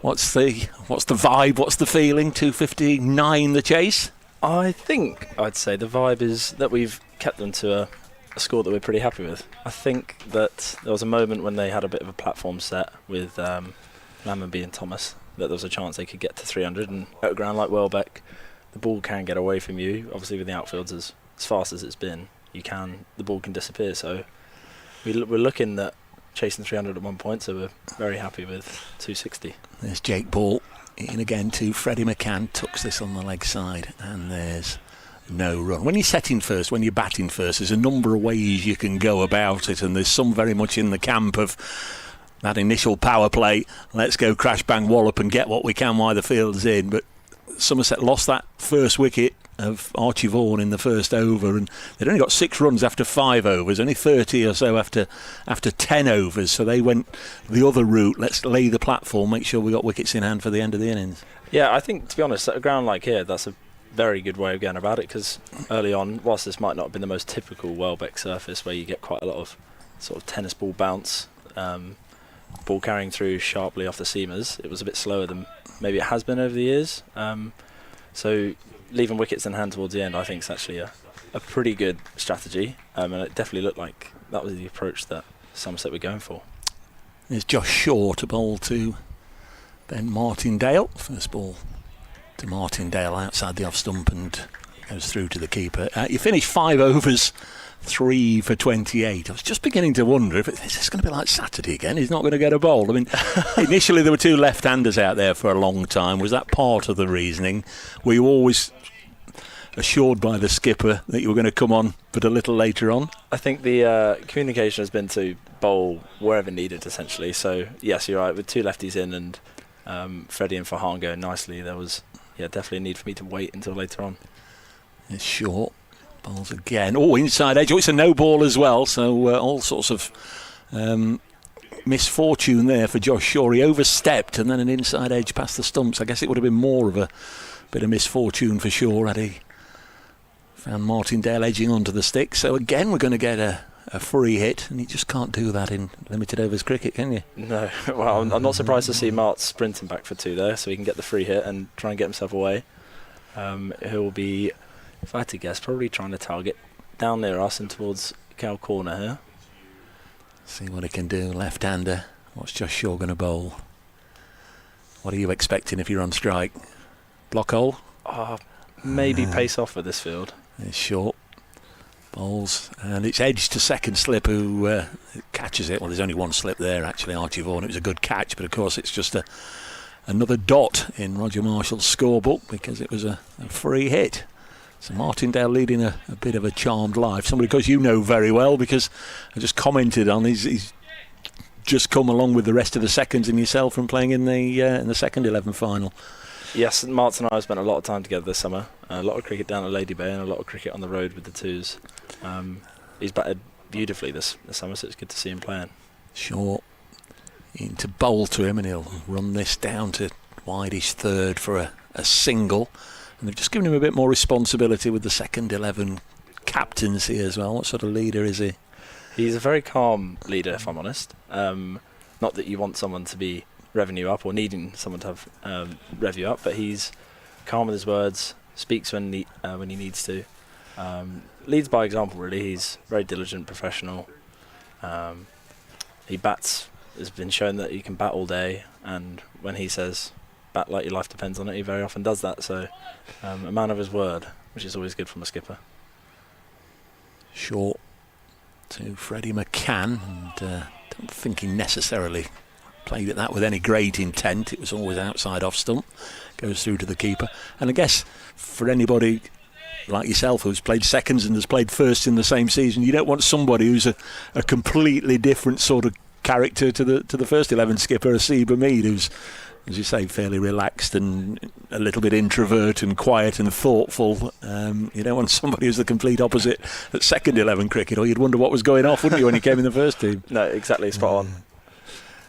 Shaw in again to bowl to Freddie McCann. He's got a bit of a start on 16, and he's going to add to that now, driving it through the offside, and that'll run all the way for 4 runs. He spent a lot of time out in the deep. There were 1 or 2 that were a bit bobbly out there for everybody. It's bone hard and very, very dry. Yes, the first time I dived, I think it was third over of the game, the ball was coming along the ground and nearly shot and hit me in the face, and I hurt elbows, knees, everything out there today. It's, you can tell we've had a hot summer when you come here, and it looks more desert-like than cricket ground-like in places, doesn't it? But they've done very well to get the surface. The surface is excellent, so in these dry conditions, they've done a great job. It's the voice of Joe Pocklington with us for 20 minutes or so, as this is worked on the leg side by McCann. There's no run. End of the 8th. 52 for 1 Notts at the same stage. Somerset were 19 for 1, so Notts have got off to a bit of a flyer. Metrobank 50 over cup 1-day competition. This is where it all began. Exactly. A year ago. I mean, just can you flip us back 365 days then? You'd played for Lincolnshire, you'd played against Notts a time or 2, you'd obviously been called up, you played a few second 11 games, hadn't you? I'd gone through that process, a lot of games for Links, like you say, a lot of games in the twos, and my call-up for this comp essentially came when Liam got the call-up as a 100 wild card this time last year. So I was playing down at Wormsley again in the second team T20 finals day, Liam got called up that morning, I think it was. Mick Newell came over to me and said, look, it's a very good chance you can be involved in the One Day Cup, and lo and behold, 2 weeks later I started my list A career here. Ball bowls, turned by Martindale to mid-wicket. He'll scamper through for a single. Safely gathered. Johnny Connell doing the fielding. Somebody else who's just making the same step because he's just come from Berkshire. I actually played against Johnny this winter. He's a fantastic player. He was playing for Eastern Suburbs in Sydney. I was playing for Gordon, just north of the bridge. And I don't think he got many that day, but he definitely got many over that summer. I've played against him in minor counties cricket, uni cricket. It's fantastic to see someone like him getting a go because he's taken the long route, and I think he's a fantastic player. Freddie McCann back on strike. Jake Ball back on home turf, literally bowling here. This is driven into the offside, and there's no run. Yeah, a lot of cricketers have done that same or similar journey, having the year or two in Australia. I guess it just helps you develop all round and helps you develop different aspects of your game, both as a cricketer and maybe even, I don't know, you'd know better than me if it's affected you. It just helps a lot of people grow up, become more worldly wise. You've got to learn to drop into a different environment, a long way from home, as this is pushed into the offside. Is that what you found? Spot on, yeah. I think the first time I went, in particular, I went when I was 18, fresh out of school, probably a bit of a sheltered upbringing. So it was good to get out into the real world, fend for yourself, no parents nearby, you can't just hop on the plane home. It's obviously a day to get out to Australia, so it was, that experience of growing up was great. And then from a cricketing point of view, the Australians famously play hard, and I found the exact same when I got out there as an 18-year-old, and that's why the past 2 winters I've chosen to go back, because it does wonders for your game. 53 for one, ball bowling to Freddie McCann, beats him on the outside, goes over the shoulder of the bat, throw into the gloves of Ben Church, another debutant. At that stage, it's all cricket. Was there a fallback plan? I mean, the fallback plan, I don't know if Mum and Dad will be listening to this because they'll probably be giggling along. The fallback plan was essentially to get a degree and think about a proper fallback plan later. I got a degree and postgrad at Leeds, and then tried to figure about all of that. False start from Jake Ball. Whether he got the old fly in the eye there, I think he did. Has to go back and start his run up again. So yeah, I did my studying at Leeds. In what? I did economics and politics undergrad, and a master's in something called ecological economics, which sounds incredibly pretentious and academic, but it's essentially... It got you all your days off to play cricket. Exactly that. More just in the sustainability area. So I guess there's always that option to fall back on if needed. Jake Ball comes in, got the fly out of his eye, and Freddie McCann works it onto the leg side. At least that's what you signed up for. Then I presume you took the gap year to go off and play cricket somewhere. Exactly that. But no, there's it was great because at uni there's the UCC program where lots of people with similar aspirations to me go train, study, give themselves an extra 3 years of trying to make it a crack at the professional game. Ball bowls, McCann drives to backward point. That's a pretty decent stop from Cian Roberts. Falling forward, making sure the ball didn't leave his grasp. Only a single from that Jake Ball over. Knott's going along nicely in the power play there. 53 for one after 8 overs earlier in the day. Somerset put him to bat. 258 for 9. Joe Pocklington with 3 of the wickets, and he sat alongside me, just enjoying the view from our Bijou marquee. It's a hell of a life you've got here. Just sit here and talk about cricket. I could very much sign up for this. I'm sure as long as you don't offend anyone with too strident an opinion, you could have a very nice existence. Go around the country, drink lots of cups of tea and coffee. You've got it all hacked, haven't you? Sussex boy, born Eastbourne. Eastbourne, yeah, grew Leeds up. University, play for Lincolnshire, now playing for Nottinghamshire. It's been a journey. This is cut to backward point, no run, fielded by Roberts again. Yes, I've seen all corners of the UK, and a few corners that I maybe didn't want to see, but I guess that was all part and parcel of it. I grew up in Eastbourne, a lovely part of the world, very fortunate to have grown up there. Mum and Dad and family still based down in Sussex. And then, like I said, 4 years at Leeds, the past couple of them playing for Lincolnshire as well. It's been all over the place, but I guess no one journey is the same, without sounding too cliche, so it took me all over the place, cricket. Short. Former Gloucestershire man bowls to Martindale, rocks back, cuts it to backward point. Another good stop from Roberts. That's 3 in a row he's saved. Last ball of the previous over and first 2 from this. He's done well there. That was belted by Martz. Still waiting for your first class debut. I guess that's very much on the to-do list. Played one blast game last year. No blast games last year. None last year. Yeah, so of course, you didn't start until the Metro. So your blast campaign has been at the start of this competition when Liam was away playing for England A, and then obviously we've seen you in the last 2 matches. Shaw bowls short, pulled away for 4 by Martindale. Nice looking shot. Lovely shot. Sorry. You're in. You get the nod. I think everybody was expecting it to be a raging turner, and we'll just pack the side with spinners. Perhaps a little harsh that Freddie was one that had to make way. You came in. You only got the 1 over, but then he surprised you. You came in at number 4 and got good runs. Well, I think my role was essentially to come like for like in for Fred. They knew the pitch would spin, and my role was to come in if there's early wickets in the power play, which ended up being the case.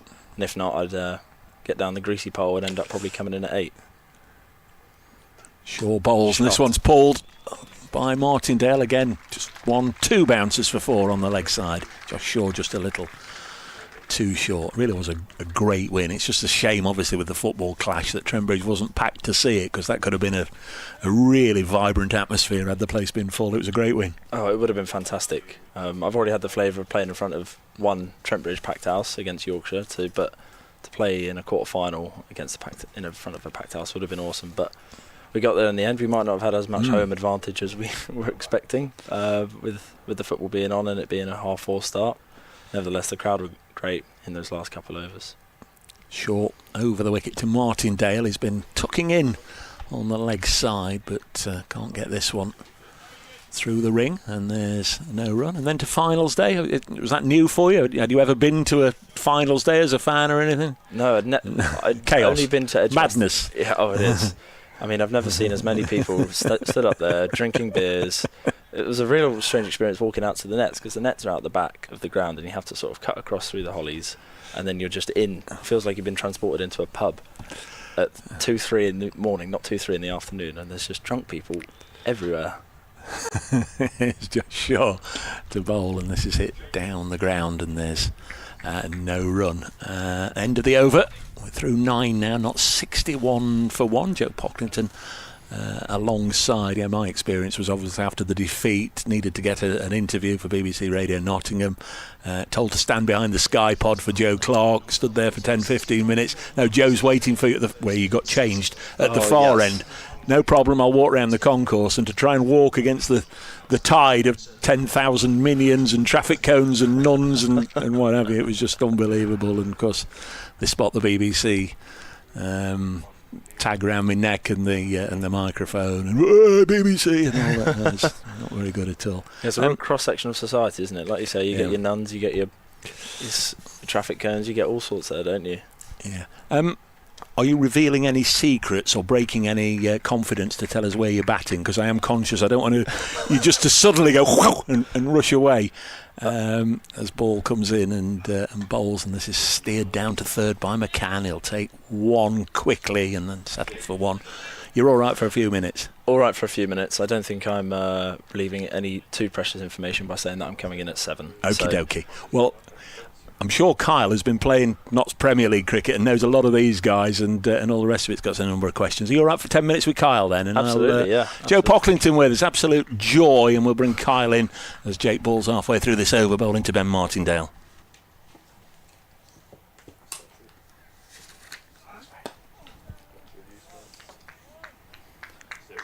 Just need to readjust this headset. Doesn't fit me. Dave's different size head. Joe? Yeah, obviously haven't met properly, but nice to obviously have a conversation with you after watching you all blast. And the story of you is pretty well known around the Notts League. As get onto that now. This is just flicked away on the leg side. Should be able to get back for 2 there comfortably. That's a nice batting there by Martz. Sav Pereira does the fielding. in regards to doing well for Lincolnshire and then getting the opportunity to play for Notts in this competition, which personally, where I got my opportunity to play for Warwick, and I think this competition has now turned into such an amazing route for youngsters into the game. How do you find the step up from minor counties cricket into what is quite a high pressure environment as short ball is left low by Martindale? Yeah, you're right. It is a notable step up. It was one that I wouldn't say I was expecting, but it was one of them that when I got the opportunity, I was firstly very grateful for it. But then it was one of them. We had Essex here, first game of the comp last year. Obviously, they had a very strong side, lots of county cricket stalwarts in that team who've done well over many years. So I knew it was going to be a good test. And ball in, and Martindale off the back foot pushes us to the covers. No run. So sorry. No, continue. It's always awkward when someone has to do the commentary and you're in the middle of a story and bowls the ball and you have to stop partway through, so please don't stress. All good. Well, it's amazing how people like Aggers and co make it so natural. It's crazy, isn't it? It's absolutely crazy. I don't understand how they do it, but it's the reason they're that good. Exactly that. I'll resume after this ball. Martindale set poised. This is off the front foot, defended out to mid off. 65 for no loss. Martindale 15, McCann 21. So, like you say, obviously this competition has sort of assumed a bit of a developmental role while also still being very high performance. You still get a lot of fantastic county cricketers, especially those with more red ball expertise. So that debut here against Essex last year was a good chance really to just sort of see where I was at against these guys. That's very much how I viewed the day. Full and driven beautifully. That's 4. Save those, Martindale. Lovely shot. Score will move to 69. Slightly over pitched by ball, and even though he hasn't got hardly any of that, probably off the bottom of the bat, it still flies through the covers for 4 to a side of the ground where you spend pretty much all afternoon patrolling. Oh, I won't miss out there. Terrible, isn't it? It's very, very hard. As I was saying earlier, the groundsman have done a great job keeping the wicket and everything in such good condition, considering how dry it's been for the past 2 months now. But out there, oh gosh, I might have to wear some knee pads next time because it's that hard out there. Yeah, I don't envy the Somerset guys who are going to have to trek up and down that boundary later this afternoon. No, and more often than not, closer to the boundary rope, it gets drier and drier and drier. The less close you are to the square. Exactly that. So Bobbly outfield there? Yes, a bit bobbly. It's not horrendous, it's just there's a bobble in there, so it's always in the back of your mind. But it's more the speed of anything, because just as you saw there, Ben barely got any of that, but you can't catch up with it, and if you don't dive for it in the ring or don't stop it in the ring, you're losing that race every day of the week. So it's hard to defend, and fingers crossed that with the boys setting a good platform here, they'll be pretty hard to stop. But you saw even when Lammerby earlier started getting going, it becomes a very hard ground to defend. Yeah, not easy to defend here.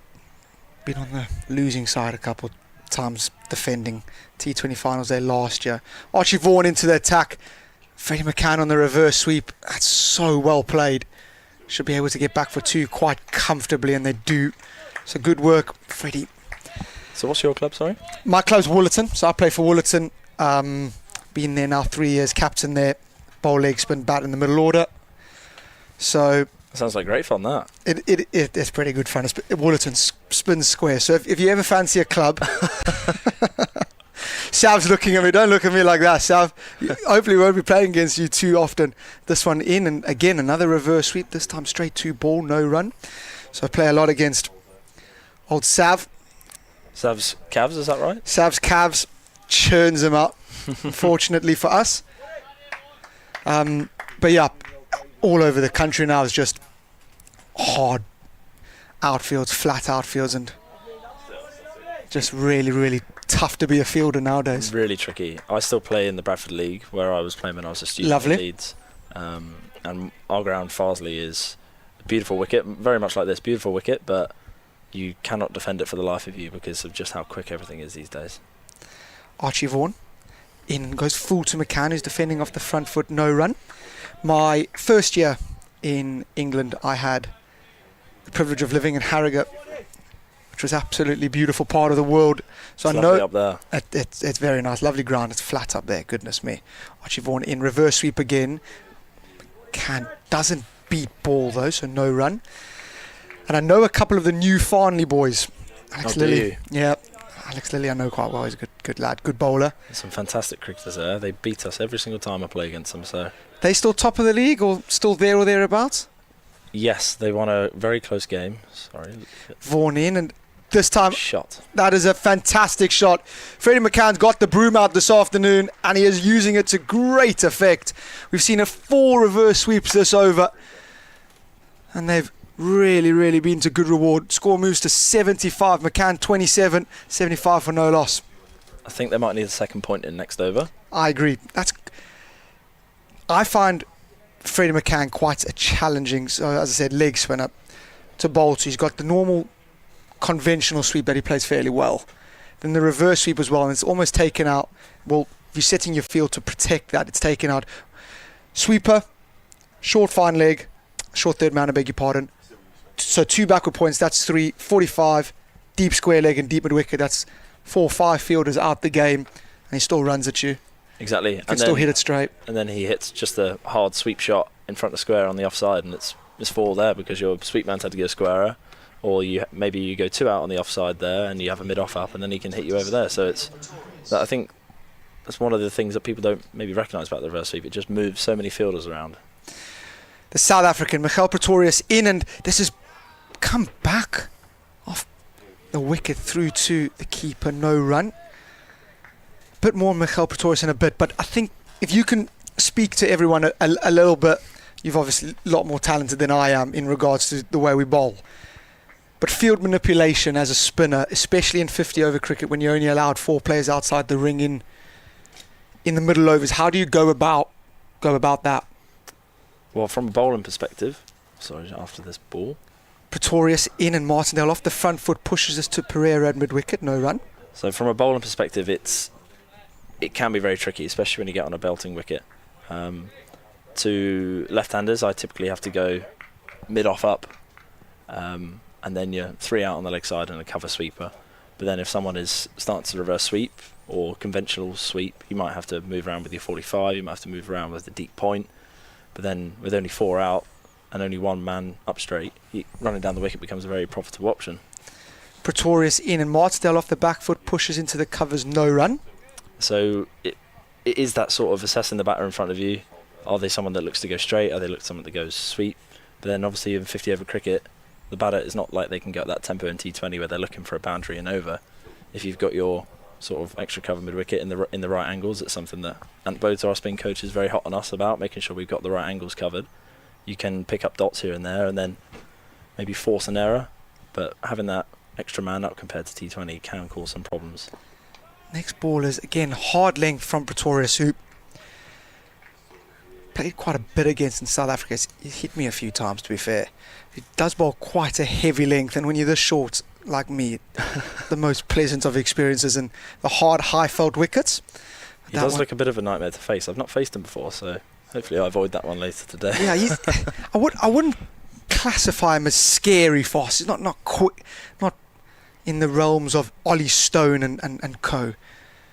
Pretorius in, and this is off the front foot defender, but he just bowls. He can be I found him a little bit difficult to track because you lose the ball behind his arm a little bit, and his bounce is one of those bowlers where his bounce is about 5 or 6 yards faster than just his normal ball, so it always just catches you a little bit by surprise. Handy bowler. Have you managed to spend any time, or will they be spending any time with having a bit of a chatter with Jack Leach in regards to his plans and things? Pretorius in and again pushed it out to mid-wicket, no run. I will do, yes. He caught me off guard this morning, actually. I was warming up, bowling, and then this man just peers over my shoulder and starts asking me, what does this pitch normally play like? I thought, that's bloody Jack Leach. So I will be saying hello, and I mean, I managed to bowl to him, so I might ask him, was there any thoughts? But it was obviously a bit of a different stage of the game. But when you come across someone like him, obviously before the game you can't ask him for too many tips, but I might try and steal him for a quick drink after the game and pick his brains on certain things. And I know that 50 over cricket is not the format that he's had the most success in, and probably maybe try and ask him some more Red Bull related questions. But yeah, it's one of the great privileges of this job is that you bump into people like him and you can pick their brain, ask them what they think in certain situations. So yeah, if I can, I'll be trying to pick his brain later. Might even get a chance to face him, you never know. But yeah, fantastic to play against someone like him. Well, they've done exactly what you've said. 2 backward points in play means that sweeper's now more conventional. It's Vaughan in, not going to stop Freddie, and he finds the gap. It is so difficult to stop someone playing the reverse sweep. So this is what I was on about here, because given how fast the outfield is, that second point, if you hit it hard, they're almost redundant fielders. So whether you go a fine or a short third, a deep backward point, and then you have to go Sav, who's here at mid-off, or deep long off, you have to come up. But then Archie is probably thinking, well, what's an easier shot, reverse sweep or a step hit over down the ground? And that's the problem of being a spinner nowadays in 50 over cricketers. This is a little bit faster and straighter and pushed to mid-wicket. I agree with you. With the outfield like this, miss-hits go for 4. Don't have to time it. Maybe difficult because even with them in the correct area, the next ball's a dot. Even a deep backward point has to be perfect. Even if it's slightly behind, if he goes 5 meters in front, you're not catching it, it's still 4. It's not like you can chase it down, really. Exactly that. But then it's the same going down the ground here. He's only got one of the straight men back. Vaughan in, and this is help round the corner. There's a polite appeal and a shy from Pretorius. I think Sav was going to be, beg your pardon, McCann was going to be in, but Sav's done well. He's got a nasty bounce there. It's a horrible bubble, isn't it? Horrible bubble. It's like fielding at Woollerton, isn't it, Sav? Woollerton, notoriously the worst ground in the league to field at. They play football now on all sides of the ground, so you can only imagine what that is like to play on. Pleasant. This is off the back foot, punched down the ground by Martindale, who's playing a lovely supportive innings of McCann here. Really, really good. Score moves to 81. Martindale 20, McCann 32. Would you change pace a lot of the time if looking to sweep, or is that sort of change now that doesn't make much of a difference? This turned round the corner out to deep square for a single. I think this just sort of highlights the difficulty of sometimes bowling in this format, especially sides get off to a good start and you're still only 4 out, because your room for going pace off with only long off back and mid on up is you've got to nail your length. And whilst as a spinner you back yourself to bowl with good shape and maybe get the ball to bounce and kick, if you miss your length there, it's almost a free swing, and like we've said, you only need half a bat and it's going to trickle away for 4. So I think change of pace is important, but your length is key and holding the stumps is key. That's definitely someone like myself who's definitely not known as the biggest spinner of the ball. I've got to keep the stumps in play, and I imagine Archie's thinking similar, where keep the stumps in play for as long as you can, try and pick up many dots with balls hit back to yourself, mid-wicket extra cover, and then try and force an error from there. Pretorius into McCann, who's driving this down the ground, and it's beat ball, and that will be, think it might trickle away for 4. No, it doesn't. Good work. It has in the end. Goodness me, again, just leans on it down the ground, half stopped, and it still manages to go away for 4. Lovely shot. Freddie McCann moves to 37, score 86. But just, I think, summarising how difficult it is to sort of set fields when batters nowadays play sweep, reverse sweep, and then are more than often comfortable enough to run at you. It's quite challenging. What I noticed, I'm a big, obviously I bowl spin, but I love watching spin bowlers bowl. You changed your pace a lot at the death, giving it a lot more air than what a lot of spinners would. This is played uppishly, and it's been put down by ball. That is a big chance. It does tend to stop here a little bit at well back, a little bit tennis bally, a little bit spongy at times, and that one's just held on Freddie McCann, who's early on at ball diving forward, has spilt it. So McCann dropped on 37. It's 87 for 1. Well, I saw the ball before that Balls tried to stop it, the one that went for 4, and he came up shaking his hands, whether he was in a bit of pain there.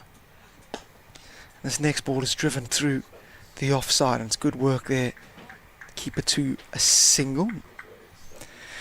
So you gave it a lot of air with mid on up to a cut. Now I do appreciate that game situation was different. You're taking a couple of wickets. Leach had just come up. Is that just so that they not just going to set on one sweep, reverse sweep, to go slower, and then you fired a couple in, which obviously resulted in the wicket of Mikel Pretorius getting bowled? It's exactly that, yes. That variation in pace is definitely something I'm trying. McCann off the front foot defends this into the offside, and they get through for a quick single.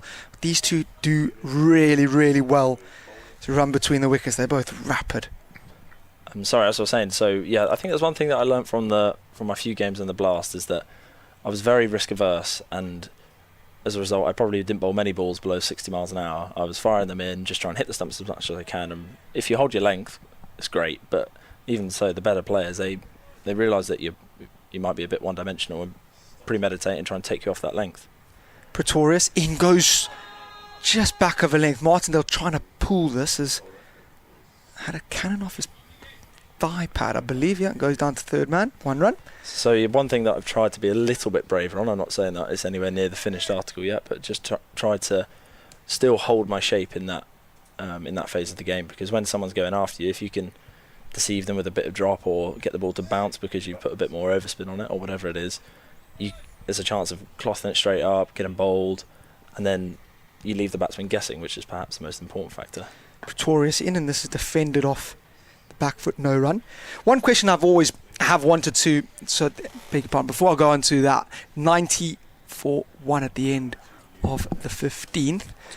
One question I do want to ask is how much time is spent with the analysts going. So you're playing a lot of games now. You've got Trent Bridge in a couple next week, but a lot of games at out grounds, a lot of games at grounds that you don't regularly play at. How often is there then conversations around with the analyst? We're going to be playing on different wickets. Do our plans change as a spin bowling attack?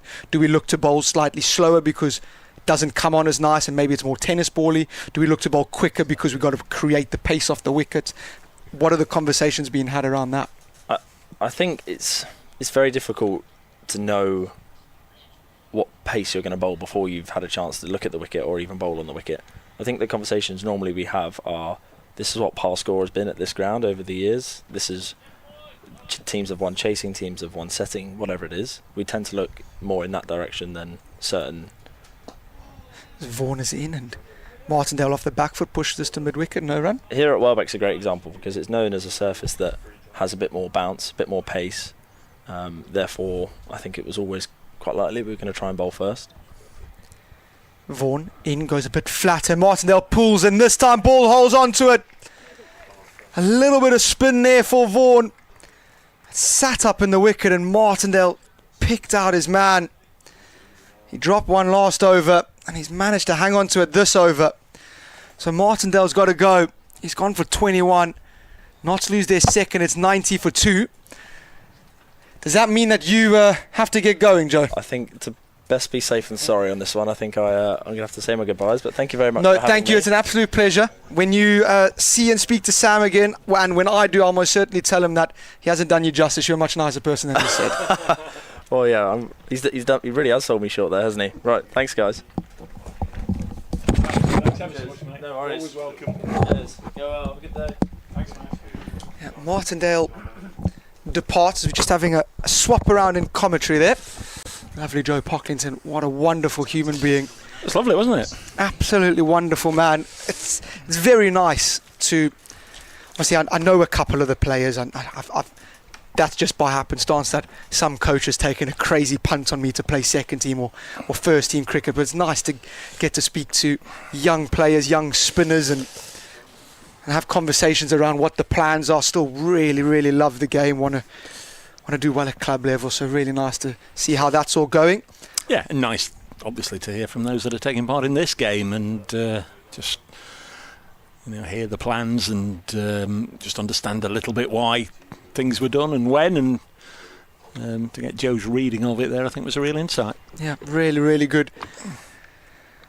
Unfortunately, Ben Martindale couldn't quite stay on, but we've got the captain, Hassan Hamid, who walks to the crease. Loads and loads and loads of experience. Here, he got 100 here last time.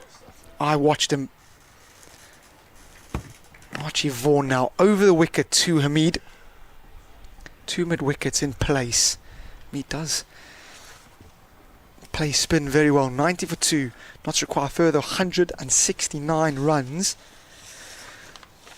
to win. Freddie McCann not out on 39 as Vaughan in.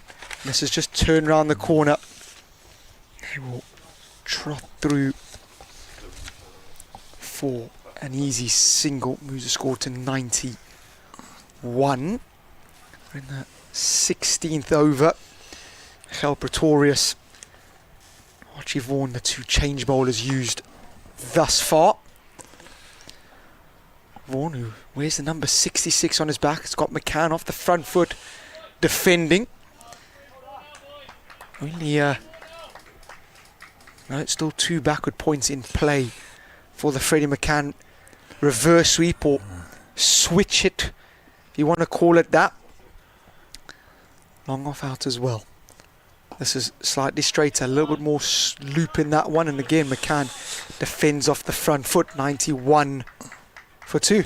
Hope my good mate Anthony Gibson's still there. Sent a message whilst I was off comms.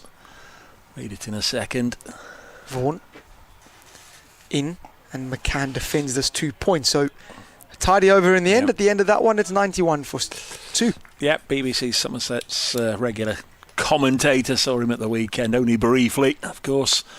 Somerset and Notts, the beaten semi-finalist. Anthony's taken himself off to the sun, it seems. Really enjoying the comms, Dave, from you and Kyle. Almost makes me wish I was at Welbeck rather than Praia de Salema, almost. Not sure Somerset have got enough today. Cheers, Anthony. Enjoy your break, mate. Well deserved. Wouldn't be surprised if there's not a golf course or 2 in the vicinity if Anthony's in the sun. It's a tough life, but someone's got to live it, don't they? Very much so, yeah. That second wicket important, I think, for Somerset at that stage of the game. Notts went a long time before they picked up the second wicket. This, the big one, I guess they want to get a Seba Mead before he gets started, really. Opens, obviously, in the Championship. Bats 4 in this. And here comes Miguel Pretorius from the far end to bowl to him, pitches it up. And Mead won't mind that bit of pace on. Turns this to Vaughan at mid-wicket, and there's no run. Yeah. Pretorius had the drop catch of Freddie McCann last over. And Captain Jake Ball will be hoping that doesn't cost them too much. Freddie's looked good, but 2 new batters at the crease. It's a very, very different complexion. So it's a really important partnership, this, for Notts. Pretorius bowls and Hamid defends. Elsewhere in today's matches in the 50 over cup competition, Derbyshire made 256 for 9, similar score to here. Durham a 51 for 2, and Ben Stokes has just walked out to the crease. Middlesex 294 for 8, a century from Martin Anderson for Middlesex. That's at Radlett. Essex 68 for 2 after 11 in reply. At Scarborough, century for Tom Prest of Hampshire. They made 320 for 8 as Pretorius bowls. Hamid just opens the face, guides it down to third, where Josh Shaw is able just to watch and monitor that tricky bounce into his hands and then return it. At Scarborough, as I was saying, Hampshire made 320 for 8, century for Tom Prest. Yorkshire 84 for 1 in the 12th in reply. At Sedbergh School, Lancashire made 280 for 5. Lancashire 55 without loss. Warwickshire 312 for 9, Northants 58 for 1 in reply. All the scores and updates as we go along through the afternoon. See who gets off to a flying start, see who will need to improve in their second match if they lose today. Start of the competition. 2 groups of 9, so you play 8 matches. Top of each group goes into the semi-final. Second in Group A will then play an eliminator against third in Group B and the other way round. So essentially you need to finish in the top 3 to make the knockouts. Then 2 semi-finals and the final at Trent Bridge on Sunday the 20th of September as McCann steers the next ball into the offside for a couple. It was on a Saturday last year. I'm fairly certain, well, more than fairly certain, I know it's on a Sunday this year, 20th of September. Good crowd in, I fancy, Kyle. Yeah, very good crowd. Did you You go to the cake tent like I told you to? No, I didn't. No, I was. You were good. You were better than me then. I was enjoying listening to you and Joe talking spin and all of the sorts of bits and pieces. His thoughts on the field setting. This is cut to backward point by Freddie McCann for one more. One thing that is very evident in regards to how the game is played and thought about nowadays is the attention to detail that everybody takes when setting fields, when doing their preparation for the game, speaking to the analyst, understanding what good looks like, what bad looks like, and making sure you're equipped to deal with whatever is thrown your way. So we know from literally from the horse's mouth, we know that Joe's down on the card to bat at 7. I think we can assume that 5 and 6 will be Lyndon James and Carl Verena. So from then on, probably Rob Lord, Brett Hutton, Farhan Ahmed and James Hayes. Vaughan in, McCann on the reverse sweep again. The man is set a little bit finer for that this time. They only get a single. McCann moves to 43, 96 for 2. Really hot, scorching afternoon now. It is, yeah. Heat's really been turned up. Make sure you got your sunscreen on if you're here today. Hamid off the front foot defends a ball that Archie Vaughan has given a little bit of flight. I think 1 or 2 of the schools have broken up already, haven't they? But yeah, there's a school here, isn't there? Well, I don't know. That's what I was going to say. Not too many youngsters about. It's my feeling. Vaughan in, and Hamid helps us round the corner. Fortunately picks the fielder out, and then a throw goes through to Jake Ball. Hamid drops his bat in absolute disbelief how he hasn't put that away for 4. He'll be frustrated. There's a few overthrows in the Somerset innings, wasn't there? There was. Nearly one there. 96 as this is played down the ground, and that will tick us along to 97. Savin Pereira does the fielding. As Sav's going to be offered a nice drink of water, which I'm absolutely sure he will say yes to. Archie Vaughan around the wicket to Freddie McCann, who's played well for his 43 so far. This is flatter, shorter, and pushed out into the offside. They're going to easily come through for a single, and then they're going to come back for 2. Yep. Freddie McCann has been so forward-thinking with the running between the wickets. It's fantastic. Any opportunity at all to try and pick up a second, he does so. Score moves to 99. It's 45 now, Freddie McCann. Trying to give it a real old rip here, Archie Vaughan. I was watching his wrist. Reverse sweep, and that finds the gap. McCann will move to 49, and that brings the Notters 100 up. It comes in the 18th over. In the 25th is when Somerset brought theirs up. So Notts well on top here. It's 103 for 2 at the end of 18. It is, and that's Freddie McCann's highest score in List A cricket. It is. Mentioned when he came out to bat. 10 previous games, top score of only 48. So chance for him to not only better his previous best, but go on and put a substantial score on the board here. He's nicely set.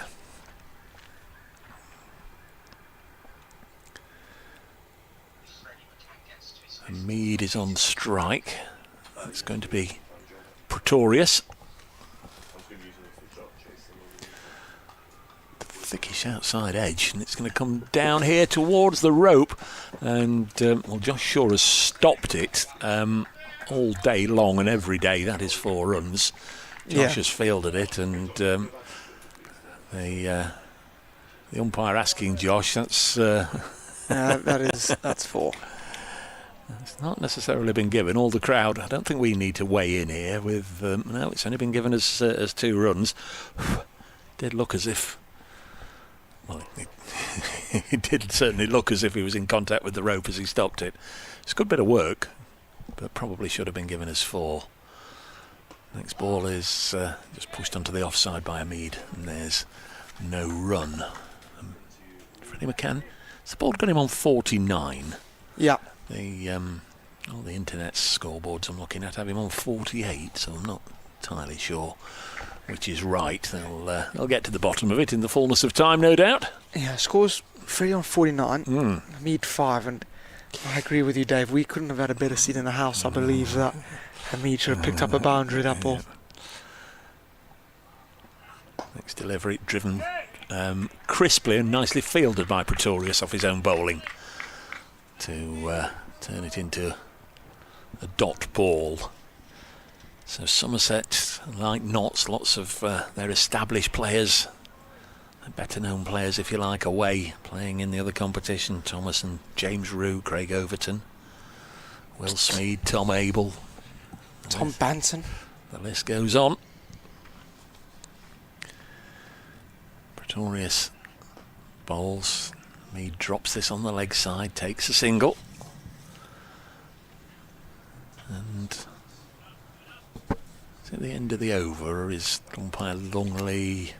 Yes, he's still doing side to side, umpire Lungley, which on art day I don't necessarily think it's absolutely necessary. Nobody's going to say, "Oi, umpire, why aren't you walking from one side to the other? Just get somewhere where you can see the line." And I think everybody's going to be fairly happy. It's not as if there's fielders either in front of him or behind him on either side, really. But the regulations say, don't they, the umpire should be at square leg. Next ball is a drop and run from Freddie McCann into the offside. And is that 50 or is that 49? That is 50. It is indeed. Freddie McCann goes to 50, 57 balls, 8 fours.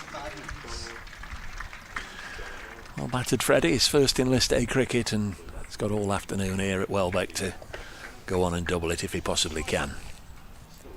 Really good stuff, Freddie. Well battered. Hopefully a long, illustrious career in List A cricket of scoring 50s and 100s.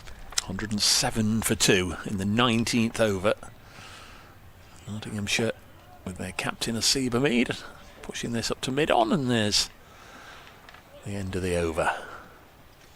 Pretorius wicketless at the moment through 4 overs. Archie Vaughan's had 4, Josh Shaw 5, and Jake Ball had 6. Just wonder if it might be not too long before we see Jack Leach in action. But we are going to get a bowling change, and it's not Jack Leach, it's Kean Roberts, right arm medium fast bowler.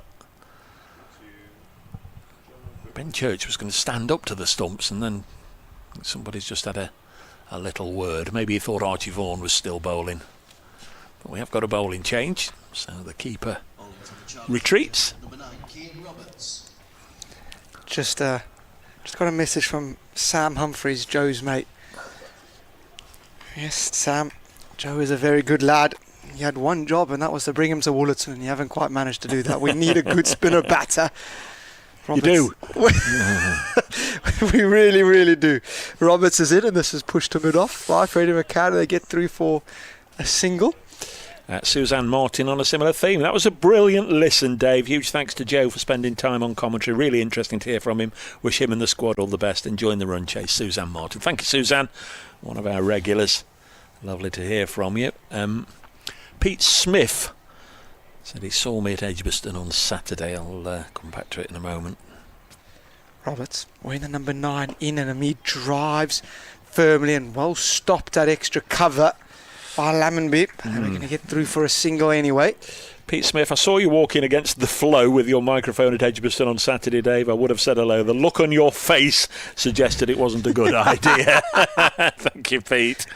Yeah, I was huffing and puffing, trying to work my way through the minions and the nuns and the, I don't know, Snow White and the Seven Dwarfs and all the rest. Roberts in, and this is pushed down the ground by Freddie McCann. No run. I do love the fancy dress. It's fantastic. You strike me as a fancy dress type. If I hadn't have had to have been there, or obviously it's a huge privilege to attend and to commentate and watch, but Wild Horses. If Notts were there, I'd have done it as a fan, but to go and watch 4 other counties, Wild Horses wanted to drag me there in the middle of that lot. Absolute chaos and bedlam. Roberts in. This is pushed firmly by Freddie McCann, but right at Lambie at mid-wicket, no run. I saw, whilst I was walking round as well, there must have been, I don't know, 10 or a dozen chaps in Durham shirts, Durham kits. Now, how confident were they to book finals day tickets and all go wearing the Durham colours? Crikey. Yeah, they got that one slightly wrong. This is down the leg side, and he's going to have to re-bowl that. It is Roberts. I did say it on air on Saturday. They kept putting it up on the screens at Edgbaston in the breaks and what have you.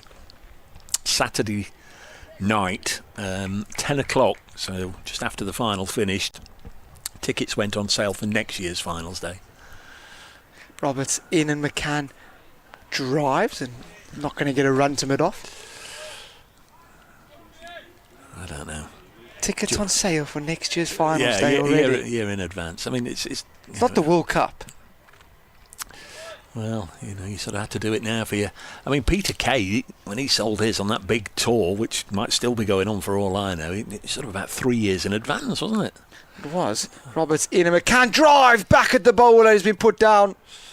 That would have been a spectacular catch for Kean Roberts to hold on to, but almost stuck a hand up to protect his face in anything. He hasn't managed to hold on to that. Might need some help here from producer Aaron, who's looking at replays. I'm not looking at a monitor. We haven't got a monitor here, whether that was a bump ball or a drop catch. There we are. We'll give him something to do. They just sat sunbathing. If that is the case, Freddie's been dropped twice then. I wasn't so sure there, but you were. Oh, well, we're going to see Mr. Leach. Thought it must be about time if Somerset were going to get the best out of Jack Leach. They didn't want to bring him on with only 50 needed. Comes on with about 140 and so needed. All from the far end. So that's the other end, the opposite end to which Joe Pocklington bowled. And it was nice to hear Joe say that he'd be seeking him out for a little word afterwards. Producer Aaron's nodding. That could be anything. I used to see those dogs nodding. Drop catch. You used to see those. Dave, you see, don't underestimate me. Was it drop? You see those dogs nodding on the parcel shelf of cars on the motorway. Oh, Yeah. No. Aaron looked just like that as Leach starts with a full pitch delivery that Hamid works on the leg side for a single 4:05 local time, he says, as if Welbeck's in a different time zone to everywhere else. Almost seems like we're in a different time zone. Yeah. We're back in the 90s in the tent in the middle of North Nottingham. It's a bit like the old John Player League and the outgrounds. Used to love the old John Player League on a Sunday. Freddie McCann on 51 on strike. Nelson on the board. Get your feet up, everybody. Get your feet up. Bowler Leach, Captain Ball having a long-range debate here about the field setting for Freddie McCann. So here is Jack Leach bowls, and again a slog sweep for 4 from Freddie McCann. Again, that lady is a lady terrible in the field. Just let the ball come all the way and clatter into the shins of somebody. So I'm looking sort of sideways on. It might be a gentleman. Look, I could see a couple of ladies there. I thought he just thudded into a lady's legs, but there we are. 4 more. Your mate Saf Pereira has been instructed to disappear from inside the ring at mid-wicket out onto the fence, now in front of the brick pavilion away to our right. 115 for 2. Lots weren't on Nelson for long. Leach in again to Freddie McCann, and he'll turn it into that gap that Pereira was in, and they'll settle for a single. 116 for 2 knots. Trent Bridge live today. And, throughout the competition, the home games. Of course, there's a home game at Chesterfield over the border. We're all jabbed up, got our passports ready. This is push to backward point. There's no run. Love going there, actually, Queen's Park. It is a nice place to play cricket there. Ben Slater's home ground. He'll get a great ovation. flat wicket, that. Tiny ground. Beautiful place to play cricket. Leach in again. Lovely looking shot from Hamid. Out to Josh Thomas. Bounces the ball in from a long way out to the gloves of Ben Church, 18-year-old keeper on debut for the Cider men. Great day in his young cricketing career. Leach to McCann, pushes it back to the bowler. And it's the end of the over. Not nicely poised. You've managed to again keep your little boxers up to date. Where are we in comparison? So after 19 overs, Notts 117 for 2. The same stage, Somerset was 79 for 1. So very far clear at the minute. Yeah, 40 runs, but they've lost a wicket more. I think you'd rather have the 40 runs, wouldn't you? Yeah, absolutely. Absolutely. Just having a look at... I found it interesting what Joe said in regards to Jack Leach. Now, I thought he had played a lot more than this. 33 List A games for Jack. So yeah, not a lot at all, as Roberts is in and Hamid defending off the front foot. Church now is up to the wickets. Yeah, he'll have missed a lot of games When he's playing for England, duty, won't he, Jack? Yeah. 21st of July. I mentioned a few things that have happened on this day over the years. Got one or two more. Roberts, where's the number 9, is into Hamid, who pushes us down the ground. No run. On this day, 21st of July 1982, Eddie Hemmings scored his only first-class 100. Notts were playing again at an outground. They were at Worksop that day. He got 127 against Glamorgan. A lot of love for Eddie Hemmings over the years. Is that Worksop Cricket Club? It is. Oh, well, Central. Next ball is just pushed into mid-wicket where Sav Pereira does the fielding. At the town ground at Worksop Cricket Club, yeah. 127. 21st of July 1951. Notts were on the wrong end of a Fred Truman hat-trick at Trent Bridge. Don't know if you've heard of Fred Truman. Reg Simpson, Alan Armitage, Peter Harvey all dismissed. Notts 18 for 6 in the morning session. Roberts in and off the back foot, Hamid is pushing this to backward point. Another no run. And to finish this little block for now, on this day 1981, this was the day, Ashes in full swing, this was the day that Bob Willis, his finest ever performance for England, got his 8 for coming down from the hill down the Kirkstall Lane end from Headingley against Australia in the Ashes. Roberts in, Hamid goes up, and does he clear? He does. Doesn't get all of it. Ball does the running after it. They get back for 2, so Hamid looking to take the aerial route after not being able to pierce the gap on the floor. 119 for 2. Require a further 140 runs. And do not to get their One Day Cup campaign off to a winning one at Fortress Welbeck. Roberts in, and this is through the offside. The sweeper there will do some work out there. And they'll come back for 2, so 4 coming from that one is 121 for 2. So 8 group games, as we've mentioned a time or two. Really, you're looking to win 6, I think. Minimum of 6 to get you into the top 3. Somerset did it last year, won 6 and lost 2. Notts 3 wins, a tie and 4 defeats, didn't make the knockout phase. It'll be Leach to bowl his second over. He said hello to me this morning. I heard he said hello to Joe Pocklington, but he was obviously full of the joys of spring this morning, Jack. He said hello to me as well. Had a little chat. Do you have anything to say for himself? Well, he wanted to know what, because I've been out for the toss, who was doing what and all the rest of it. This is reverse swept by Freddie McCann. Nice bit of fielding there by... he's down on the ground, and I can see the number 3. That's all I can see.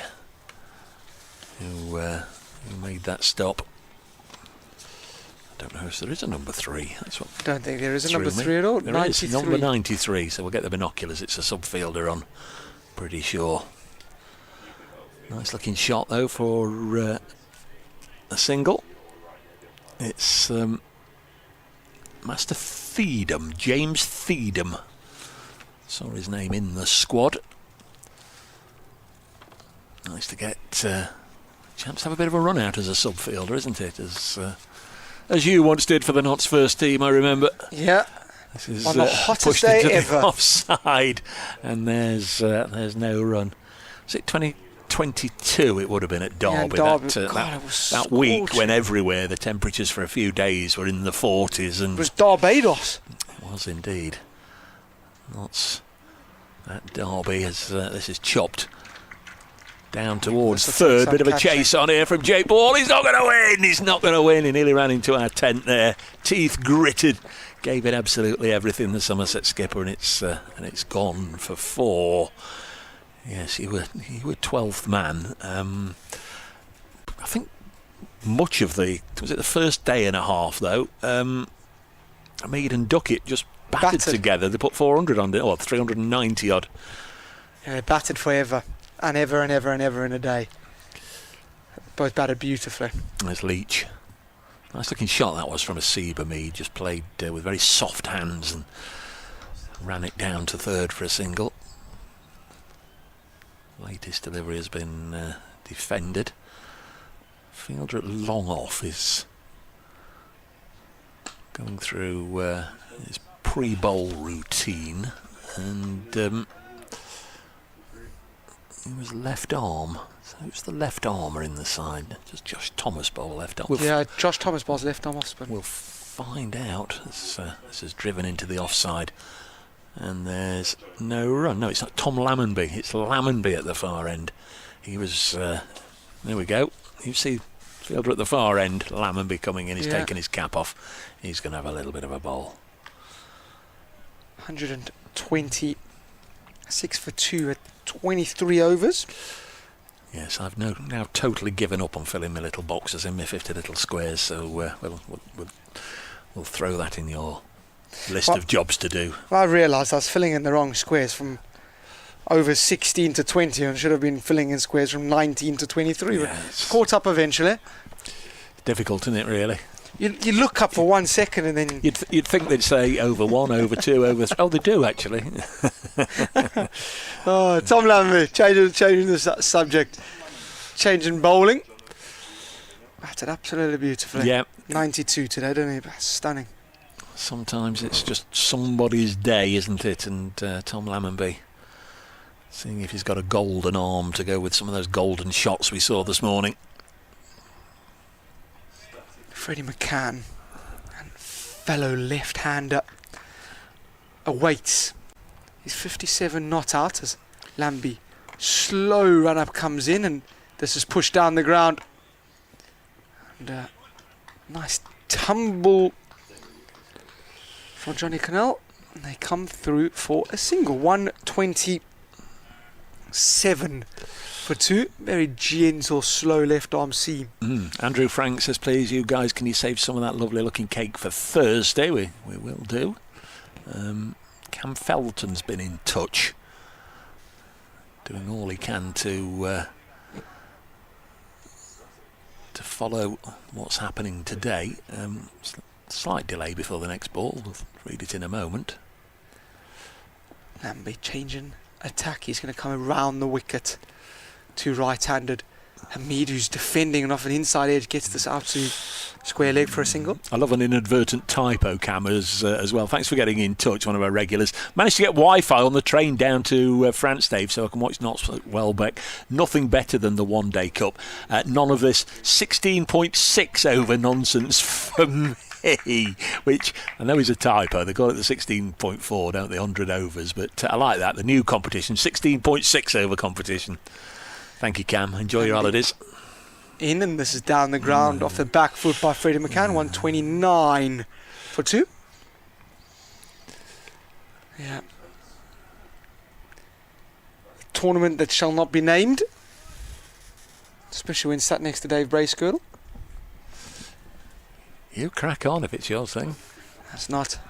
I won't I'm be watching enjoy- much of that. I'm enjoying this. 129 for 2. This is in and off the back foot. It's carved away. It should get back for 2. Mikel Pretorius does the fielding. Oh. And a bullet of an arm. Is there a South African javelin team at the Olympics? Crikey. Absolute Fired that bullets. Yeah. 131. So not ticking along really nicely. They require a further 128 to win. They're doing and going about this in the right way. Hamid off the front foot, pushed into the cover. They look for a quick single, and a loose throw potentially has saved Freddie McCann. I think that was very tight. Archie Vaughan with the throw. Yeah, he whizzed it at sort of a height that Ben Church running up to the stumps might have, just sort of been able to catch it and his momentum then take it on to the stumps. But I think if they were going to try and run Freddie out, it would have had to have been a direct hit. Needed to be thrown at the stumps there. But I guess if you do that, then you are running the risk of throwing for overthrows. Lambien and off the back foot, McCann defends to point. So 132 for 2 at the end of 24 at the same stage. Somerset were 99 for 1. Yeah, so one more over. We'll be at the halfway stage. We'll have a little break for drinky poos, or as they call it now in the football world, a hydration break. Yeah. In cricket, you can understand it. In a game of football, I'm not quite sure. Did you watch any of it? I did. Watched a lot of it.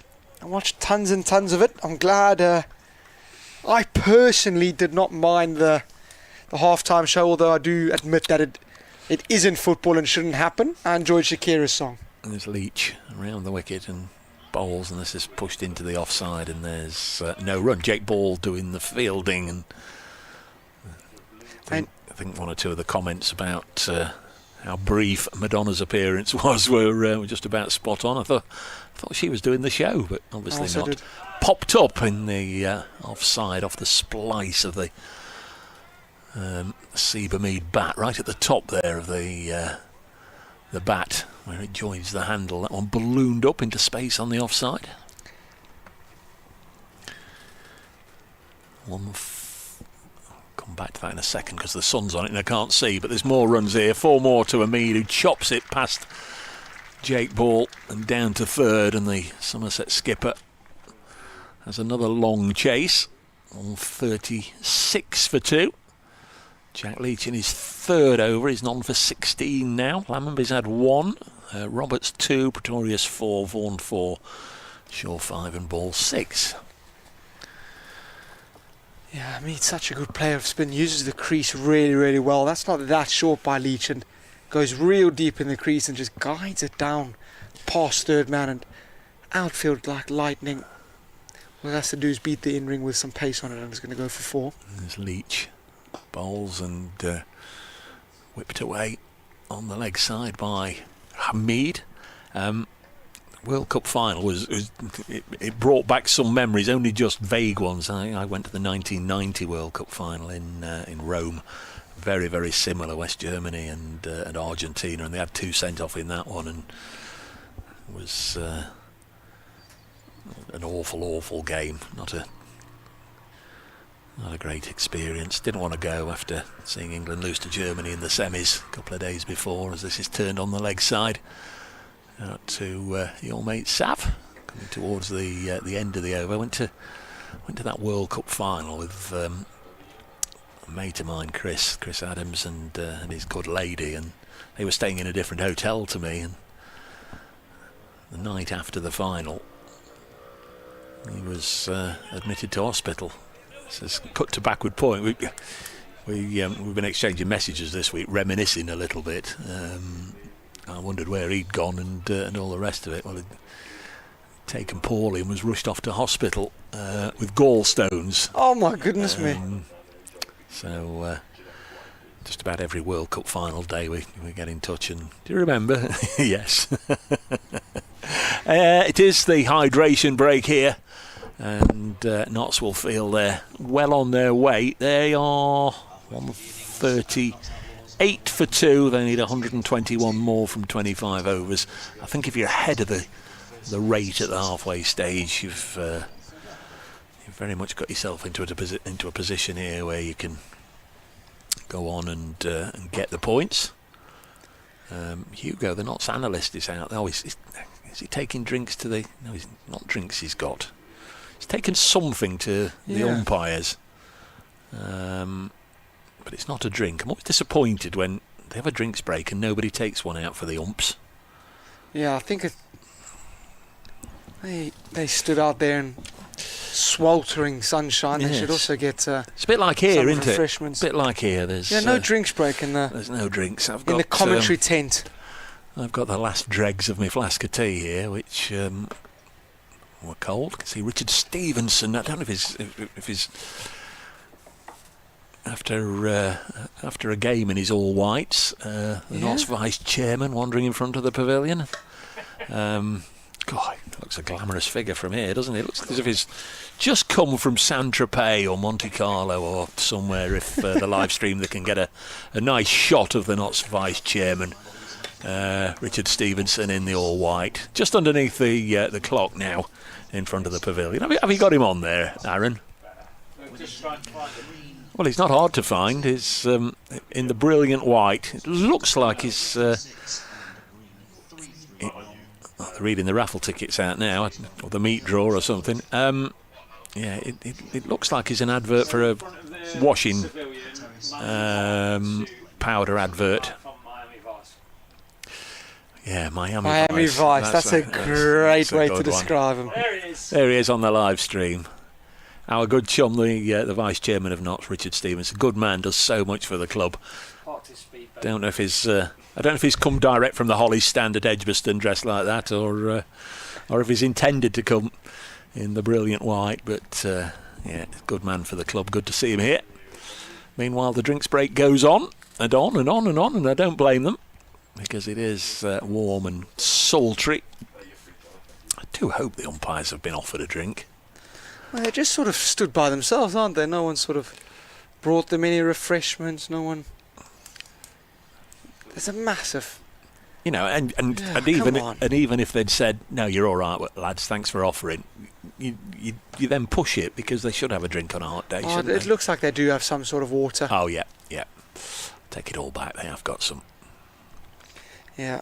Good work. Somerset earlier, thanks to a main contribution of 92 from Tom Lammonby, made 258 from 9. Joe Pocklington, who came and joined us for 20 minutes, half an hour or so on commentary, and was absolutely brilliant earlier.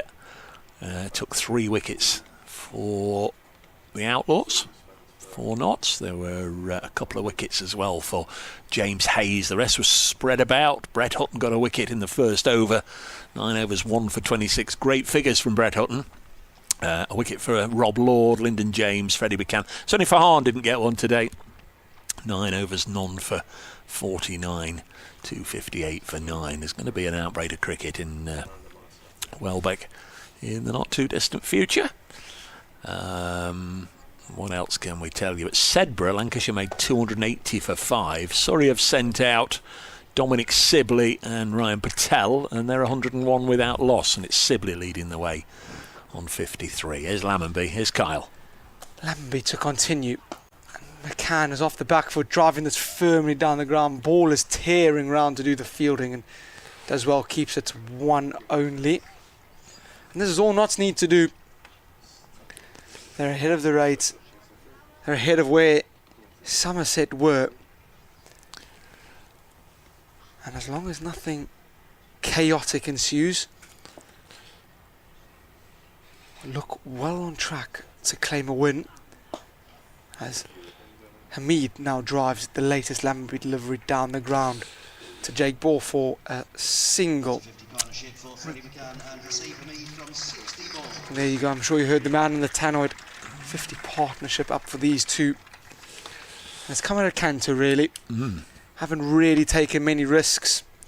Really looked to take the bowling down and just ticked it over and then hit the bad ball. Lambie goes short and McCann just turns this around.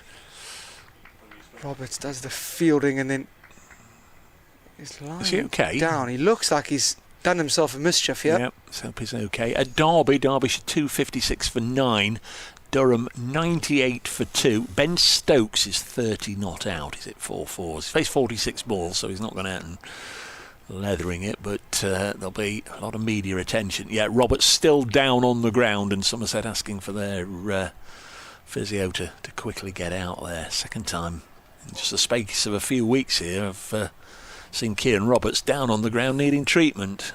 Went down in the pre-day warm-up at Trent Bridge for the county championship match.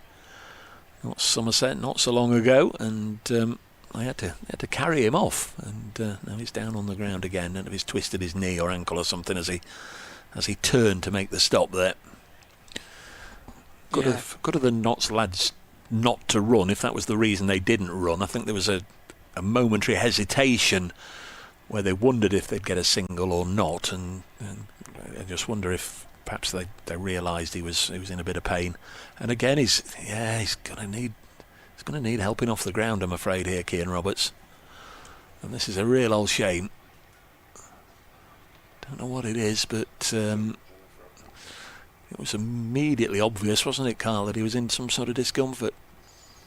Yeah. He's gone down diving away to his left and really not sure what he could have done or has done, but he's limping away, having been supported by Mikel Pretorius and the physio, to be replaced by Steve Kirby, and the physio will help him get the rest of the way off the ground. Yeah, and he's one of their bowling attack. He's bowled 2 overs, 2 decent enough overs, none for 7 earlier, so that's an option lost to Jake Ball potentially. Got lots of other options, but you don't want to see anybody helped off the field, especially a young player trying to make his way in the game. Well, you don't want to, it doesn't matter whether they're young or old, does it? You don't want to have anybody injured. Seemingly innocuous, but there was already a sub-fielder on, wasn't there? James Feedham.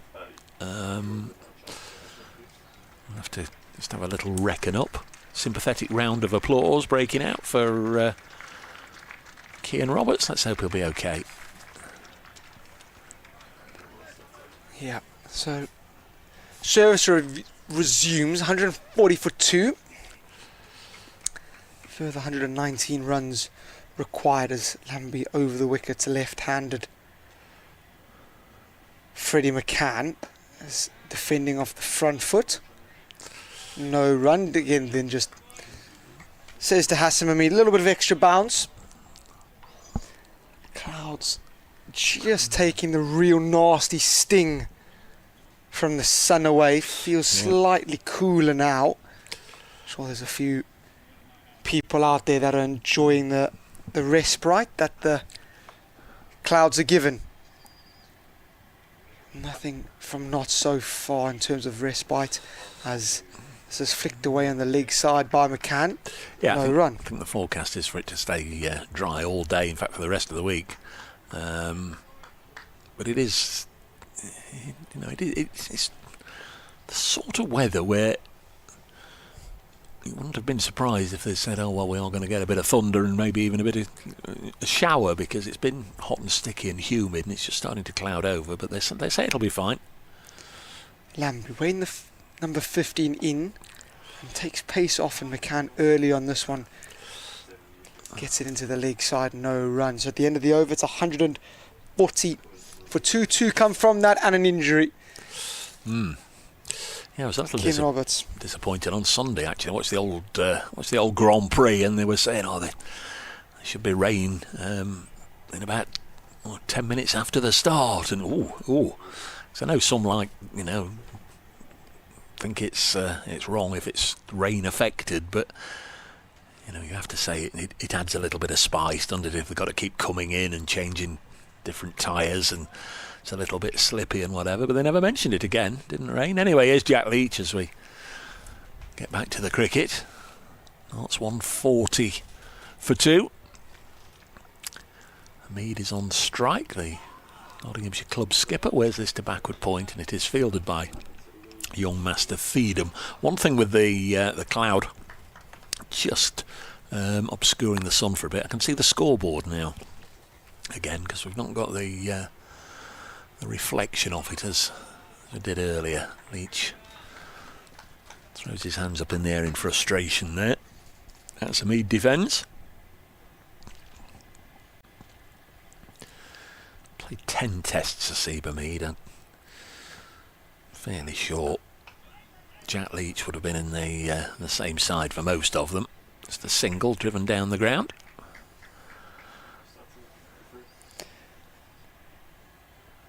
Would he not have been, or Jack Leach have played with Mead when he made his debut, was it in India? He had 2 stints, didn't he, did Mead? Mead did, yeah. I wouldn't have thought his first one. I'd have thought his... Second one in the Ashes, definitely. Yeah, I'd have thought his most recent one. Leach bowls, and there's Shot. A reverse from Freddie. He likes playing that shot. Switch it. Right-handed slog sweep, really. Gets 4 runs. It's a very, very strange game that's played nowadays compared to what it was even 20, 30, 40 years ago. What would your coach said if you played that shot in the net? Coach? Self-taught, mate. Self-taught. Coach? No, I suppose in the RAF we had a cricket coach and what have you, but no. It would have been along the lines of save the fancy tricks, Bracegirdle. Are you taking this seriously or not? Or words to that effect. Leach bowls, and again, and he's got 4 more. A little finer this time. Well, you're a modern player. Do you play that shot? Were you taught to play that shot? Are you self-taught? Are youngsters coming through at your club picking it up and doing it naturally, or does somebody go through it in slow motion how to play it? When I was growing up, it was A.B. de Villiers was the first person I can remember that played that shot. I think Kevin Peterson as well, maybe. And people played it, but not that regularly. I'll play it, but that's because I can't hit it down the ground, so I have to play it. I can't run down, hit 6s down the ground, so I have to play it. Nowadays, kids play all the shots. They reverse sweep, they switch it. It's almost becoming as regular as a block shot. If you don't play it, you're almost looked at as someone that is a little bit behind the times. Leach bowls, and this is helped into the offside by Freddie McCann. There'll only be 1.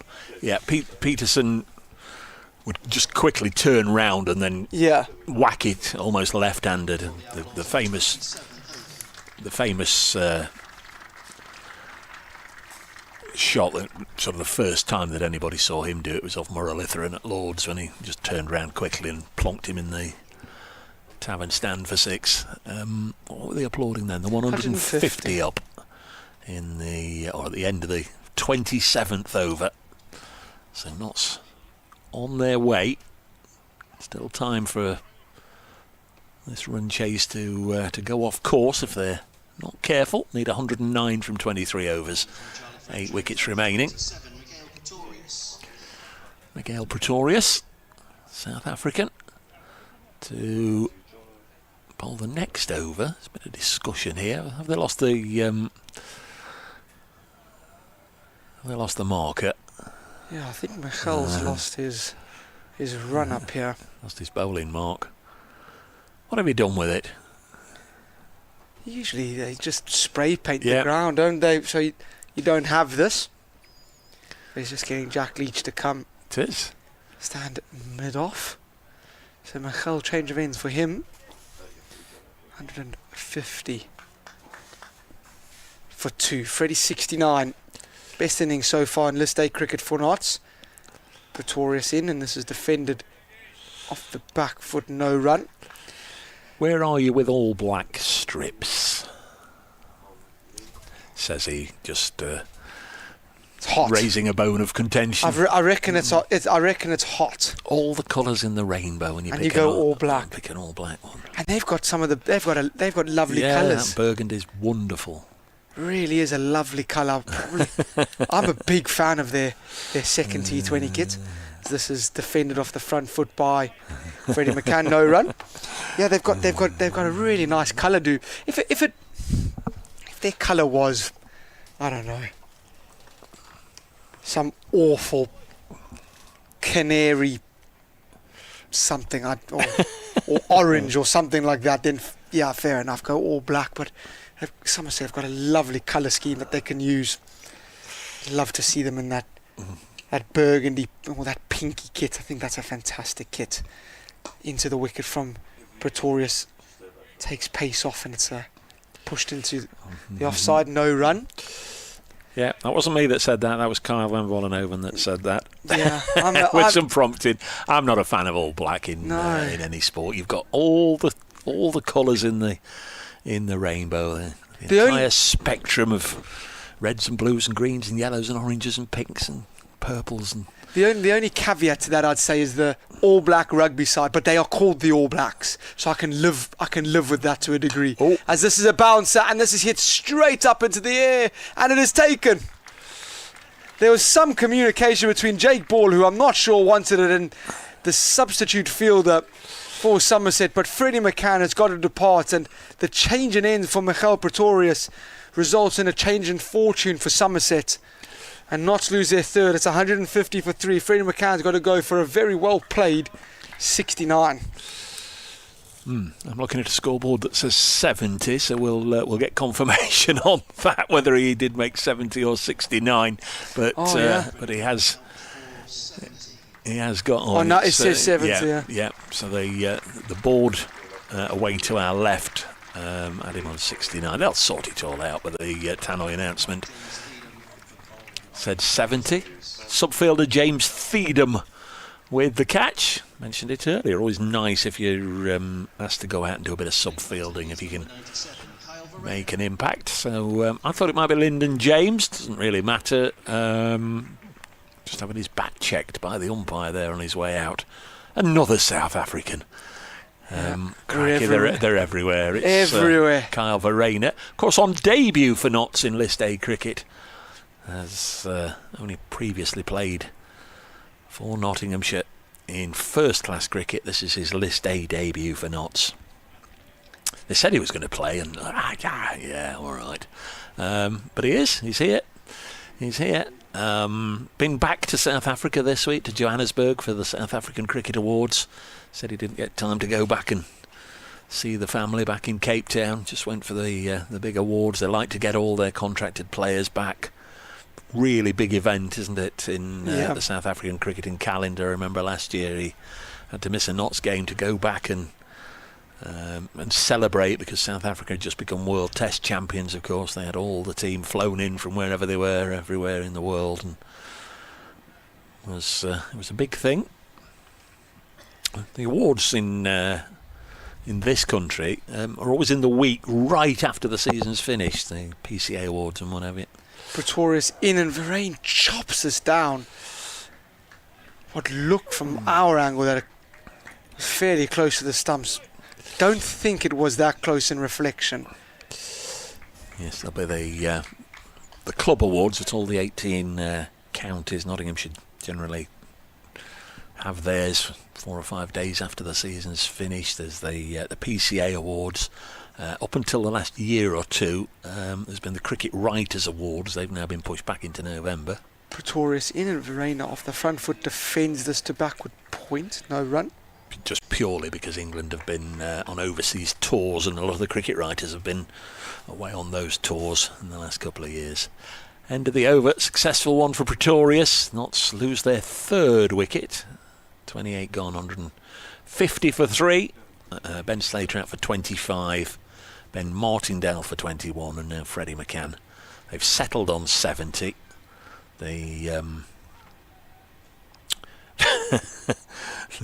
Just looking at the BBC scoreboard, Freddie McCann caught Slater, bowled Pretorius for 70. That's clearly not right. There's still some teething issues on that.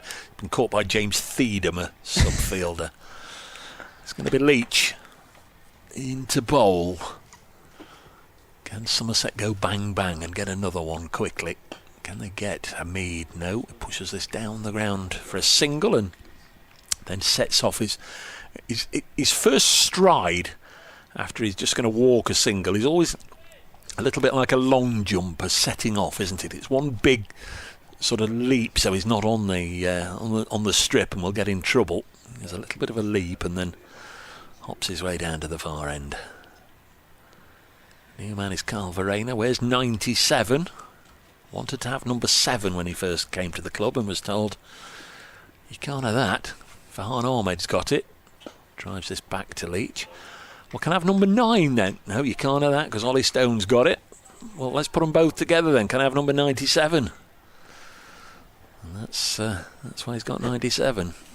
Is that the truth? Yeah. Wow. What do you think I make things up here? This is driven through the offside. Would I ever tell you a porky? Single taken for Verena. He's away. His first run for Nottinghamshire in List A cricket. I think he weighs 97 for South Africa. Google. There's Leach. Pushes this into the offside. Does a mead for a single. Well, again, it may well have been by the time he came into the side, there were established players wearing 9 and 7. But I was told when he arrived, that's what he'd asked for. Yeah, 97 for South Africa as well. Next one is chopped. Oh, nasty bounce. And it's gone for 4.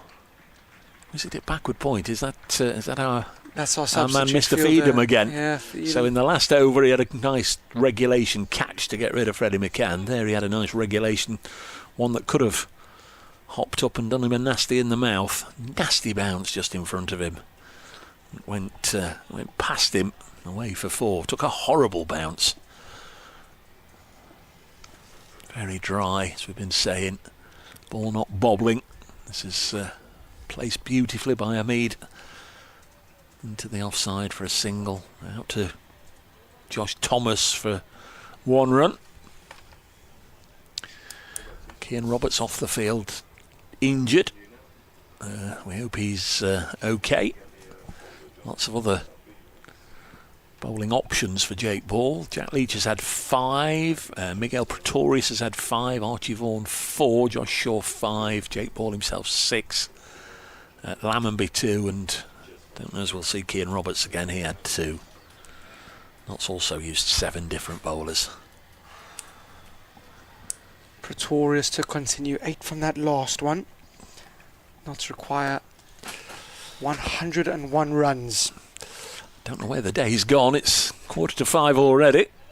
Yeah, crazy. Lovely crowd here at Wellback. Pretorius in, Verena defending off the front foot. I think producer Aaron's asking if we want ice creams.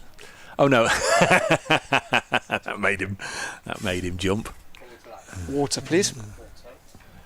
I'm all right. I've got the last dregs of me flask here. Thank you. It's a hot day. Well, a cup of tea. Cup of tea is all right. I have got a bottle of water, but that's hotter than the surface of the sun down here. Pretorius into Verena, who's off the front foot again, driving this down the ground. Michael Pretorius.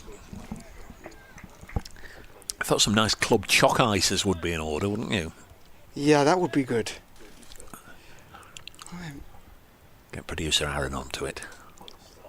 Some nice club choc ices. Yeah, Michael Pretorius. This is his 50th List A game. Pretorius in, and this is guided down to a slip, who's a 3rd slip. You would say, no run. 64 wickets at economy just under 5s, 4.7. Does he still play in South Africa? I know he goes home in the winter, but does he still play in their domestic competitions? Yeah, he does. He does. He plays all over the place now, really. Playing for North West, but he's played in the CPL. He's played for the Knights. And he's another product of Waterkloof High School in Pretoria. This next ball driven firmly into the covers, which was a slow ball by Pretorius, no run. Obviously plays in the SA20, plays the Pretoria Capital, so hasn't played international cricket, played for the Cricket South Africa Invitation 11. Heaven knows what that means, if that is South Africa A or not, or if that is just some structure of that. It changes every 5 minutes in South Africa, unfortunately. I can see you're on his profile. How old is he? I'll tell you now, it's a short ball. It's played round the corner. They should be able to pick up 2 and do. No, they don't. They don't. No. They've turned down what I thought would be a 2 there. I'm going to guess, I think Miguel Pretorius is 32 years old. 31 years old and 119 days. Yeah. Lovely man, Miguel. Obviously from Pretoria, hard man. Bowled a lot. Well, used to bowl absolutely lightning. Reined it back in slightly, not bowling as quick as he used to bowl. Lost experience as the bouncer goes through, and he's going to have to re-bowl that one. And knowing him, he won't be that happy about that decision. I think, if I'm going to be honest with you, that is a wide every day of the week. Yeah. 160 for 3. Yeah, nicely taken by the young keeper as well. Ben Church was down the leg side. I mean, we heard Joe Pocklington saying, you get in these games and then suddenly you find there's internationals all around you, and there's people that you've admired and all the rest of it. There's 2 Test players out there batting, Asiba Mead and Carl Verreynne. There's Miguel Pretorius bowling. Pretorius in, and this is cut away, and that's very well stopped by Savin Pereira at backward point. He certainly saved a minimum of 3 runs there. Fancy it was closer to 2. At the end of that one, 2 from it, 160 for 3 at the end of 30 at the same stage. Somerset were 125 for 2. Yeah, you got Jack Leach, another international Test spinner. For Somerset, Jake Balls obviously played Test cricket. Yeah. Nice to hear from Annie Chave, who's with us. And he sent that a wee while ago, Annie. I hope you're still with us, enjoying the commentary. The sound of summer. Thank you, Annie. All the best to you and yours. Tony T, looking at the outfield, Dave. Presumably Welbeck is on a water meter. There's not been a lot of rain here in this part of the world. Tony T. Josh Shaw is going to have a little bowl. We've been very much Notts-centric in this innings, with Joe Pocklington coming and doing half an hour with us. We'll have a little bit of Somerset input. Kyle's going to stick around for 15 minutes or 20 minutes or however long he's going to stick around. He's going to be joined from the... It just sounds wrong to call him from the Somerset live stream, but that's how so many of you will know him. Going to be joined by Harry Everett in just a moment. This is pulled away. All right. Yeah. And Josh Shaw, the new bowler, into the attack. 160 for 3. Nice to have some fresh people in the commentary box next to me. Oh, don't feel quite as fresh. A bit of sweaty heat, but no, it's lovely wandering around. I love outground cricket. It is good, isn't it? Special. Shaw in, and this is back foot pushed into mid wicket, no run. What was Somerset's outground be? Well, not anymore. Don't really do outground cricket anymore. No. But it used to be Weston-super-Mare, Bath. They play at Taunton Vale. The ladies and the twos play at Taunton Vale. Even Exmouth is used. But yeah, generally just play all the games at Taunton at the moment. There's no Clarence Park was the one in Weston. nice grounds. I haven't had the privilege of playing at any of those. No, I've heard Bath is lovely though. We're talking years back. Yeah, it's not been around the last decade or so. Sure. Into Verreynne, who's just defending off the back foot again. Doesn't really look to move his feet that far forward, does Carl Verreynne.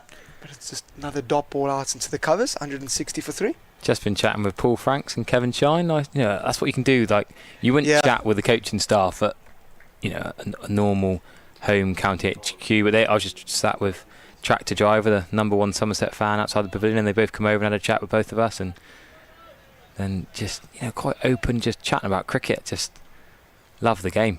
It's brilliant. Shaw goes short, and once again Verena can't get this one away, and it's a dot ball. I agree with you. I think outgrounds are lovely. Personal favourite outground. I know it's not Notts or Somerset, but I'm a massive fan of Arundel. That's absolutely beautiful. I've been offered to play there 3 or 4 times the last couple of years, and I've not managed to make it work yet. It's still a good 4-hour drive for me, but yeah, it's beautiful, and it looks so nice. So good. I want to tick it off at some point. Yeah, then the next one I'm desperate to tick off is Wormsley, but yeah, I've applied for MCC game there. It's full, and this is driven firmly. They're going to get through for a single. You're an MCC member? Yeah, candidate this year, so my first year. Lovely. I've got a game on Thursday in Wales. Second year nice. Candidate myself. So absolutely brilliant. Played any secretary games, anything like that? Not yet. I don't quite know how it works. I've played 6 games yet, done all right. So hopefully can do in the future. Yeah, I don't quite know how the selection protocol works. I'm sort of learning about it. I'm a proper village state school lad, so I never thought I'd be posh enough for the MCC. Sure. In, and Hamid pulls this one away. It goes across the bare outfield, and not timed well enough to go all the way for 4, but they do get back for 2 in the end, which brings an end to the 31st. That's 163 for 3. Who do you know that's got you part of the MCC then? What's made you join or want to join that, besides a day out of the cricket sat in the pavilion at Lords, which is one of the reasons I want to go? Be honest, that wasn't any of it for me. No, it's just about playing at different grounds. Like for me, I've played Somerset Stragglers, Devon Dumplings. I've played touring sides against Free Foresters and loads of other teams, and done all right in friendlies midweek. I just wanted to play a higher level of midweek cricket at new grounds was the motivation for me. Getting the chance, because MCC play at so many different places, I can't really go and play against a school at age 30. So no, exactly. You can play at these stunning school grounds, and that was a big motivation for me, really. Decent midweek cricket. I love time declaration cricket as well, which makes it a bit different, as Miggy Pretorius is going to steam in right arm over, continuing to Carl Verena, who's just nudging that off the back foot to backward point. No is the cry from Hasib Hamid. Sav Pereira feels well, keeps it to a dot ball. Carl Verena, formerly of North Devon Cricket Club, Instow down in Devon, I'll be playing a couple of games over the holidays. He had a good stint there. Glenn Quirrell played there, the 2 Overton boys. Chris Rogers, they've had some brilliant overseas over the years. Tell you what, that sounds like a fantastic place to go play your cricket. Yeah, they basically have touring games every day of July and August. They'll have teams Amazing. from Oxford, London, and they can't get a decent 11 out every day. Shot by Carl Verena out to deep cover for 1 run. So yeah, they'll ask me to go and help them out, basically. They can't get enough from just their club to get 11 every day of the week, so I'm self-employed. If I'm not commentating or doing any cricket reporting stuff, I try and play the odd game for them. That's really good. Tougher days out there, aren't there? Yeah, exactly. Who do you still play club cricket in the? Yeah, so I've been playing the Whipple the last 3 years for Wemden and the Whipple Somerset. I'm playing back in Devon this year for Clumpton in the Devon A division. And me just dropping that down to short third for what should be 1 run. Or they're going to push 2. Jake Ball with a launch in. Church can't quite take the stumps. Comfortable 2 in the end. Yeah, good running again. They have run well, haven't they? You almost... It sounds absolutely terrible to say this, but you can almost really push the fielders to the absolute limit here, and just back that to pick it up cleanly on a hard, bumpy, dry outfield. You're not going to do it as often as you probably would. You can take the calculated risk, shall we say. Haven't seen a run out so far.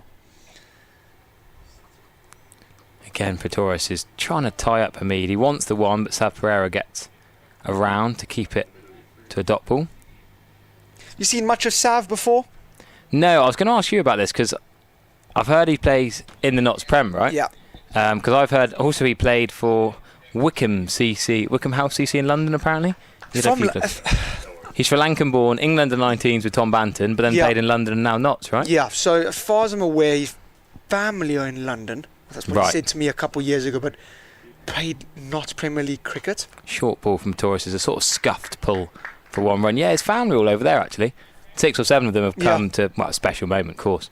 Great for them to celebrate it with him after all the hard work he's put in.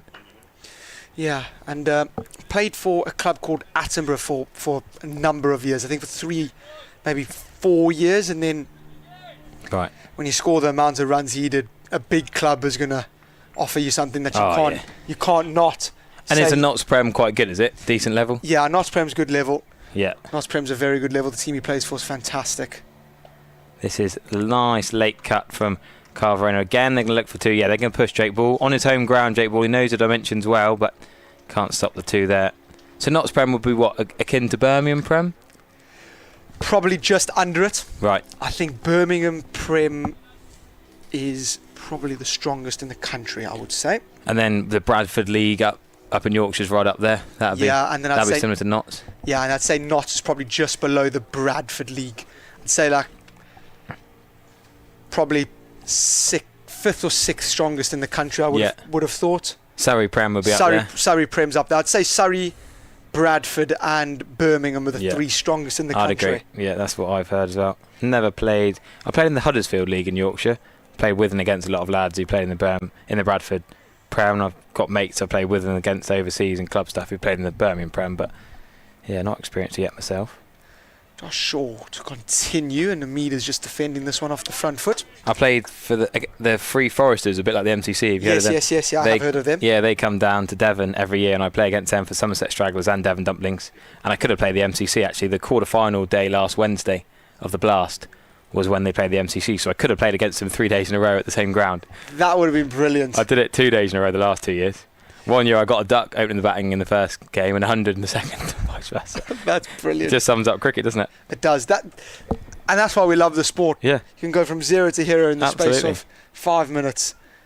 Hamid, off the front foot, can't quite find the gap in the covers. And I got pelted. You like this story? I got pelters this year because I opened the batting again last Monday in the day 1 of the 2 days I played them. And I was going all right, 25, 30 odd. And then a bin lorry come behind the sight screen. Oh, no. And I can sort of deal with no sight screen maybe, but then the bin lorry with flashing lights right behind the bowler's arm. No chance. And what would you do in that situation? You can't stop an entire game, can you? So I'm probably stopping a game. I'm that guy. Yeah. I'm saying no, thank you. Short ball pulled away in front of square by Hamid. He run the first one hard, but in all honesty, we're always going to get back for 2. So these 2 running well. Hamid moves to 37, 171. Require 88 more runs to win. But how long do you make them wait? If it hasn't gone in 2 or 3 minutes, I think. Yeah, fair. See, I think I should have held out for 2 or 3 minutes. How long did you make them wait for? I reckon I said, look, guys, you might wait for 45 seconds, a minute maybe. Then someone shouted, get on with it. I don't know if it was one of my teammates on the sideline or one of their fielders. And I want to know who it is, actually. Give them some grief. Shaw in, and this is guided very, very fine indeed. The diving Church couldn't quite get there. And it goes away for 4. Ooh, is that a generous guy? Nah, that's he's tried to guide that down. I think that's off an outside edge. Yeah, I'll agree with you. Tried to guide it and got it more edgy than he intended. Yeah. The weird sight for me that James Thieden, the only player on the pitch that I've captained in cricket, keeps running past the commentary box. I captained him Sandford Seconds a couple of years ago. I got my highest ever league score and we still lost. And I batted him at 5, but in club cricket, I know he's an opening bowler in this sort of cricket, but he could still whack it. Yeah. And I probably should have batted him a little bit higher, but I tried to give another young lad a go. Shaw in, and Hamid drives, and this is hit beautifully through the covers. It takes an absolutely awful bounce. And Thomas has done well just to get his body behind that and throw that in. Jim Thieden himself had one nearly in the face, didn't he, at point a couple of overs ago? Absolutely awful. And you fielded on this ground a few times in club cricket, I guess. I have. It's usually a lovely place to field, to be honest. The thing is, it actually looks quite smooth and flat, but the odd one is bobbling, yeah. It's usually quite a nice place to field in comparison to a couple of the other outfields around the place. It's pretty decent. Our ground that I play at is awful. It's lose your teeth type of ground. This is cut away down to your mate at third man. They come through for a single, 177 for 3 at the end of the over. I'd like to say we'll get James Thieden on commentary, but we should touch on the sad news from a Somerset perspective today. What's Kian happened Roberts. there? So he had a bit of a glute issue. I think he had acupuncture the other day. He was trying to sort out his glute. hamstring area. But I don't know if you saw, he went off the field and he was gesturing to Jamie Thorpe, the physio, to try and get some treatment, whatever, maybe some painkillers or spray. I couldn't quite see. He went into the changing rooms. And then he came back out. And within 2 overs of coming back out, he's then gone down and he looked in a bad way, didn't he? It wasn't a good sign. No, when... Firstly, when someone goes down, it's always really, really sad, regardless of who you are, game situation. Yeah. But the way he went down and then just You could tell, can't you? literally did not move at all and just put his hand over his face and just thought, you just fear for the worst. Thomas is going to be brought in. Yeah, I bowl. like this move. Almost a little bit later than I would have intended. Josh Thomas, good bowler, got 4 from the Blast the other day. Bowled for Leicestershire on loan in the Blast well last summer as well. He's going to bowl left arm to Verena, who goes back straight away. The only thing is Verena plays spin very well. Punches in deep cover for 1, but I think it was a bit of the match-up thing. I was just chatting to Paul Franks about this. I said, why have you gone McCann, Martindale and Slater, 3 lefties at the top, and then you got Hamid and Verena? But I thought Hamid might have split the 3 left-handers up. But he said, look, that's just the best spot for them. He's not worried about right and left-handers. Hamid whips an easy 2 through square, well, straight mid-wicket, really. Surely they're going to get there. James Thiedham and Archie Vaughan nearly have a mix-up. They are going to come back for 3, actually. I'm not sure that was the best choreography between the 2 boys, but they saved 1 in the end. I find that interesting as well. I thought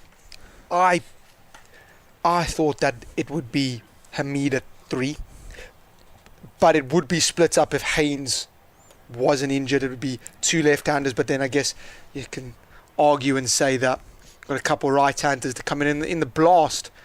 Notts would just stack with left-hander after left-hander. I skidded on a bit onto the pads, no run. But why did Pocklington back up the order in the quarter-final when he's more of a 7-8?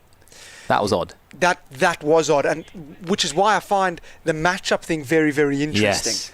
And I think a lot of coaches potentially don't own the fact that they do speak about that a lot more than maybe they lead on. Yeah. For example, I think the reason Pocklington didn't bowl earlier was because the matchup with 2 left-handers didn't suit him, and why he bowled later on in the death. But you look at both this, Pocklington and Josh Thomas have both got first-team wickets in the Blast for their sides, and they've both been used as almost, last resort seems harsh, but Notts are cruising to victory here, let's be honest. Yeah, they're going really, really nicely. Josh Thomas could have bowled earlier. I know Jack Leach is a better bowler, so you're going to bowl Jack Leach first, fine. But I just wonder if you might have gone in tandem. I would have almost gone spin. I would have gone Thomas after Vaughan. Would have been my thought process, and then rather than the seam. Rather than the seam, and then I would have gone Leach from the other end. Yeah. Would have been my thought process, just to try and go spin from both ends, create a false shot, and we haven't seen Vaughan again since, have we? Since he's got brought off. So Somerset got a lot of spin options. It does spin here, it has spun here a little bit. You're forgetting that they're missing their main T20 Blast bowler, and there's no goals worthy today. Exactly. Friday and Sunday at Taunton, we could bowl 40 overs of spin. Quite feasibly. Which is the dream. But, like, you know, is there any point playing Ball and Shaw? I mean, poor old Kieran Roberts after that. I guess we're not going to see him Friday, sadly. Doesn't look good. Miggy Pretorius has had a pectoral injury concerns. Jake Ball will probably be due a rest, having played Friday, Sunday, Wednesday, Saturday in the Blast. Nice that he played today. That's great, and it worked well with Goldsworthy missing. He could captain this game. Shaw hasn't played much. He could probably play Shaw a few games. JT Langridge might come in. Somerset do have a lot of bowling options. It's rare for Somerset. They've previous years had loads of batters, not many bowlers, whereas at the moment so many batters have been injured that actually they're lacking a few batters, hence the new signings, and got lots of bowling options. Yeah, and Shaw looks a little bit stiff. Yeah, well, he's not played much, so yeah, he shouldn't look stiff, but yeah, I know what you mean. Hot day as well to be a seamer. Shaw in, goes short, and Hamid pulls this one away. And it's going to dissect the gap out there, so that will go for 4. Hamid moves to 50. Really, really fantastic innings again from Hasib Hamid. It's almost like he's got there without even taking a single risk. The one streaky option last over, where he got it a little bit close to the keeper. Probably not that intentional as well. Other than that, not a single risk taken. He moves to 50. 187 for 3. Defends this off the front foot. Sav does well to cut off that single. So when you play in club cricket, which end do you tend to bowl spin from? Is there a pattern to that? Well, currently as captain, let's put it this way. I don't have the luxury of deciding which end is better to bowl spin at. As we've got 4 seamers in our club and all 4 are injured, so we're just death by spin at the moment. But here, I've always tended to bowl spin from this end and seam from the far end. Yeah. I haven't really bowled spin from that end that regularly. We've always done spin from this end. This is full, and bottom edge I think has just saved Hasim Hamid from being bowled. They hit really well bowled that by short. So what we tend to see a lot here at Wellback from a bowling perspective is, especially from spinners, you get quite a lot of bounce. So when players look to sweep and reverse sweep, if your length's good, don't often get hurt that badly. You've got to really execute your shot well. Had a couple of top edges that have been quite difficult to deal with. The sweep is that guide down to third man. So I got out here sweeping a couple years back, caught 45 just with the extra bounce. So it can be a challenge. But when on a dry day like this sort of weather? It was not this hot, but it was very, very windy. Okay. Earlier on in the season, but still bouncing then, yeah, okay. Still really, really bouncing. One of the better wickets in the league, is it? Yeah, I would say this and another ground they've just relayed their square called Cockney, which is just up here. Probably the 2 best wickets in the league, and then another ground called Kimberley Institute, who've got, this is just flicked away on the leg side for a single, who've got a postage stamp of a ground. Their one boundary is about 8 metres past the 30-yard circle, all down the right-hand side, and they've just got hybrids. So that's also a belter of a ground to bat on. I bet. Yeah. But if you're a seaman, you hit a heavy length there's a bit of reward. What do you do, Harry? You bat bowl? I open the batting and bowl some slow leggies. Often first change, actually, last 3 years. 10 overs first change often. People laugh at the pace I bowl. I bowl leggies and people laugh at the pace that I bowl. Mart's definitely laughs at the pace that I bowl. Wind comes in, there's this fire down the leg side, and we'll have to goodness cool, me. Where's that come from? It's not been this windy all day. No, not been this windy at all. Yeah, I bowl little leggies on a spot. Don't turn that much. You've only got to turn one, haven't you? That's all that matters. You don't have to turn it that much. You just need to turn it this much to beat the outside edge. Yeah, I never used to bowl until I was about 25, but then I was in the nets in the Yorkshire League club, and they said, your leggies could have some mileage here. So I started bowling a bit, and now, first change in the Weppel, people couldn't believe it. They were dumbfounded by the pace and dropping. Love that. Somehow I got a 3 for against Bath, and all these quality cricketers just getting out to my loopy leggies and laughing as they go off. Sure, this is full, and me drives into the covers, no run. So the end of that one is 190 for 3. I think we're going to have a we're going to have a change in the commentary box. Dave's going to be joined by Ben. Thank you. Thanks ever so much, Harry. No worries, mate. Cheers, mate. Be covered in cake. Yeah, that was the window. Thanks very much to Harry and Kyle for the time being. We seem to have everything covered in cake right now, but anyway, it'll blow away. There was 1 or 2 plates left on the thing, and they were full of crumbs. It's going to be Josh Thomas to bowl round the wicket to Carvarena, and they're going to steal maybe a bye here. One more then to Notts. Just been talking at the back of the box, so we'll just have a little look at the what over we're in as we move on. 36th over, 191 for 3. Just been joined by Ben Martindale, so we'll have a little natter. This is cut away nicely into the offside by the captain, Hamid, for a couple of runs. 193 for 3. Hello, Ben. Thanks for stopping by and having a little word. We've had Joe Pocklington, so we swapped one lower order or middle order left-hander for a top order left-hander as it's pushed into the offside, and they take a single. Thanks for having me on, Dave. Thank you. You're very welcome. I've been very excited for this. I've been biding my time. I think I told you a couple of years ago. I was like, I want to get on. Anytime. Yeah, unfortunately, it's taken me until now, but Thomas round the wicket, bowls and driven down the ground by Verena for a single. Boys are in a good position. Yeah. Got off to a nice start. Obviously, Freddie's batted superbly. Haas has batted superbly as well. And we're hopefully ticking along quite nicely. Thomas bowls again to Mead, pushes this to backward point, and there's no run. In the 36th over, Notts have been set to score 259, so need 65 more as this is pushed back to the bowler. End of the over, and it remains 195 for 3 at the end of the 36. So your day's done and dusted. Yes, indeed. Just from your time in the field, bowling, and I've kept half an eye on a lot of second 11 matches you've played. You don't bowl so much these days, do you? White ball specialist, Dave. That's me. No, we've got a lot of depth bowling wise, but don't get me wrong, I really enjoy it, and I'm trying to bowl as much as possible. But when you look at days like today, we've got a lot of bowling, so hopefully I'm not needed. But to be honest, if the skipper gave me the nod there, I'd have lapped it up, try and get a pole.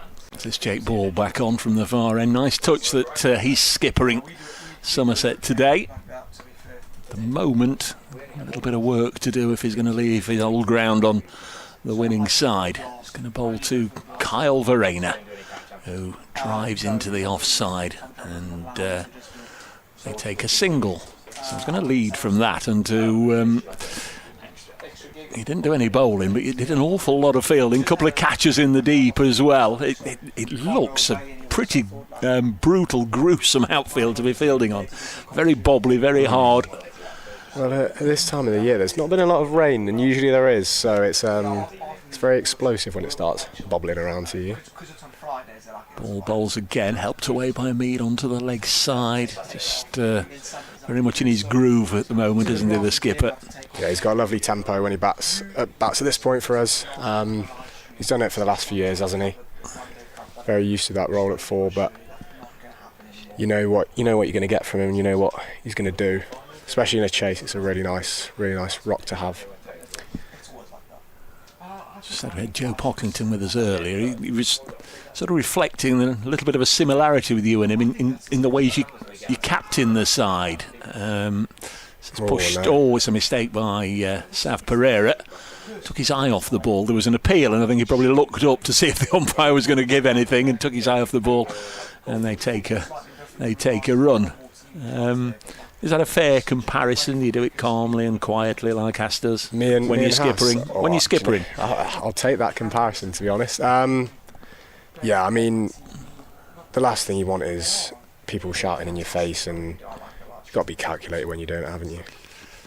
Ball bowls. Academy just chops it down to third. This is subfielder James Feedham. I know you've been around, obviously, the dressing room area. I mean, Kean Roberts, what does it look like? I don't know if you were around there when he was sort of carried off. No, I didn't actually see I was having my shower when it all happened, but yeah, I saw him hobbling off. He looked pretty nasty, to be honest. So I hope he's okay. Yeah. So say Oliver's ball to bowl. In and turned away on the leg side by Verena for another single. Been a busy, full-on few weeks and days. You've gone from skippering the seconds through to your finals day at Wormsley, and then you've been forever in the squads for a lot of the Blast games. You were at Edgbaston at the weekend. Disappointment for the side, but it's been a really busy few days, hasn't it? Yeah, it has. Ball in again, and beats a Mead on the inside. Good delivery. End of the over. 199 for 3. Yeah, it's it's the nature of the beast, isn't it? At this time of year, I'm doing as much as I can to try and play in all formats, and at the moment we were on a great run in the T20s. We had a really strong squad. It's exactly where you want to be as a club and as a team. and the result of that is travelling around quite a lot. You want to be playing loads of games, so you're playing a lot for the second team as well. But I think the strength and depth for us as a club right now is really good. To get to that twos finals day, unfortunately fall short, but to then back it up with our main squad. It's the same as last year, wasn't it? You lost to the Bears in the final last year. Yeah. It's Josh Thomas round the wicket, slow left arm, cut away nicely by Verena for a single. It's good news. They've got Verena for this competition. Well, it adds a bit more experience and a lot of strength in that middle order. Obviously, tidy keeper as well. Very, very knowledgeable in the game. Thomas in again. Hamid pushes it back to him. Very much things start with the captain, obviously, but also the wicket keeper. You know, and you've got somebody as experienced as Kyle. He can just have a look at the angles and just spot if somebody's moved out of position or whatever. Another one nudged into the offside, no run. That's 201 for 3 here, easing towards their first points of the competition.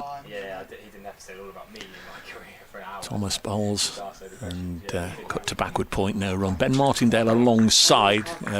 Very difficult to get a word in edgeways when they're rattling through the overs. You generally open the order, the batting, and Freddie McCann generally comes in at 3, as this has helped out onto the leg side for a single. What was the thinking behind the switch today? Was that coach, captain? Yeah, well, was it just put to you as a completed decision? Yeah, pretty much. Well, I mean, I've batted at 3 in a few of the warm-up games. Thomas bowls again, eased into the offside by Verena, playing very nicely indeed. He goes to 20, 202 for 3. And it seems something that's quite natural to me. I've been told that that's the spot that I was in today, and I was actually really looking forward to having a change. I've opened the batting in red ball, white ball, and I mean, selfishly, to have an extra little bit of time, not having to rush out, that's a nice touch. But even still, like the balance of coming in facing seam, and then you get a bit of spin as well, and you're not always facing the new ball, which is a nice little challenge. It's a nice spot to be at. I always thought when I played a million years ago, I think I'd rather open than 3. At least opening, you're on an equal footing with the bowler. Every time you come in at 3, they're generally on a high, because obviously they've just taken a wicket. You never know when you're going to go in, as you say. You can be out there second ball, or you can be out there in the whatever, an hour after the start of play. At least if you're opening, you know when you're going to be out there. Ball from the far end. Media tent end bowls, and this is driven into the offside beautifully. I think it'll go for 4. If it beats the fielder, it gets away, doesn't it, here? Same thing as earlier, really. Like, obviously we mentioned about the weather, but as soon as you beat the infield, it seems to just disappear, really. There's obviously like longer pockets where we stopped a few 3s earlier, but if you beat the infield at the right angle, usually it races away. Yeah.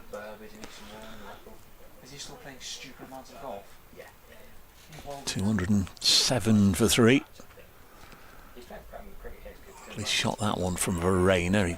He's forced to defend this next one. He's on 24. Hamid is on 57. Freddie McCann made 70. Ben Slater 25. Ben next to me made 21. You'll feel, I'm sure, you left a few out there. Oh yeah. We were going well, me and Freddie, and unfortunately, it was poor cricket all round from all of us, apart from Jake, who caught it. This is dropped on the leg side, and there's a single taken. He dropped one just earlier, hadn't he? Was that off Freddie, the other one? Yeah. Tough chance, running forward, diving forward. Never easy, but second bite of the cherry, unfortunately, took mine. But I'll be having a few words with him later on about that, to be honest. How do you look at the group and assess your chances with the players you've got available? Yeah, we've. We know the quality of our group, to be honest. Ball in again to the Notts captain, again on his pads. He bowled there, and he's going to do that all day long. And Jake bowled as much as anybody would know that. Another single. Yeah, we've. We know what roles we've all got to play. We know the strength and depth in the batting. We've got two really good spinners. We've got Freddie, who's all-rounder, bowls quite a lot of useful overs for us as he did in this game. No, we're set up really nicely, to be honest. Got all bases covered, really, haven't you? Some aggressive ball strikers. Oh, this is too short. Goes through to the keeper. Thought James Hayes went well today. Yeah. Started with a couple of maidens because he's been away playing in the Blast for Yeah, Gloucestershire my as roomie. well. Is your roomie? Yeah, Is it? yeah. He well, my landlord more like that. He's grown really nicely as a player. Seeing that up close as well, his development. You can tell that he's got a lot more experience. He's more confident in his position. Ball, 35 years of age now, That's a and lovely shot. played with soft hands by Verena. Down in front of us, the subfielder James Theedham with a good throw in, and they settle for one. Notts need less than 50 now to begin the campaign with a victory. Warwickshire up next, and then Leicestershire at Trent Bridge, starting with 3 home games, albeit at 2 different grounds, and there's a bit of travelling. And you've got a home game at Chesterfield as well. Yeah, we do. Ball bowls now. Verena pushes into the offside. Who played there? Oh, have I? I've played all my club cricket this year there, actually. Me and Ben Slater. Lovely place to play cricket. Yep. And they've obviously had the festival there a few weeks ago. Yeah. They know how to put on a good setup. Everyone at the club's really lovely. They'll sort us out, no doubt. And it should be a great day of cricket, to be honest. Yeah, it is a lovely place to play cricket. I think one or two have wondered why Notts are taking a home game over the border, Yeah. but spread the love around and see what sort of attendance they get. And attractive opposition in Northants, who won the Blast at the weekend.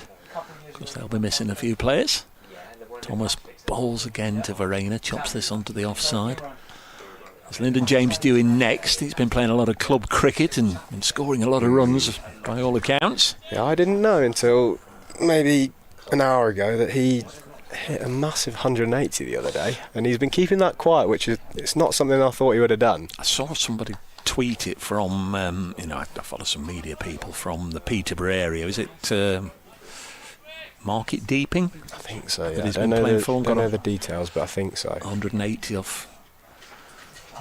Not too many. Now then, a lovely looking shot here from Hamid, and this might... Oh, it's not quite the first 6 of the... No, it's not. Second 6 of the day. But it just landed inside the rope for 4. There was only a matter of inches in that, but beautifully lofted away for 4. Were you batting when Josh Shaw stopped one down here? I wasn't, actually. Okay. It looked pretty tight. It- It well, did the look pretty tight. I think he nearly moved the rope inside our tent with his sliding stop on the boundary, but don't think it's going to matter too much. No, I would say it's a brave slide, to be honest, on this ground. It's very, very hard at this time of the year. We've Shot from Verena into the offside. Might run 2 here, will run 2 here. Good stuff from the South African in this pair. Just making it look a little easy at the moment. 218 for 3 knots after... Oh, we're in the 40th over. Yeah, we've had a few of our lads with their trousers coming in looking threadbare,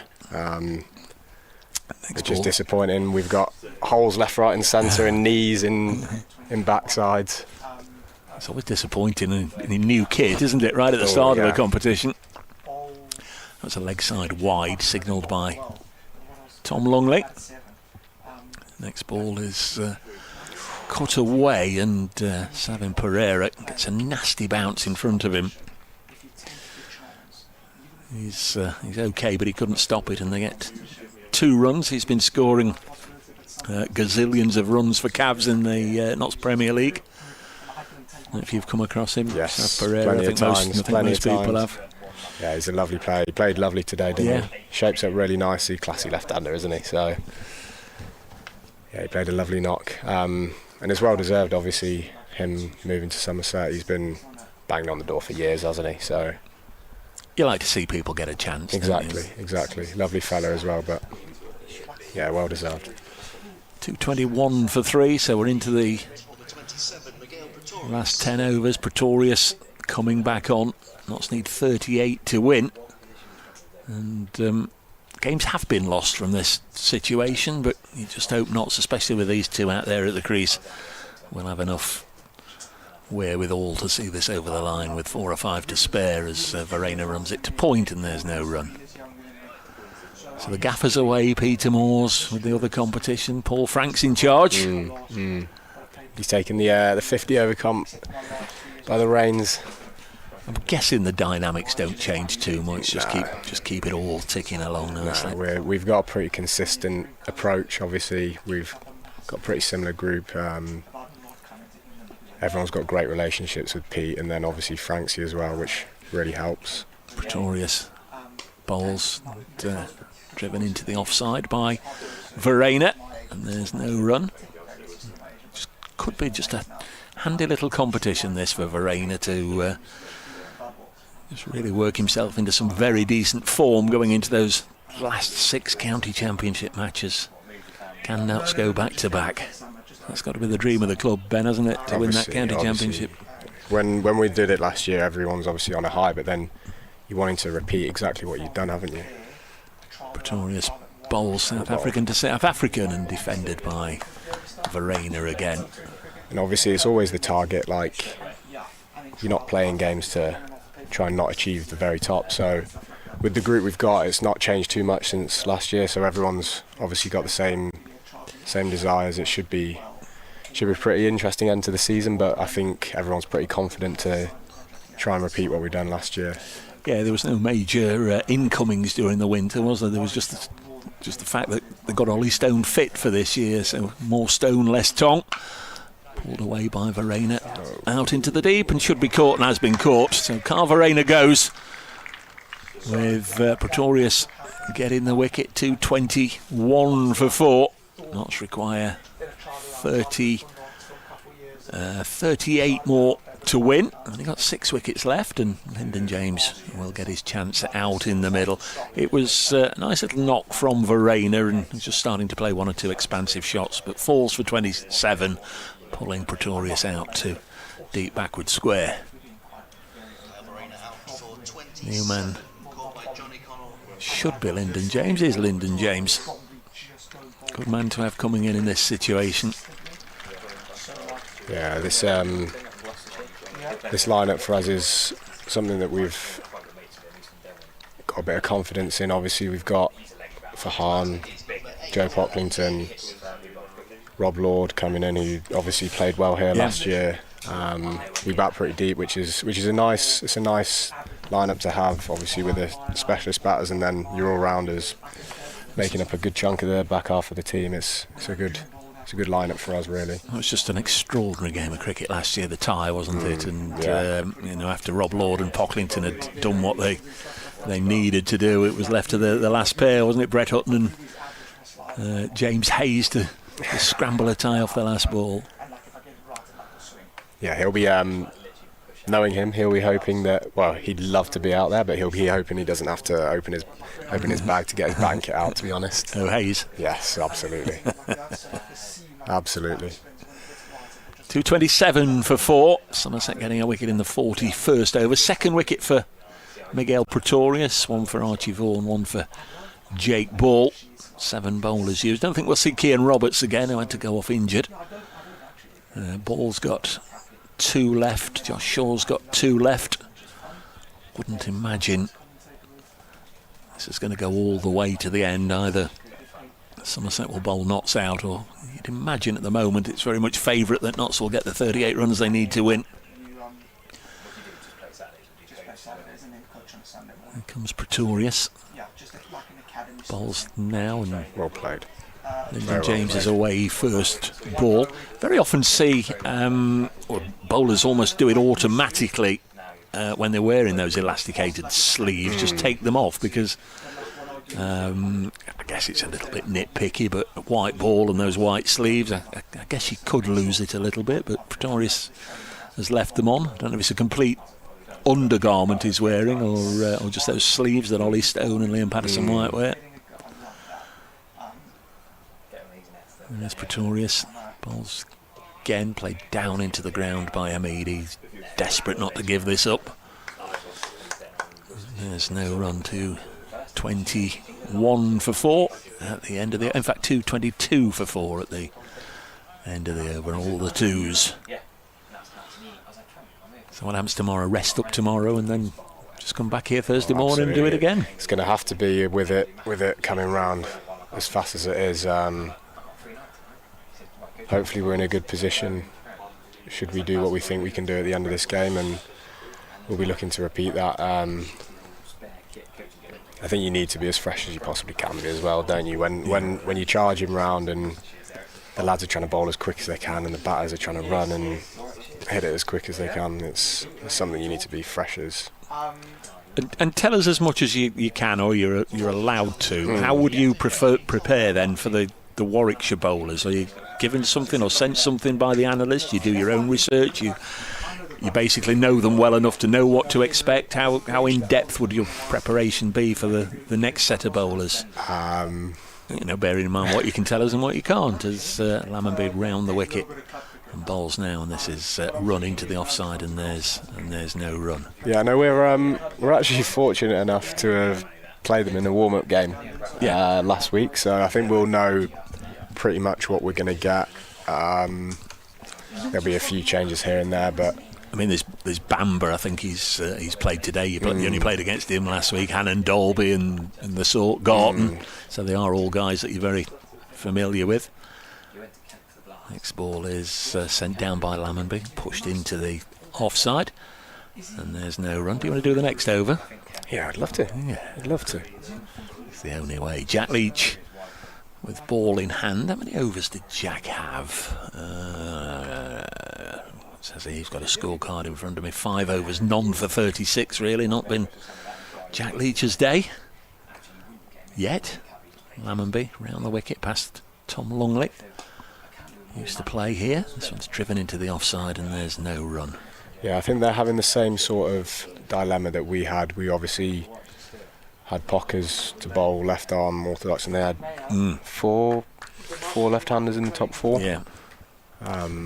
So in terms of matchups, it's when you want to use that trump card in Leach, and now you've got 2 right-handers, it seems to be the time. Here's Lammonby, bowls again and hit into the offside. Very decent stop, and they scramble a single. Punched into the covers, diving stop by Johnny Connell on debut from Berkshire. Plays his national county cricket for Berkshire.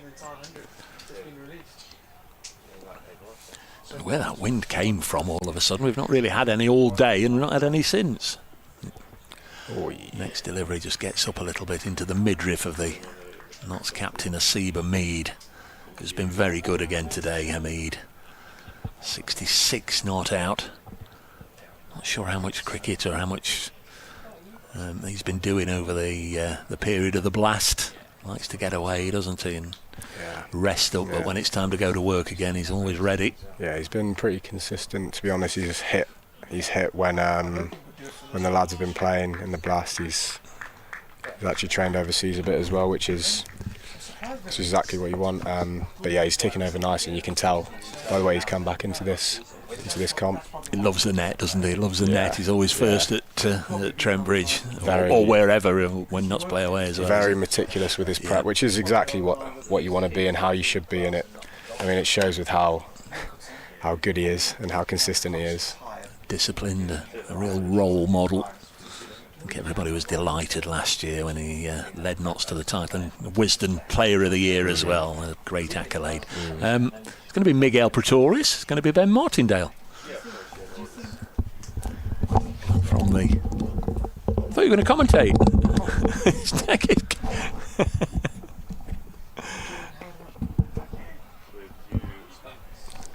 The keeper's getting under this, and it's down. Steepling catch there. Probably is the keeper's catch, to be honest, with the gloves on, isn't it? But gone a long way, the youngster there. Sorry, I thought you were going to commentate on this. Yeah, so did I, actually. I had a bit of a brain fade. It's been a long day, hasn't it? Very, very, very easy to get distracted doing this, as I find 100 times a day. Yeah, you've got to be very. I've noticed this. You've got to be very good at multitasking, and that's something that I'm not quite there with at the moment. Well, you have to be as a captain. I know. Pretoria still Lyndon James. Blazed over point from Lyndon James.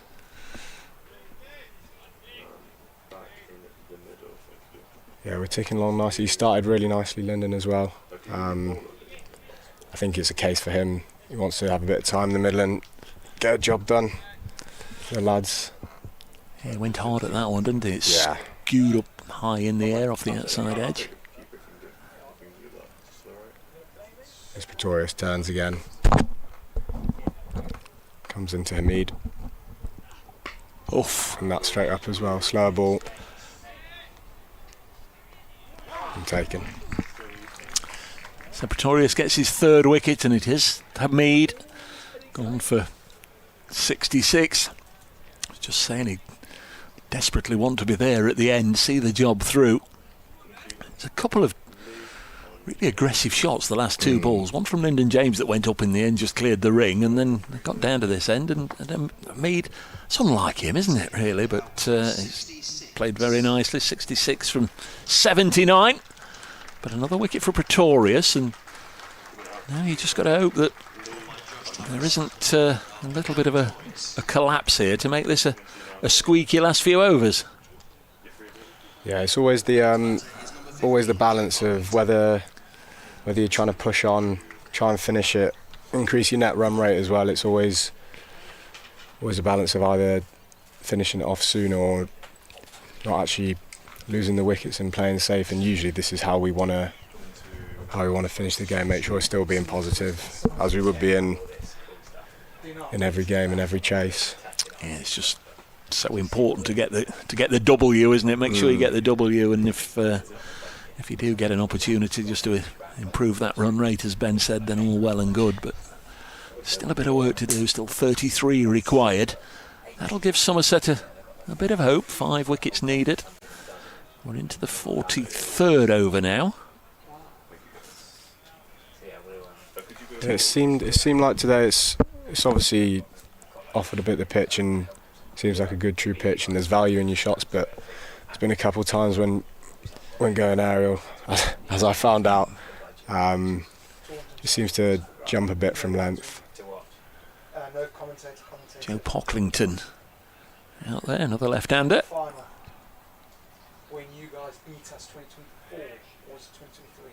Heard from Joe earlier. Sean Dixon was last year. Sean Dixon's a good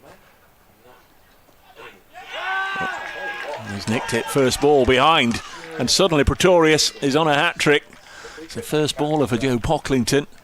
Just a little like Archie Vaughan right at the start of the day, wasn't it? Just a little nibble outside the off-stump. Low catch from Ben Church, his first catch for Somerset. Good catch, very good catch. And Notts just having that wobble, 226 for 6. It nearly always happens when somebody goes playing a big shot and then another wicket goes down afterwards and you think, oh crikey, why did I do that? And I'm sure Hass will be thinking that at the moment. Yeah, it's a tough one, especially at this time. You're trying to start your innings. Usually you should be okay, but it stunts the flow a bit, doesn't it? When you're going quite well, losing a wicket always does. I mean, we found that first time round. I think we took wickets fairly regularly, so it meant they couldn't push on. But hopefully it doesn't slow us down. Here comes Rob Lord. Had a match to remember last year in that tied game. Got 83. Terrific innings then. Different circumstances here, and a tricky start. Finds himself coming out into the middle to face Pretorius, who's on a hat-trick.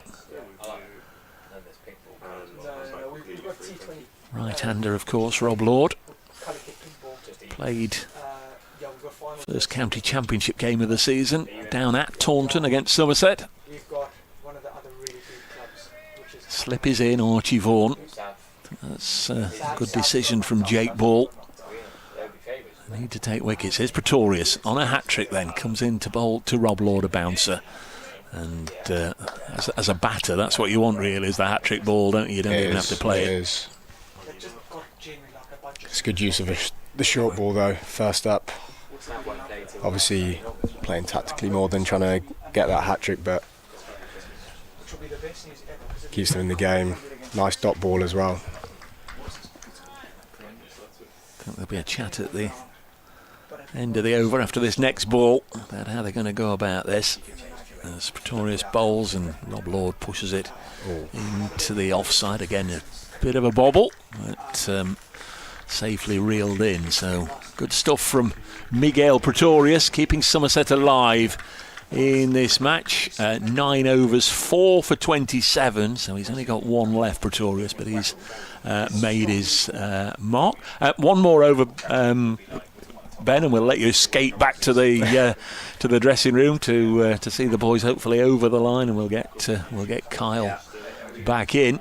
Just hope Notts can, from this situation, not have any more wobbles, because we have got following with us from Somerset. They'll be hoping the exact opposite. Lammonby batted beautifully early on, falling for 92. You spoiled his day, you know that, don't you? Catching him. Yeah, I think you might mention that to me later as well. Lammonby round the wicket bowling. That's an nice. Outrageous shot from Lyndon James. Very nice indeed. Just punched back past the bowler, very close to the stumps, as straight as you can get from Lyndon. As we've been saying, he's been in good touch in club cricket. It's different, isn't it? Even Premier League club cricket, it is certainly a step up. But if you're in good nick, you're in good nick generally. Nice shot from Lyndon James, takes Notts 4 closer, 230 for 6, 29 more needed. Lammonby round the wicket bowls, and he'll pull this one out onto the leg side, and that's gone for more. Pulled behind square. I think he rolled the wrist, didn't he? And it was safely out there. A couple of bounces over the ropes for 4. And any lift that Somerset would have got from those 2 in 2 just quickly dissipated by back-to-back boundaries for the home side. Yeah, Lyndon will be looking to win this over as best he can do. 2, 3, 4 for 6. Next ball he'll push it, and subfielder Feedham comes round and underarms towards the stump. So 9 runs coming from 3 balls. 235 for 6. 24 needed for Nottinghamshire to start the campaign with a victory. Nice to get up and running. No games finished as yet. All getting towards the sharp end. As Lammonby round the wicket, tucked away nicely by Rob Lord for a single onto the leg side. Derbyshire 256 for 9. Similar to this one, it has been all day, that one. Durham 221 for 5 after 44. So Durham need 36 from 6 overs, a run a ball. Ben Stokes, I've heard of him, 95 not out. That's going to get a few headlines, Ben. Lammonby bowls again, and another good looking shot that's going to come all the way towards us for 4 more. Really good over this for Notts and for Lyndon James.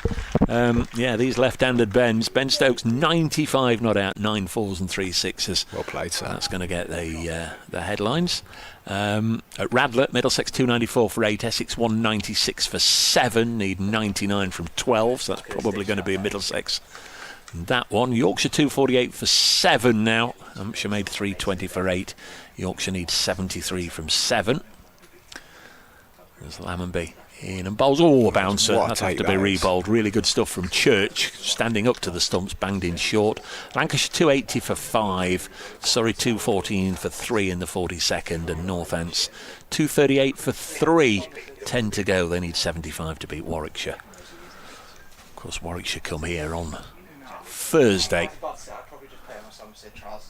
241 for 6. Knocks Outlaws.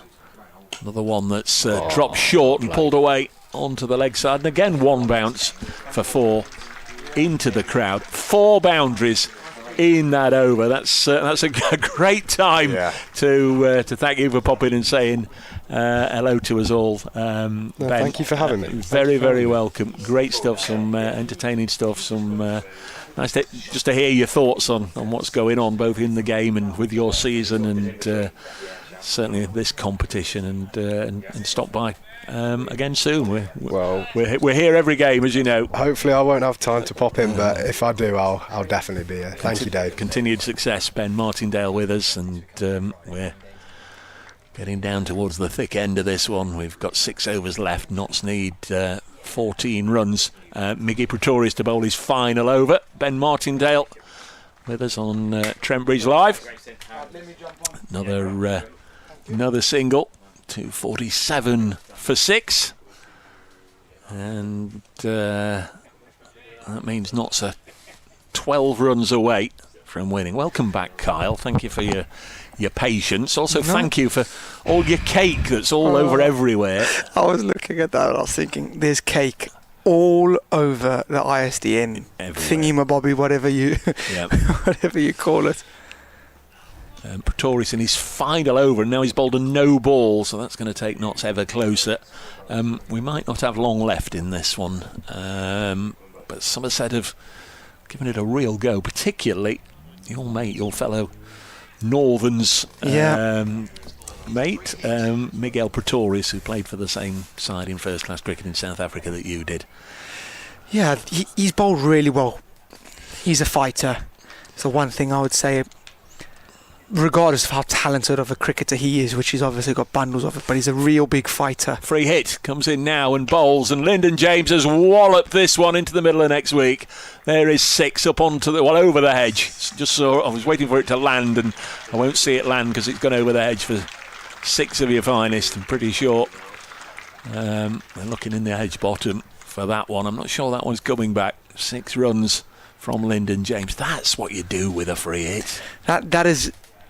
That free hit, that ball's got dealt with. Lovely. Lyndon James has been fantastic. Yeah, it was in the hedge bottom and somebody's retrieved it and thrown it back. So Pretorius comes in again, another short one, and Lyndon James has pulled this one away. I'd imagine there's a fielder at long leg that I can't see, but or is it? No, just one. 253, 254 for 6. So Notts are now 5 away from winning this one. Feel for our mate Joe Pocklington. We sort of embraced him for him coming and spending a bit of time with us earlier. And he's nicked the first ball. He has indeed. Cricket's a cruel sport, Dave. There's Pretorius into bowl, and Rob Lord drives through the offside, and now the scores are tied. Lovely shot from Rob Lord. Saw what he can do with the bat last year in this competition, and he's making a bit of a statement here. And now the scores are tied, and I know you've been off the mic for a wee while. I think you ought to take it from here and see if you can get them over the line. Even you can't not get Notts to the win from here, Kyle. Yeah, well, everyone up in the circle now. Somerset were going that way anyway, going real attacking, but everybody up, not a single man out. Everyone's saving one as Pretorius is into Lord, bouncer, and I think that's going to be a wide, and what a way for Notts to win it. The teapot from Miguel Pretorius is the only thing that we'll see, but Notts are off to the perfect start in the One Day Cup. It's all gone right for them. They won the toss, they elected to bowl, and they bowled really, really well. They restricted Somerset to 258 in the allotted 50 overs. And goodness me, they've batted beautifully to chase this down in the 45th over, and Notts get over the line and win by 4 wickets. Yeah, pretty impressive today. Always nice to win the toss and dictate terms. I would imagine Asiba Mead might do this more often than not, actually. Look to spend the first part of the game in the field and at least know what they're chasing from his perspective, from Paul Frank's perspective. They've got to be delighted with how today's gone. Yeah, they couldn't be happier. I think what they did really well is they were under quite a lot of pressure. The partnership of Pereira and Lammonby, and then Lammonby and Thomas, was really, really difficult for Notts to sort of get themselves into the game. They look like they could potentially be chasing around 300, maybe 280, 290. That's a very different chase. They then took wickets at regular intervals. They bowled well. They stuck to their plan. They got Lammonby out. Then all of a sudden, that then score drops dramatically into chasing around 260, and straight away you see that not so victorious McCann getting a very or his best 70, and then Hamid 66, a captain's knock. Not so absolutely brilliant. It is not so take the points. The music's already started up here on the speakers in the ground. Just one or two other things on the day this morning.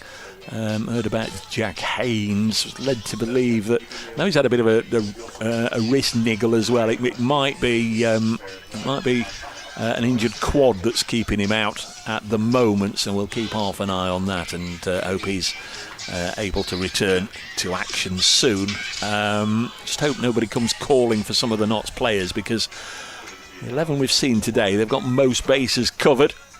Verena being in the side is absolutely terrific. Obviously, all his experience, not only as a keeper, not only as a batter, but if you've got a good wicket keeper, he's very good at sorting out the angles and just keeping the momentum up there and keeping everybody on a high. And Verena's good at that. Yeah, brilliant. All the experience in the world playing international cricket, playing with some fantastic players, and just rubbing off on quite a lot of the Notts youngsters, and sort of just showing the game in a different light that not many people will be exposed to, which is fantastic to have him around in the white ball setting. Notts do look a good side, and I think they could be a really nice joy to watch here. It's Notts who get the win. 32 balls in hand, 5.2 overs that they didn't need. Somerset 258 for 9. Notts getting the win. 259 for 6, 92 for Lammonby, the top scorer in the Somerset innings, as Kyle's just said. Freddie McCann 70, Asib Hamid 66, the leading run scorers for Notts. Thanks everybody for being with us today, and for those that have been in touch as well. Thanks to Joe Pocklington for stopping by, for Harry Everett from the Somerset live stream, for Ben Martindale, and for Kyle as well for being here, and for myself, Dave Bracegirdle. Huge thanks for everybody that's helped get us through the day, and we'll try and do it all again on Thursday. Hope you'll join us then. Until from Welbeck, it's a very good night. The news is that Nottinghamshire have defeated Somerset by 4 wickets.